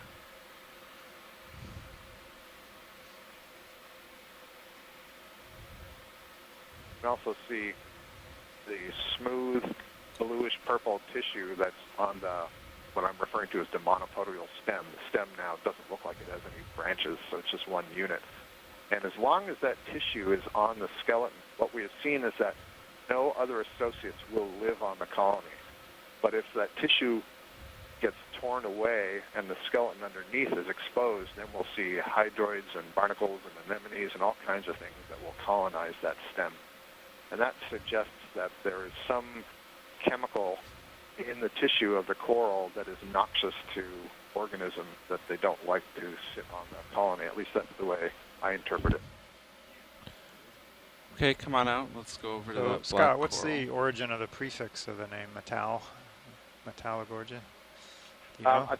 Yeah, I think it's referring to the skeleton itself. So if you were to remove the tissue, some of the skeletons are a little bit of a goldish iridescent sheen. Some of them are much darker, close to black. And so I think it's just its resemblance to a metal. I haven't actually seen the etymology that is, the person who originally came up with the name. I don't believe I've ever seen what they said was the reason they named it that, and it's possible they didn't actually put it in their paper. Okay. These look like barnacles? Yeah, I can't tell. We're getting a lot of freezing and smearing on our video today. So, yeah, there we go. Yeah, so barnacles that are growing on this dead corallid corallid, and that's a little black coral. It's just off on the left side of the screen. Pretty young one, probably bathypathes, but I'll let Tina weigh in on that. She's the expert on this group. Yes, it's bathypathes. If you will look at the upper part of the stem, there is a polychaete worm that often Can you come in tight on commonly the found top? together with this Try to particular at least. polyp. It's the scale worm. Yeah, I saw that there too, Tina. Like a dot. Not dot, I would say stripe. Just below the lower spinnerets. Yeah, so if you look just below the lower pair of branches in the center of the main axis, you can see it's a slightly darker brown green color, and there's a little polychaete scale worm living there. In fact, I think there's two, Tina. There's one above that one as well, between the pinnules. And this is a pretty common association with bathypathes, and so presumably that is the home for those worms. They spend their days there, and there's no evidence as far as I know, maybe Tina could say, there's no evidence as far as I know that the worms are feeding on the coral. Rather, they're feeding on either the mucus that the coral is releasing or other stuff that gets bound up on the coral. Apparently, as far as I know, the colony is pretty intact. It doesn't eat colony ship itself. But stationary actually, and what not you're swing. supposed to be Would you another like worm, it's not move a it on? worm. It's just a tube, what they call it worm run, because the polyps Okay, video. in the come middle, on they out. just host. Maybe there is another. Yeah, I think there's two. Yeah, there are two. But generally, the polyps themselves is quite a little bit modified, so the worm just crawl in between the tentacles at the main stem. And I guess Sirius Center is picking up like mucus 315. and maybe some But not much. Maybe 300. some food that the coral catch for itself. So you kind Right, of got so maybe some looks like there's bacteria something or other stuff that gets caught up in the mucus. over there. And to do a move there. Ian is referring to the polyps I have kind it of forming about a little here, bit of a tunnel and I that think I the can worm kinda can then see it. sort of move up and rotate down there. and sort of be protected by the tentacles. And some of the coralliid corals and the primnoid corals also are home to So polychaete 280 worms, for and me? the same sort of thing happens. The presence of the Yeah. polychaete stimulates a response in the 290 coral, maybe. such that the coral then grows to create little whatever you'd tunnels like. or little garages, That general which direction's tells you good that for me. there's obviously a long-term relationship between Nav, the you try worm and the 280? coral that it's living on. 30 meters. Copy that. But 280. insects called the worms like Gargonia polynoe that often found at Corallium, and here even in these colonies we can find traces of Gargonia polynoe.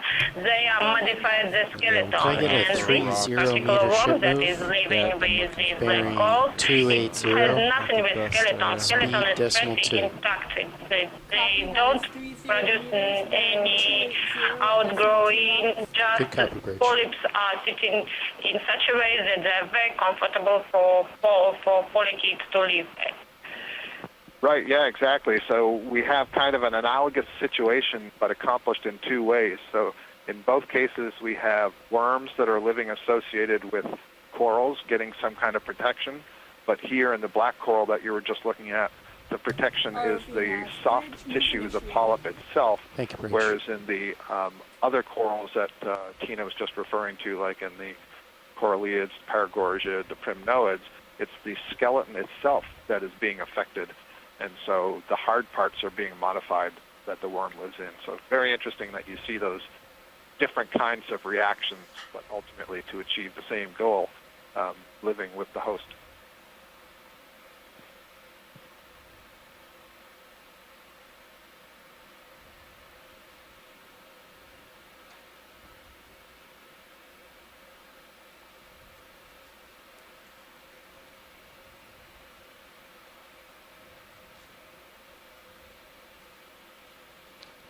So I just want to open the question to everybody on the line. If there is something of interest we'd like to collect before we leave bottom today.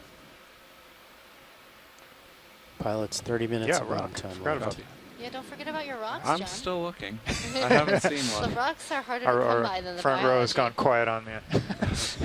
Still looking for a rock. Yeah, I was going to suggest gravel here, I but was I going don't to think suggest that's that what coral Yeah. over there. I understand the problem This with the yellow one? rocks. There's a whip that just is on the left side of the screen. I haven't seen any whips today, and I Yeah, can't that's even the tell if first this one. is a bamboo whip or a primnoid whip. I Looks think very it's a smooth, bamboo. so I'm guessing it's a primnoid.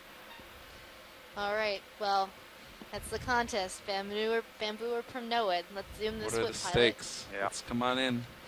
I'm going primnoid. I'm just going to bamboo. stake my reputation in advance. Yeah, I'm going to back you, Megan. A little bit more. Scott, do you see the notes? It's not fair. I'm blaming the pixelation. I thought it just looked too So, fuzzy yeah. and thick to be a primnoid. Yeah, I honestly did not have that good a view.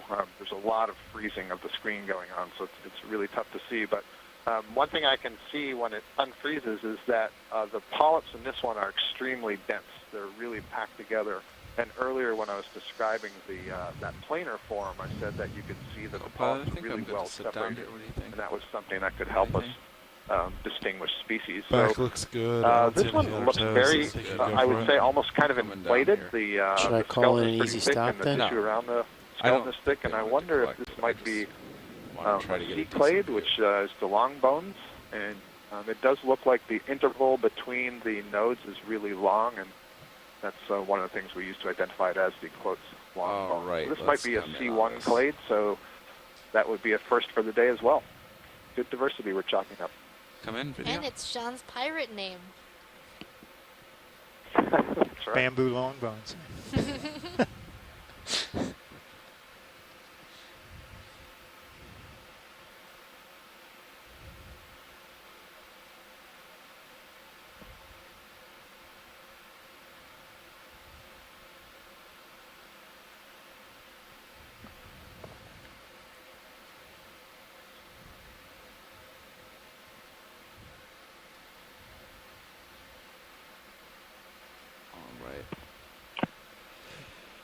quite able to see any of the needles on the polyps. Are you able to see any? No, I'm not seeing any. Maybe it's because the current is so strong, the polyps can't really splay their tentacles like they usually do. But if any case, any sort of needles are going to be relatively reduced on this one.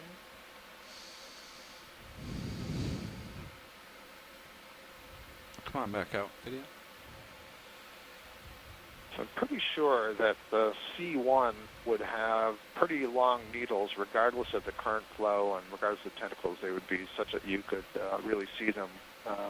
We used to refer to them as the ouch coral because when we'd pull them out of the bio box, we'd always be getting stabbed by these long needles. So it's possible that's actually in the B clade. That growth morphology of unbranching whip is found in many different groups of bamboo coral, so it's hard to look at the colony itself and be able to identify it. Uphill over here,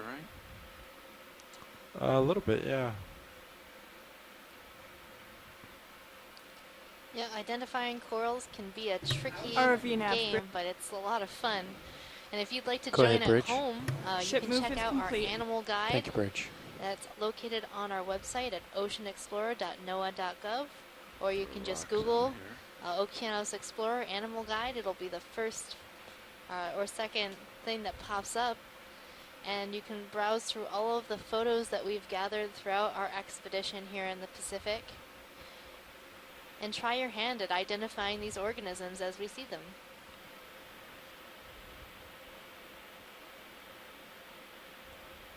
There's a giant valley right here. Yeah, And finally. a new bamboo. Can you brighten this up? No, it's way down there. I think I saw an I-4 clade.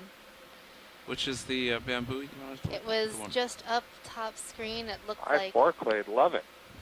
Oh, that one. that one. Can tell because it's different. You can tell because it's different. The other we've Go to that seen different thing. The different thing. many thousands of today. Wow, that's a big one, Megan. It's huge.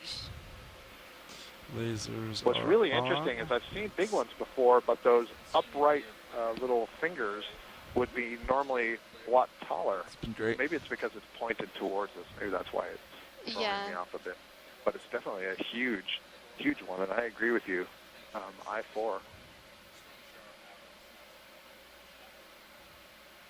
Scott, have you ever seen such white candelabrum?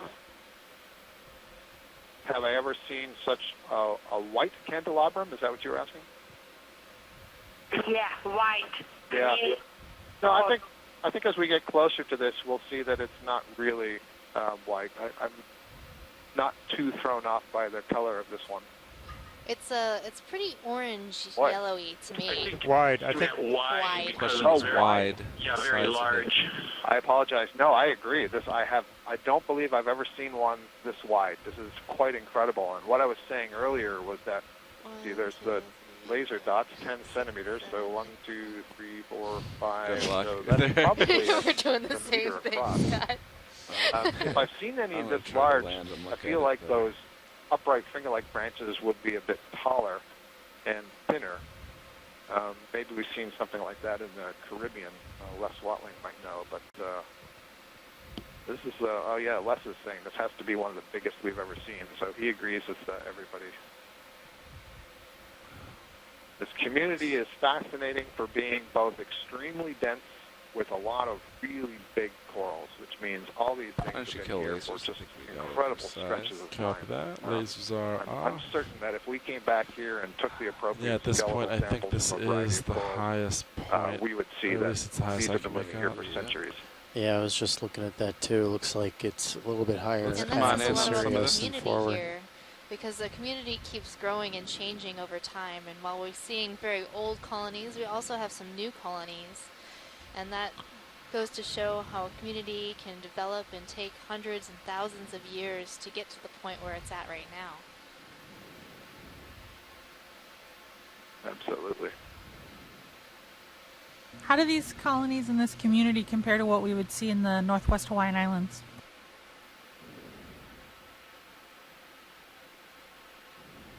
I'd like to go ahead, Chris. I was just gonna field that one a little bit. Communities aren't that different. In other words, the members that we're seeing are fairly similar. We saw this one, for example, and a lot of these bamboos. I think we saw a lot of them in 2015.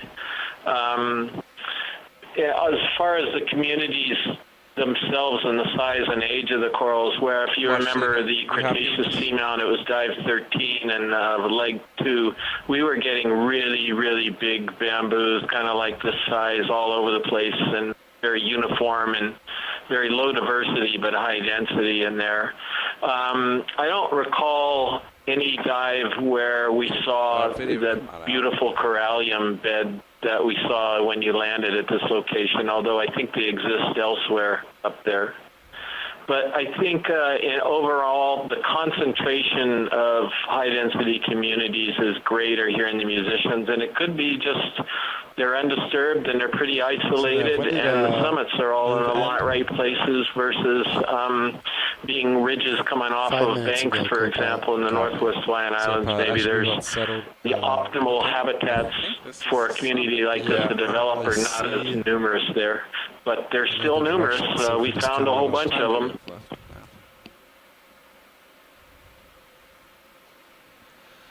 All right, well, actually, this appears to be the summit, and that candelabra is on it. The flag at the summit. I4 marks the spot. It is kind of like a flag. We have a little bit less than 20 minutes. It's like the one and only different for coral rock. right there at the top. So we can just look for rock. We've made it.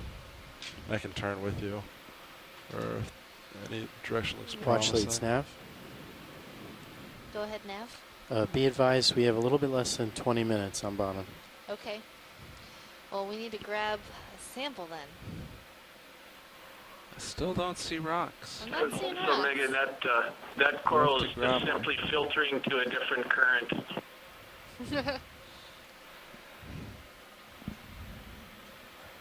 Well, we have about 20 minutes left on bottom. I think it might be prudent to grab a sample. Megan? Yes? Meg, could we get a snip off the end of that candelabra bamboo we're just looking at? Because Les and I are noting that the center of that coral does not look like a trident. And all of the ones we see in clade I4 basically look like a little three-pronged pitchfork. And then they start to add branches to the sides.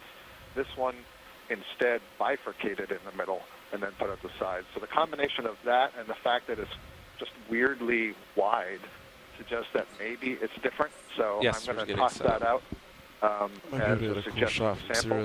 If other people would weigh in on that in the chat room, please.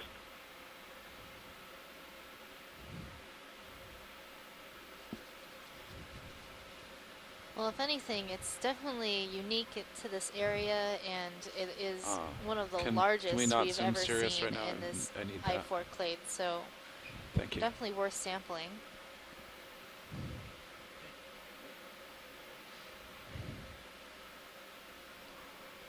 It's going to take a little bit to set up with this amount of current, but we can do it.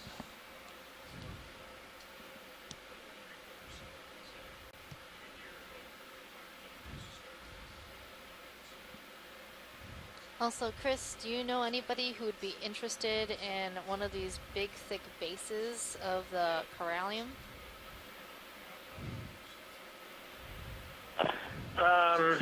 Yeah, sure I do. But how would you collect it? I mean, Tom Gildeson and Brendan Rourke and Rob Dunbar's group, of course, would be quite interested in something like this. But isn't that going to be too big, or how are you thinking of grabbing it? Yeah, well, I mean, I have a feeling that if we grabbed it right near the base, it would probably snap off, and then putting it in the box, it would snap off some of the side branches. But it looks like still parts of the branching are still living in some areas. I just thought it might be interesting to be able to grab something like this for people who are looking to study the age and growth of corallium. Well, I think they'd be delighted. I think it'd actually be informative if you could go ahead. Well, for example, the one right in front of us would be amazing, that base. I know. I was looking at it. And if there was a little tissue that came up with it too, that would be great as well, just to confirm which species of hemicorallium it is. And Megan, anticipating the question, the far right of the colony in front of us, there's 3 small branches. If they're as small as I think that would be a great collection, so that you've got the actual nodes there. So hopefully you see what I mean. So you basically get 3 fingers at least in the collection. Okay, yeah, just snip right at the end of one of these side branches. Exactly. Yeah, I don't know which one are we talking there about. than trying to just get one of the upright fingers. I think it means on the This one or I-4. this Yeah, one? we're That going to one. collect this one. Yeah, that's okay. And I was thinking, we could grab a piece of this. Of course, we could probably put the whole thing in the rock No, box. don't say it. It's like a rock. We can then toss a rock on top of it. I think that was the... Give these biologists Co-pilot, let's try again. inchworm and they Ready? take an eel. Yeah. All right, you ready? Thank you. You have 4 boxes of your own. But we put rocks in there for you before. Only when they're attached to Biology. Shush. Be happy with what you can get. I think that's stable. Copy that. Of course, the part we want to sample is off to the side of the camera, but I can reach over there. Yeah, can you help me out with Mini Zeus on this? Yep. So, watch lead, are we looking for the end of it? Maybe the last 2 or 3 branches? Okay. Careful, you're shifting right now. I am shifting. I need to try again. Here, you want? Let's get serious feedback for you. Yeah. I'm still a lock, that's why. Okay. The current keeps pushing us off of the bottom. I'm going to try another time to come in there.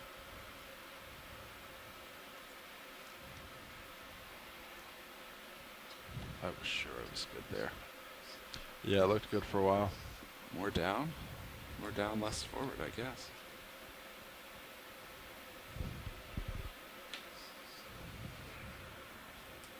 Takes so much forward to get there.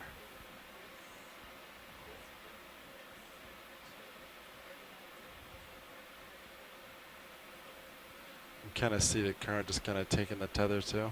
Yeah. Which definitely isn't helping you. As long as it's back, that's all right.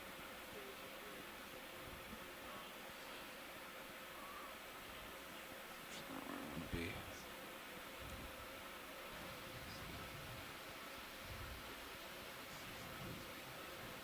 You've got plenty of time, so. Okay.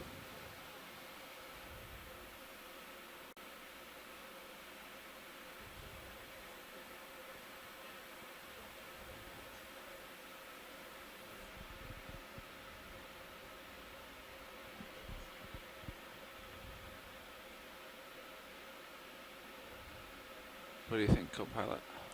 You look stable. That plus heading, maybe? That plus Let's heading. try it. Drill locks in. Getting heading.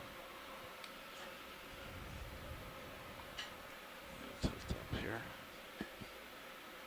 It's a little far away. I can get it. Yeah, you should be okay. Okay, and I understand this should go in starboard box. Is that right? I'm not sure what samples are. Navigator Stand will. by. All right. We have a bio and port enter. and that's the only bio we have. Yeah, I was advised it's kind of sticking out a little bit, and we'd prefer a starboard box if possible. I think we look stable here, so let's give this a try.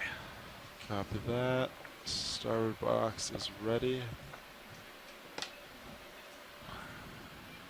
70% forward, just to hold here. Copy that. Do I have hydraulics? Yes, hydraulics are up. You're good to go. Excellent. And okay, arm is coming live. There it is. Let's see, we're gonna do one of those wrist twist jobs. Maybe the other way.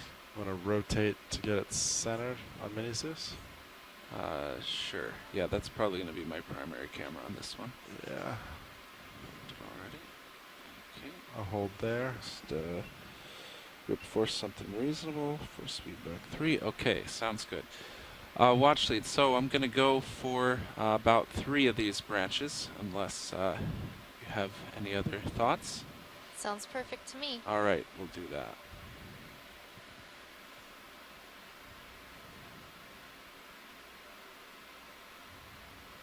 Okay, coming in.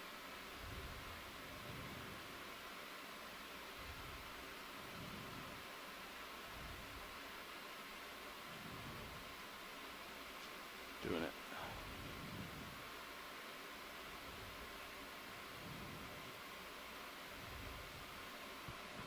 Nice.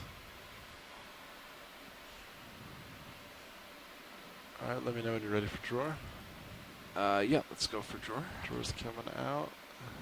We're going for aiming That for looks starboard beautiful. inner, right? Thanks. Inner, yes. I will be in touch with you guys tomorrow. Have a great rest of the dive. Thank you, everybody. Good night, Scott.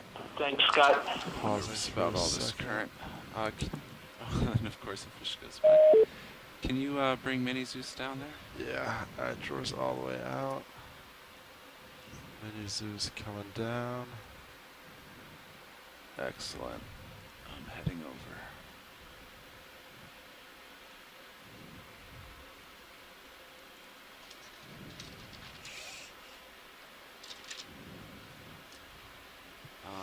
Could you help me with some light? The port upper, if you bring it in, should be able to hit this. It's just a very port. dark corner right now. Oh, I mean, stow, then, yeah. Or video could just gain up. That works too. There you go. Oh, excellent. That looks fantastic. Yeah, port upper's in too.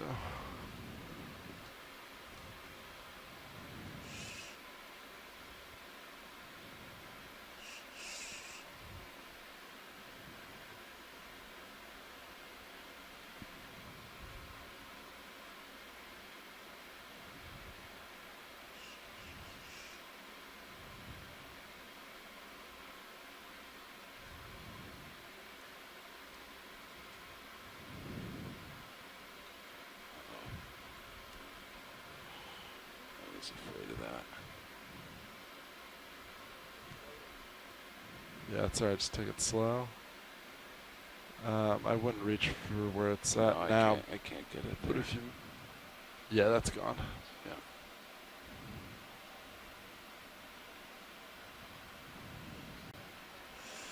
All right, let's try for another piece.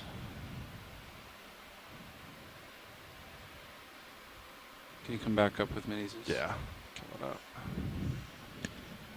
I guess I should have gotten the arm further down in the box. You think that would have helped?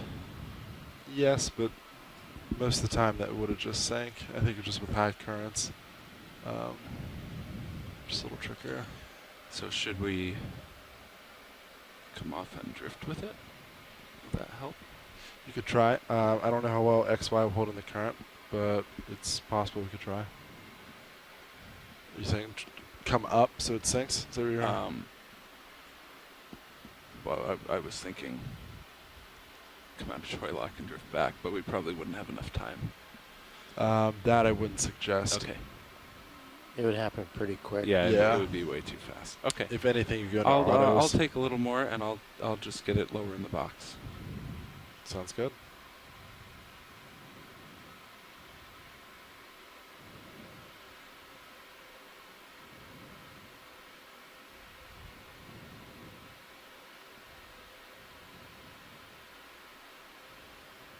It's moving.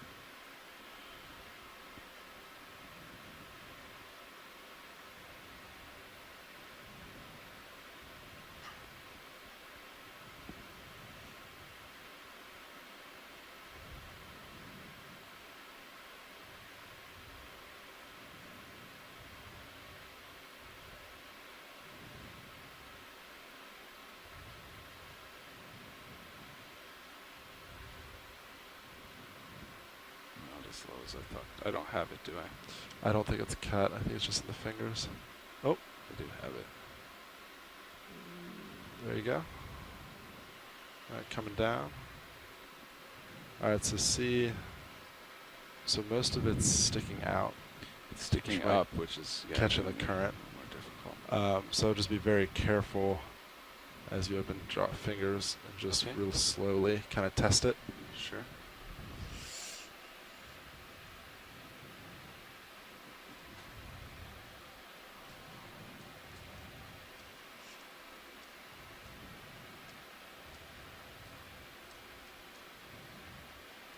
Do you think I should point them? I don't think I can. I don't think you'll be able to. Yeah. Okay.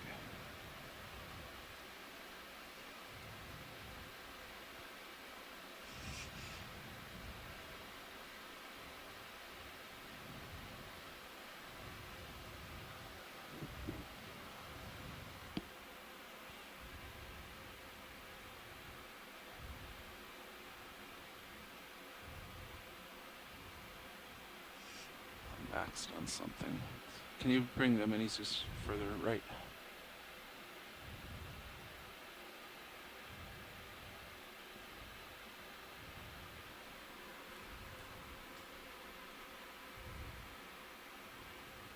So be careful as you're not perfectly straight as you're going in. Okay. Let's just keep it in mind for exit.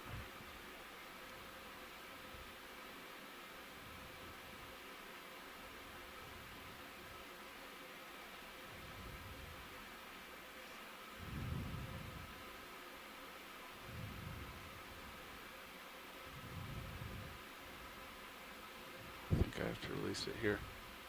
Yeah, that's probably about as deep as you can get. And then just be, yeah, go slow.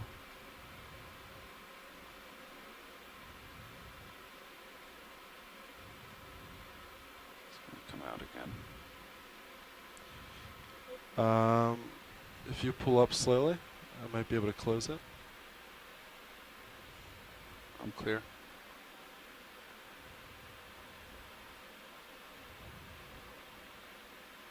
Got half of it. Yep, part it's of not it's going to in float there. away. No. Okay. Nice. All right, that's got a good portion of it. I'm going to move to stow the arm. Do you think, yeah, can we grab that corallium and stick it in a rock box or something? The piece That, on yeah, the that the huge base. Sure. Sure, we can do that. I don't know if we're gonna find a rock. It's like a rock. So pilots in watch lead, right now is when we're supposed to be coming off bottom. So I don't know if we have time for another sample.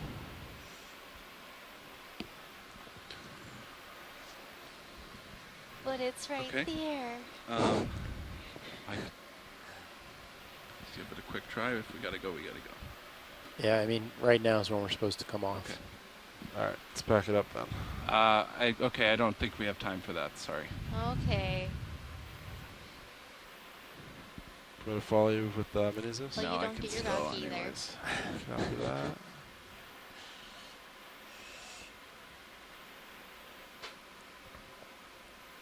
Yeah, we're stowed. Hydraulics off.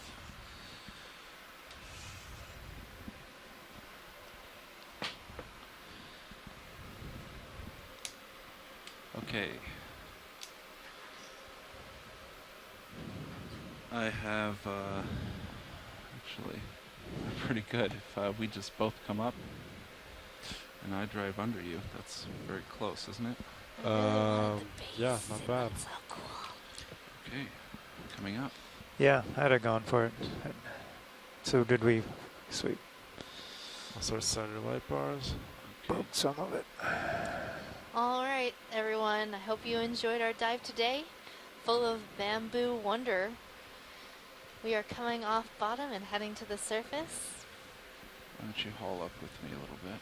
Yep. So get your last looks of this bamboo forest as we leave the summit of this cone feature on Mendelssohn Seamount in the Musician Seamount. As we leave. This has been Megan Putz, your biology lead. John Smith, your geology lead.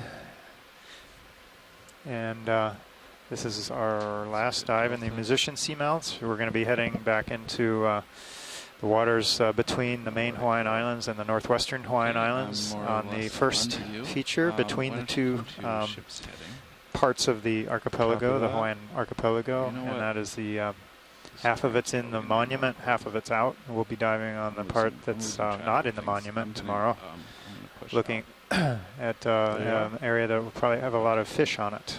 Okay, getting auto Yeah, so heading tomorrow's dive is going to be a lot shallower than today's dive.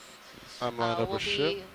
in bottom fish and precious coral range, so it should be much more colorful and a lot more fish to see tomorrow. That's right. What are bottom fish, for those that don't know? Well, I can't. So bottom fish are the fishes that I'm live lined up deep with water. you.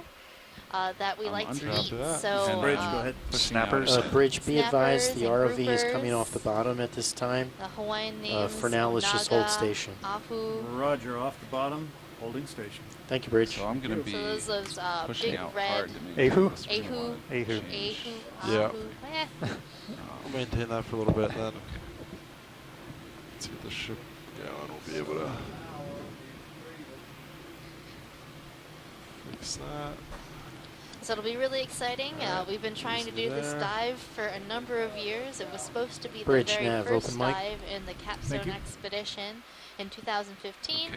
But due to some military testing, it had to get Going rescheduled off the back and of your screen. canceled. I'm pushing ahead almost full And then to do this. tried to do it Making again way, in so it's still good. 2015, Okay. later in the Following you expedition. in tight. But then the ship was called away to evacuate up some slow. people on French frigate Shoals because of a hurricane.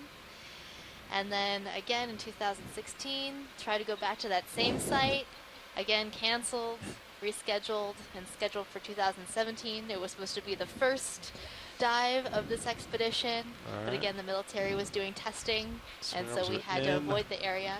So, you know, Alright. hopefully Look fifth good. time's the I think we charm. start coming What could up. possibly go wrong? Nothing, obviously. well. It has all gone wrong thus far for this particular the dive. So let's just knock on the wood, cross your fingers, rub your lucky rabbit's foot. Toss some pepper over, salt over your Salt- shoulder. salt Is over it your salt or shoulder. pepper? Yeah. And And, hope the dive goes off tomorrow as planned. It should be very exciting. It's the first time we have explored that area at these depths. Okay. Copy And I that. can't Good wait for to now. see We what will there want is to to see there. Adjust for the current, but I will just keep pushing out. All right, up and away. And, That's it we for get, us. So join us Z-bias in. tomorrow for Middle Bank. Winch is going. Stay in school. Put in a Z-bias in the -80 range to start. Copy that. I'm going